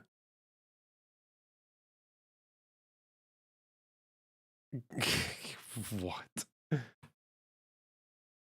No, wait, I need to see more recent ones, because, yeah, he's pretty fucking wretched looking. Yemen is worth. Look at him. I don't know.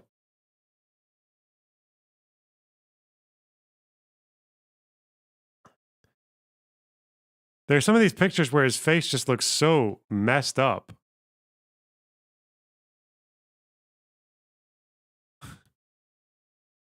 It's the ones that he posts himself as well. Hang on. I wanted to ask one question because my friends over there are getting hurt. They're dying. If I could and snap my fingers and end the war tomorrow, I would. I just don't think that if they were to sign a ceasefire deal under the terms and conditions that Putin would agree to right now, that would be long-term peace. I think it would delay the This war, Twitter feed is just really funny. I can't even show most of it on screen, but yeah. extend the war, and give Russia breathing room as we all pat ourselves on the back. But putting that aside, I don't know. He just looks like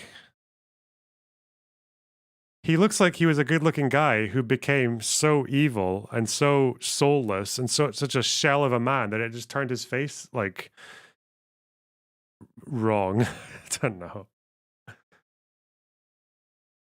I want to know, if we were to end the war and we were to bring this to a close, how would you guarantee the Russians don't just do what they did every other time and invade when we are not paying attention anymore? What's the durable structure we could put in place that would make the Russians say, you know what, it's not worth it? Well, what I can tell you in terms of Russia's economy, they are significantly dependent. I mean, again, it's the biggest nation in the world by landmass. With that said, most of what they rely on has to do with agriculture and with fossil fuels. Look at this. Back when he was a little nipper 5 years ago. A very direct turning point for me when I was in Panama on the environmentalist. I'm actually the youth director at Choose, and I'm 19 years old and I'm running for San Clemente City Council.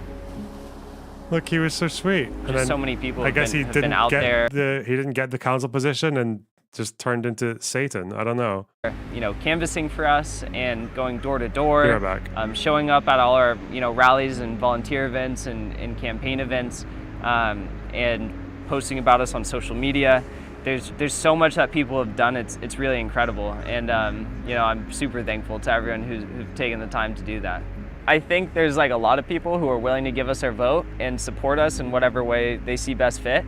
But there's, a handful more of people that are not only just supporting us for this campaign, but they want to see us, regardless of the outcome, continue to keep fighting, and they will continue to keep supporting us. Maybe we don't see eye to eye on every issue, that's common, but they appreciate us getting involved and me running at such a young age and getting involved in civic engagement and getting other people involved in civic engagement.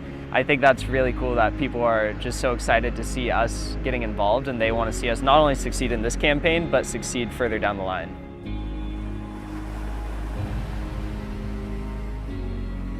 We started doing like beach cleanups down here, started doing habitat restoration projects in the wetlands in Huntington Beach, and I started to see how politics have a role in protecting the environment. I saw how big money has a role in politics.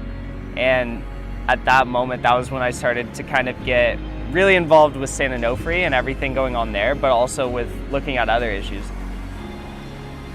Look, he's so happy.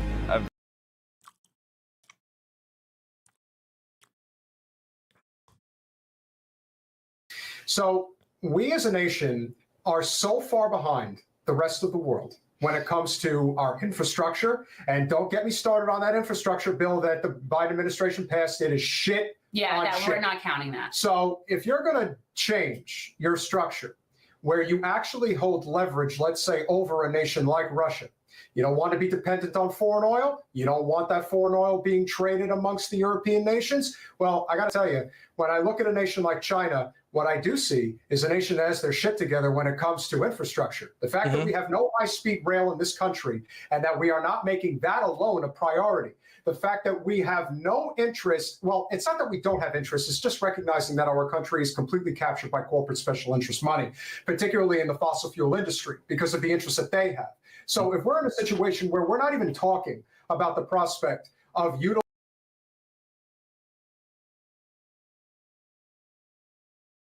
Is it true that is actually no high-speed rail?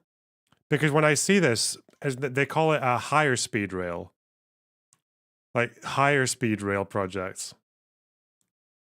I I don't know, though.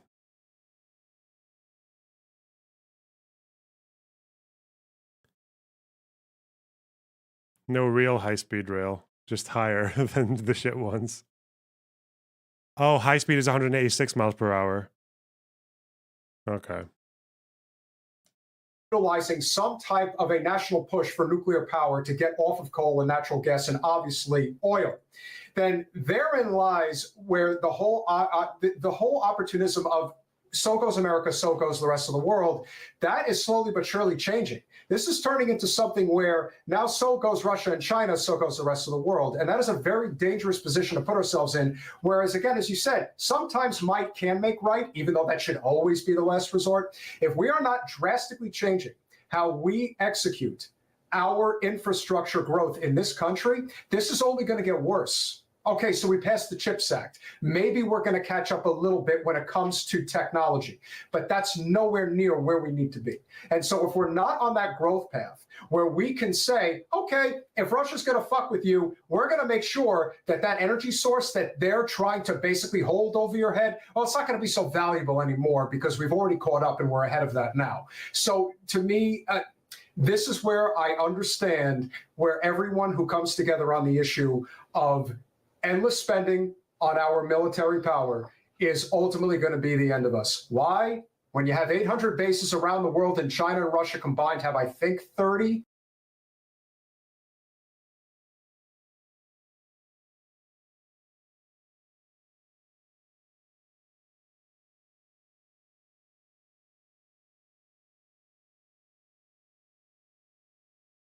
Oh yeah, the parent story. Holy shit.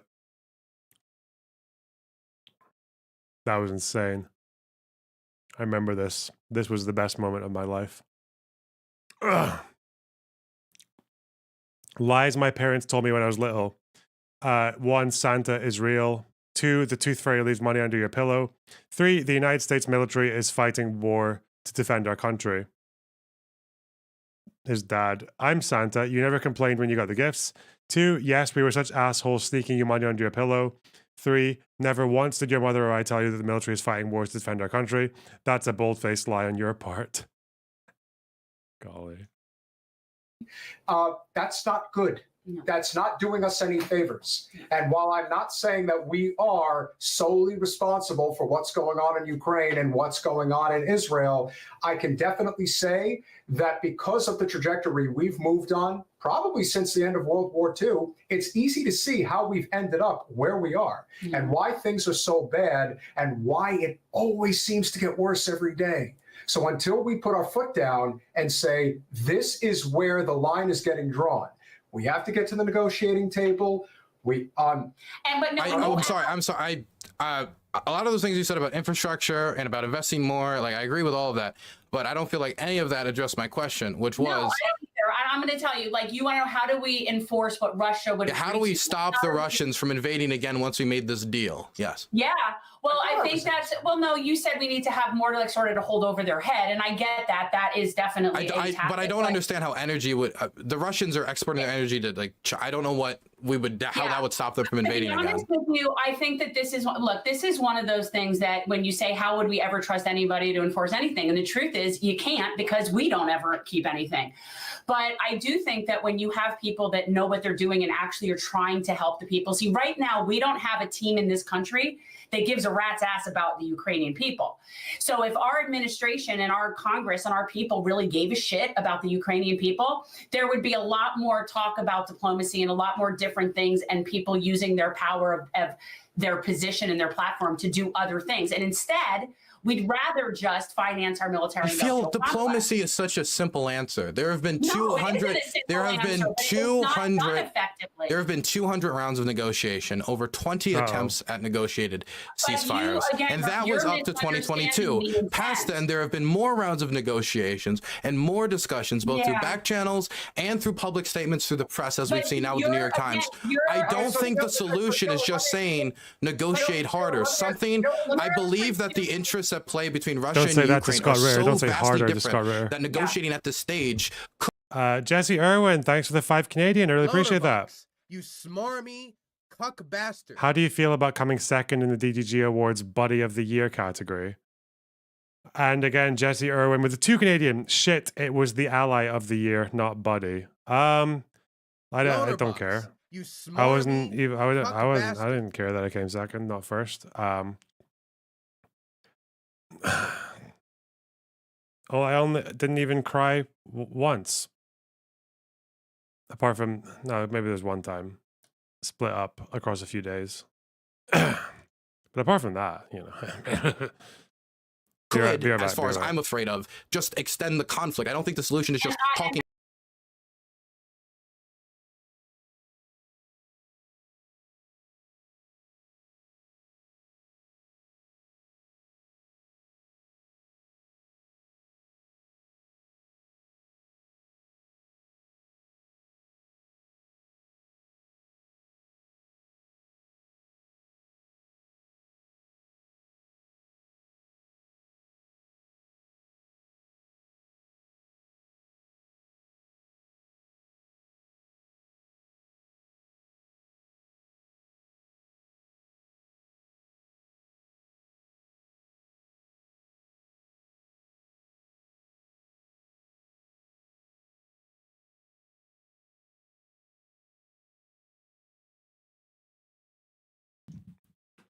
Do you think this year I'll try and get like a bunch of contradictory prizes? Like I'll be the antagonist of the year for 3 months, and then I'll be the buddy of the year for 3 months, and then I'll be like the retard of the year, whatever the fuck he does for 3 months.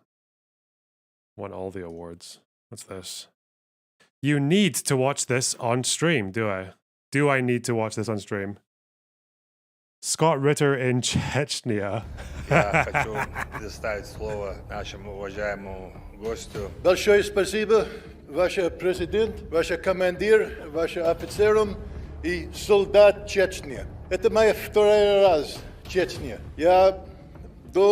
Мой первый раз, когда человек говорит, почему вы хотите визитить Чечню? Я говорю, надо визитить. Почему? Потому что сейчас вся Америка, вся Европа, люди только знают, когда я говорю Чечня, она думает, страшный человек. Но страшно не хорошо, страшно плохо. Это неправда. Когда я визитный, я смотрю... Didn't Jackson Hinkle get like a Russian bride for shilling for Russia? Oh no, what did they give Scott? Oh,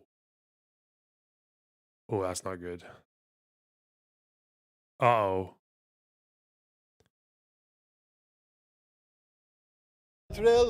Чеченские люди сами хорошо. He look like.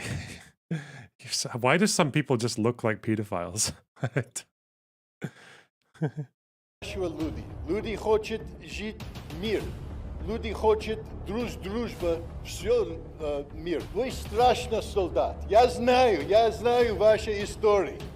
Я знаю, вы героем Мариуполь. Bro. Я знаю, вы героем Луганск, Донецк, Херсон, Запорожье. Я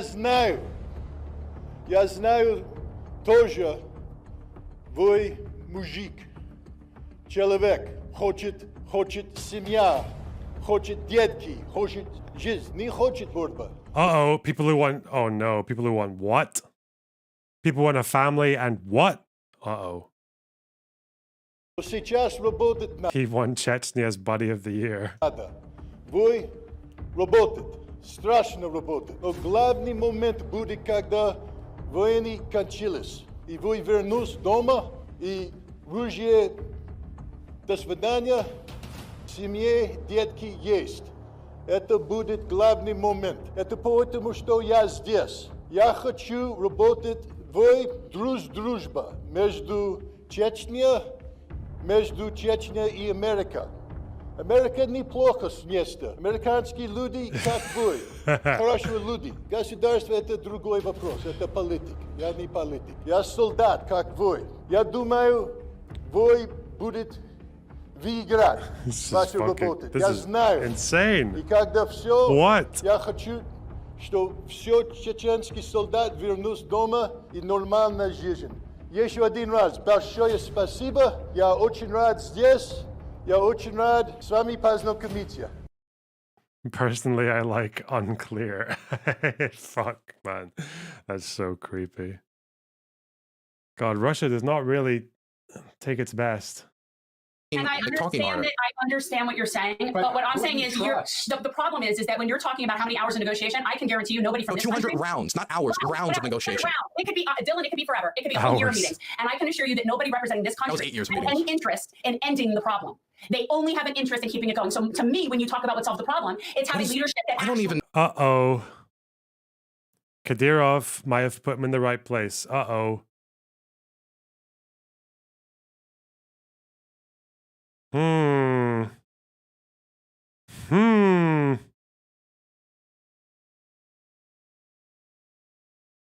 Kadyrov himself blessed this marriage. Oh my God. Uh-oh.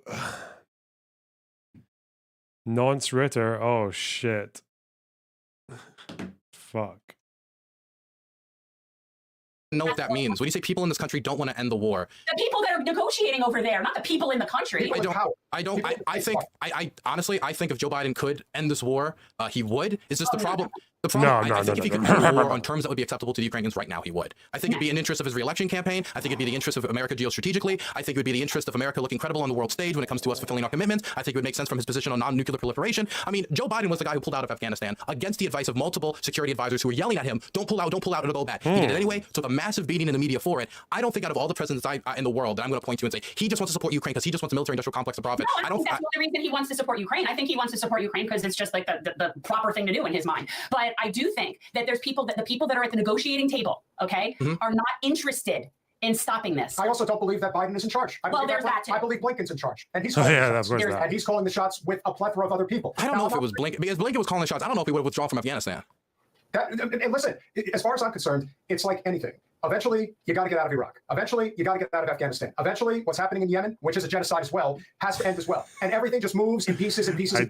For some reason, I am just so much more skeptical of the idea there's a genocide happening in Yemen now after I've like seen the way people talk about Yemen when they're really just supporting the Houthis. I don't know. I need to look more into that. Fuck. I know a lot of people are going hungry though, so who knows. Pieces. You've only got so much because remember, so much of our military today is based on money being spent. It's not about boots on the ground. This is very different in a lot of ways. Doesn't mean that couldn't happen. And let me tell you something. What's happening right now with Israel's decision, they could say whatever they want about how they killed number 2, whoever the fuck in Hamas, but the fact of the matter is they bombed Beirut. And by doing that, this can very easily expand into a very hot war very quickly. Yeah. And so by that measure, there's no telling what might end up happening. Every action leads to a reaction, and might doesn't always make right, and an eye for an eye makes the world blind. Ultimately, our sympathies and support are with the Ukrainian people who are stuck in the middle of this shit. That's what it comes down to. We just don't have the same mindset about what's actually happening that you do in terms of the people that are running the show. Well, in terms of when you talk about the people behind the scenes that are calling the shots and financing stuff and having the meetings and having negotiations, I don't think that we really know what goes on there. In fact, I know we don't. I think there's a limit to how much. I mean, I don't know. Okay, you say we know, but you also said earlier we know that the weapons we're sending over are being misallocated. But there's not any evidence of that. You said that there's no aid going to the Ukrainians. We know the weapons are going exactly where they're meant to go. The only people benefiting are the military-industrial complex. The people in Ukraine aren't benefiting from that. How do we know these things? I think we're saying a lot. That's saying that very confidently that we know the real interests at play. I don't think we do truly know all of the real interests at play. That's fair. But what I will say is that I've seen enough of these particular multinational corporations over several decades in terms of their interests and what matters most to them to draw what is called in science a theory, a reasonable conclusion to the evidence that's been presented to you. Do I have all the evidence? No. When it comes to just us as the general public, in terms of what goes on with the powers that be, the average person in the world probably knows, if they're lucky, they know 5% of what's really going on. We are privy to a very small percentage of what really goes on. We can surmise why things are being done the way that they're being done. And I think our perception, and specifically my perception, on politicians, politics, human nature, how things work, how people negotiate, how businesses operate, how things interact, again, that's where this comes to like a whole different lifetime of wisdom and experience. And it just is what it is. Like, I understand that you are older than me. That is true. But as much as my youth might create my naivete, I would say age can also create cynicism. It can. I know many old people who used to be like super progressive, who when they're young and then they get old and they're Reaganites now, and now they're. Dylan, I get further and further left every day. I'm going to fall off the edge. So no, I'm telling you, I'm as progressive left as you could. I am like I'm telling you. Okay, so I'm not getting old in terms of that. And I'm not cynical. For me, I'm skeptical. The dynamics of this war, I feel like are so. I feel like the left is unprepared sometimes for a serious foreign policy discussion about Ukraine and about NATO and about the future of these organizations. Because I'm happy to have it, but the truth is this is not something that like I claim to be an expert on. No, I'm not claiming that you're an expert on. It's just we never did. I don't even do debates because I don't. This isn't something that I think. Why does she keep saying she doesn't do debates? She's been debating him this entire stream. It's so weird that she says she's averse to debates, but she seems to enjoy debating. I don't get it. We can end on this note, Dylan. And this has been this has been a great conversation. It's necessary to have these conversations. He told me you wanted to come on and talk to me about Israel Palestine. This is why I like these guys, because they just want to have a conversation. That's all they care about. As long as we're having the discourse, okay, that's all that matters. Yeah, based. Is that something that's sort of like In my email, I explicitly said that I'm not an expert on Israel Palestine, and it would be hard for me to talk extensively about it. Wait, what did you say? You don't know that one? In my email, I said I don't know nearly as much about Israel Palestine as much as I know about Ukraine. No, that's fine. But I also think that these conversations are very important because if there's one thing that really hurt Bernie, in my opinion, especially when he ran.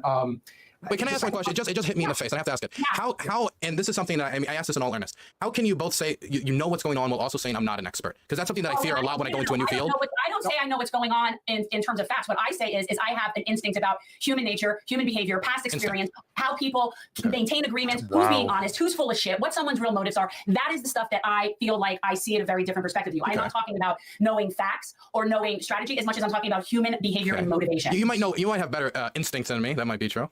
That's all I'm talking about. And I said it, and look, I would have told you again, I by no means am an expert on Ukraine. And here's the thing, if I were your congressperson, don't do it right now. If I were your congressperson, what I would have happen is I would have you and I would have a whole bunch of other people that know this come in and sit down and have a really good conversation and hash out some really good policy and come up with solutions. And can I offer you a compromise I think we might be able to agree on? Sure. Okay, so there are $300 billion worth of Russian assets that are frozen within Europe and the United States. Now, Russia has made itself very clear that they think this whole war is Ukraine's fault and they're not going to be paying for Ukraine's reconstruction. Do you think that money should be taken and once the war's over, or even before the war's over, and dedicated towards Ukraine's reconstruction since Russia's not going to pay reparations?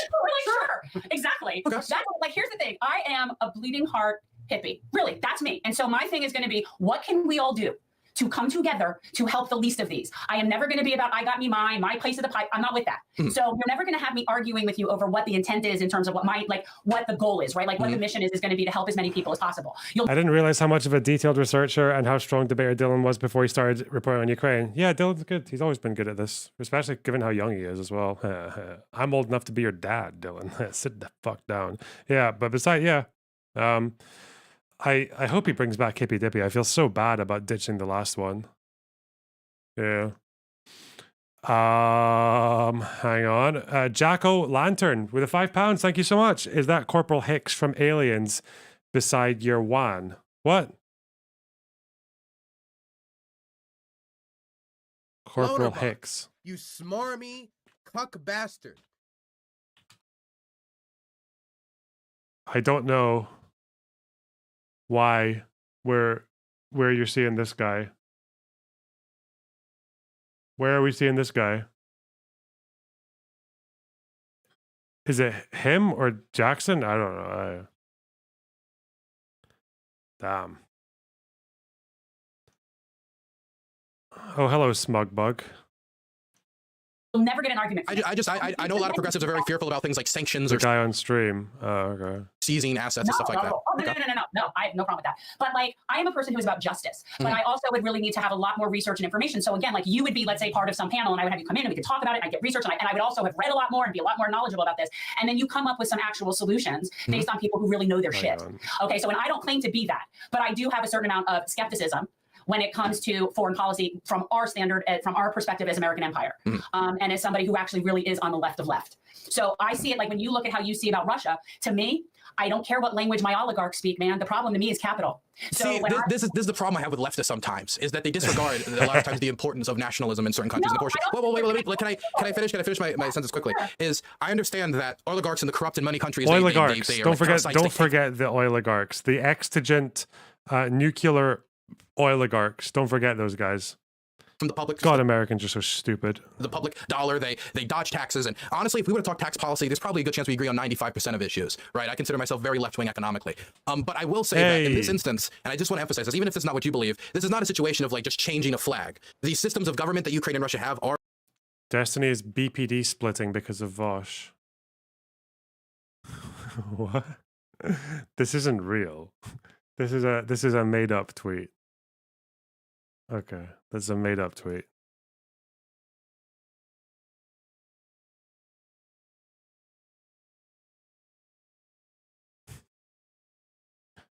Okay.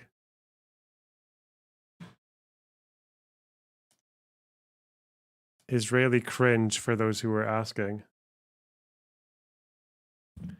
Oh God, it's her. I told you she was a bad person.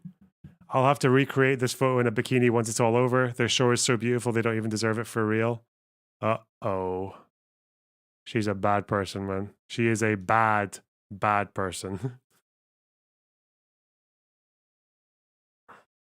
Apparently the caption is fake. She said, no, I've gone on her Instagram and said shit like that before. About, she was like, the real one that I saw was her saying, stop saying free Palestine. You know how we Jews are about free stuff. She did say that. So, just saying. Are vastly different. The ability for civic society to exist in Ukraine does exist. What is it with the DGG and the fake fucking messages these days? That's twice today we've caught them fabricating evidence. Get on it. The journalists who get criticized often by Ukrainians, by some more nationalist Ukrainians, like the Kiev Independent, who publishes pieces saying the government is not readily investing into defenses enough, and the government's had this corrupt dealing go off. That type of reporting cannot be done under occupied territory. The type of civic society where Ukrainians can build upon labor action or build upon the future of the country, that doesn't really exist in occupied territory. That doesn't exist here. Like what not this. This is America-centrism right now. This is an American-centric view. There is a huge difference between the institutional discouragement of protests and what happened with Bernie Sanders and Donna Brazile and certain things that the American government or elites do to deal with dissent and taking someone out back and shooting them in the back of the head and dumping them in the pit. There's a big difference there. We are creeping, but let me tell you something. I was recently in Atlanta for the Cop City protest.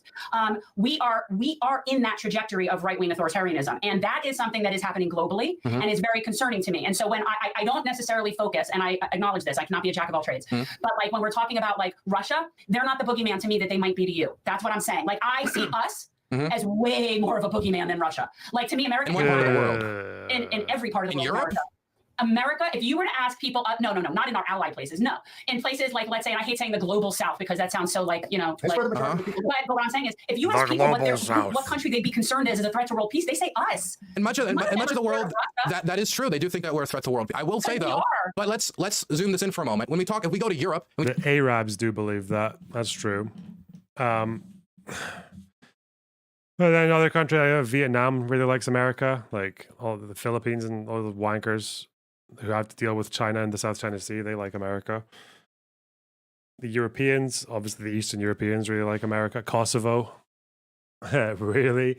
I think Kosovo is like one of the most pro-America countries in the entire world. You talk about the neighbors that are bordering Russia and you ask them, they're going to answer Russia. If you go to South America, probably less pro-America. Yeah.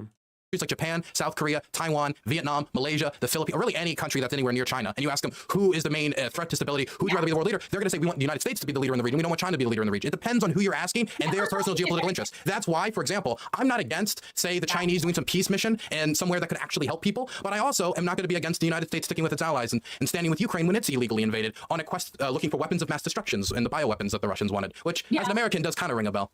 Well, yeah, that's what I mean. We're the worst empire. That's the thing. It's like, Russia to me doesn't... Why are we, wait, when you say we're the worst empire, so we're worse than the Russians, do you mean because we have more strength than the Russians globally? Or that if you were to give the Russians our power, do you think they would behave better than us? Oh, no.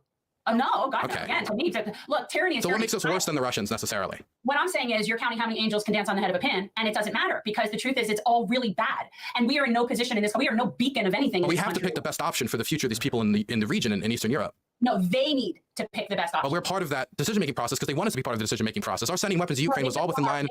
The Bill Clinton statue in Kosovo. I really wish we wanted to really help them. I wish we really did. If somebody in our government, like if our president really wanted to help them, I just think this whole thing... Why is it such cynical that there can't be any real interest in assisting them? I don't know what I did, but my left hand is like, my fingers just feel like I've got arthritis. It's horrible. Oh, God. Don't know what I did, but not nice. Yeah, the Bill Clinton statue is so ridiculous. Like, look at his dumb fucking face. Why is it so bad? Why is it so bad?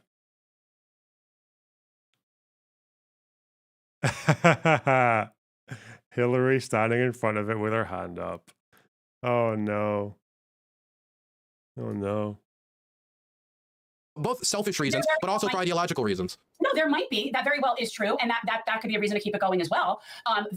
Some sort of like very misguided sense of like nationalism that isn't really going to get us anywhere strategically, instead of really just looking at what's the way to stop the bleeding and save the most people. But can I also, when you say save the most people, what makes you so confident that if you would sign a ceasefire now, when it comes to what the Russians would do in occupied territory with the torture and the killings and all that it would be less painful for Ukraine if they were to just fight it, lose the land, and become a rump state now? I don't know, but I don't know what that negotiation would look like for a ceasefire and for an ultimate resolution. I don't know what that would look like, but I do know that if you have people at the negotiating table that truly give a shit, that reasonable people can come to an agreement. Now, and it doesn't mean that it's all Putin and he can do whatever the hell he wants. That's not how it works. And if you were having an actual negotiation with another power, like say, the United States, that's supposedly so big and mighty and powerful, that there might be something else you can do. And I don't know what that is. I don't have the actual solutions to that, but I just do not trust the motives or the incentives of the people that call the shots. Can I ask one last question? I'll stop because I've been holding you for too long. Yeah. What would you do in a scenario where we make an offer to the Russians and we're like, fine, you can have everything you have now, right? And they say, no, we want the rest of Donetsk and Luhansk and the rest of these provinces, which we already officially announced we annexed. Is there something that would make you say, okay, the president shouldn't accept that and we should keep supporting Ukraine? The Russians' demands are just too crazy. We can't accept this. See, here's the thing for me to answer a hypothetical, right? This is one of those things that if I were in a position of power where I had the ability to actually do something about this, I would be surrounded with a whole shit ton of more experts and information that are sitting here right now. So it's like really not, I feel like I don't know enough about it, but I do know enough that our war machine is always hungry. You don't, I feel like there should be a level at which you're willing to walk away though, right? That should always be the standard in negotiations. Absolutely. Yes. But what I'm saying is I don't think we ever truly wholeheartedly, okay, from a position of like, if I were a person in that room, come at this like grown up sitting around and really trying to give a shit. And I do believe that if we did that, no, I'm not a pacifist. I'm not saying you don't have a hard line. I'm just saying I don't think that just keep giving Ukraine arms and military right now is going to do anything that's going to solve this. That's it wouldn't necessarily immediately solve the war, but it would help them defend themselves better, wouldn't it? You know what? And until how many more of them are dead? Because ultimately, at the end of the day, my understanding was from people that knew, like, I listened to some like panel of military people. My understanding was that Russia's like good until 26. So how long are we going to like, I don't think this is the solution. That's all. And again, I'm open to, again, we'd have to have a lot more experts here and I'd have to have a lot more time to read about it.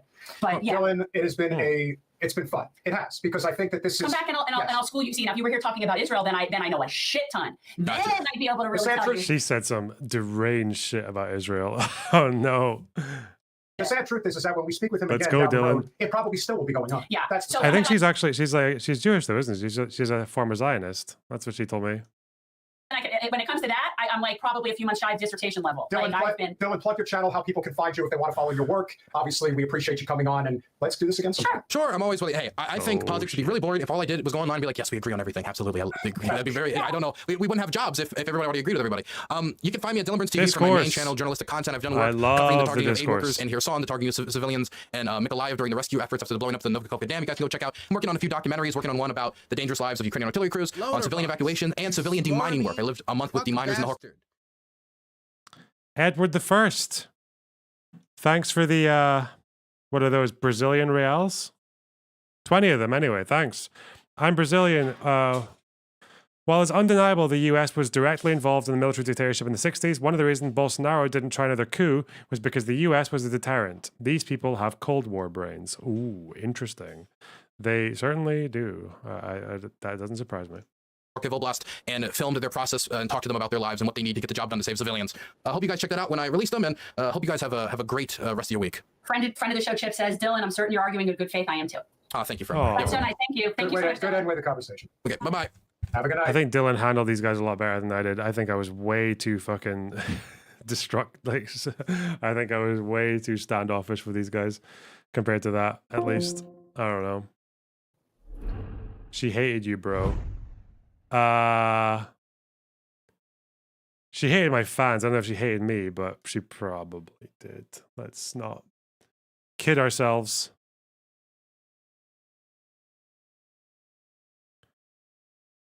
Listen, guys, I have obligations. I have things to do this evening, so it's been 4.5 hours anyway. Okay. Anyway, so I'm going to send you over to Judd Logic. Where is he? Apparently Logan Paul has refunded scam victims. So if you want to know more about that, I've got a man for you.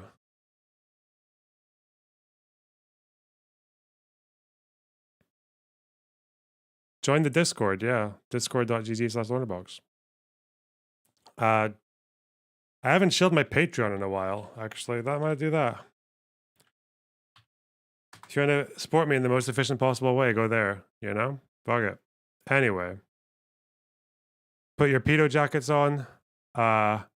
extigent yourselves from this stream, don't forget your nuclear oligarchies.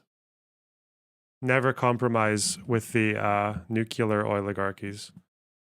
You get Discord benefits from the Patreon as well. It's funny that. Okay. Fuck.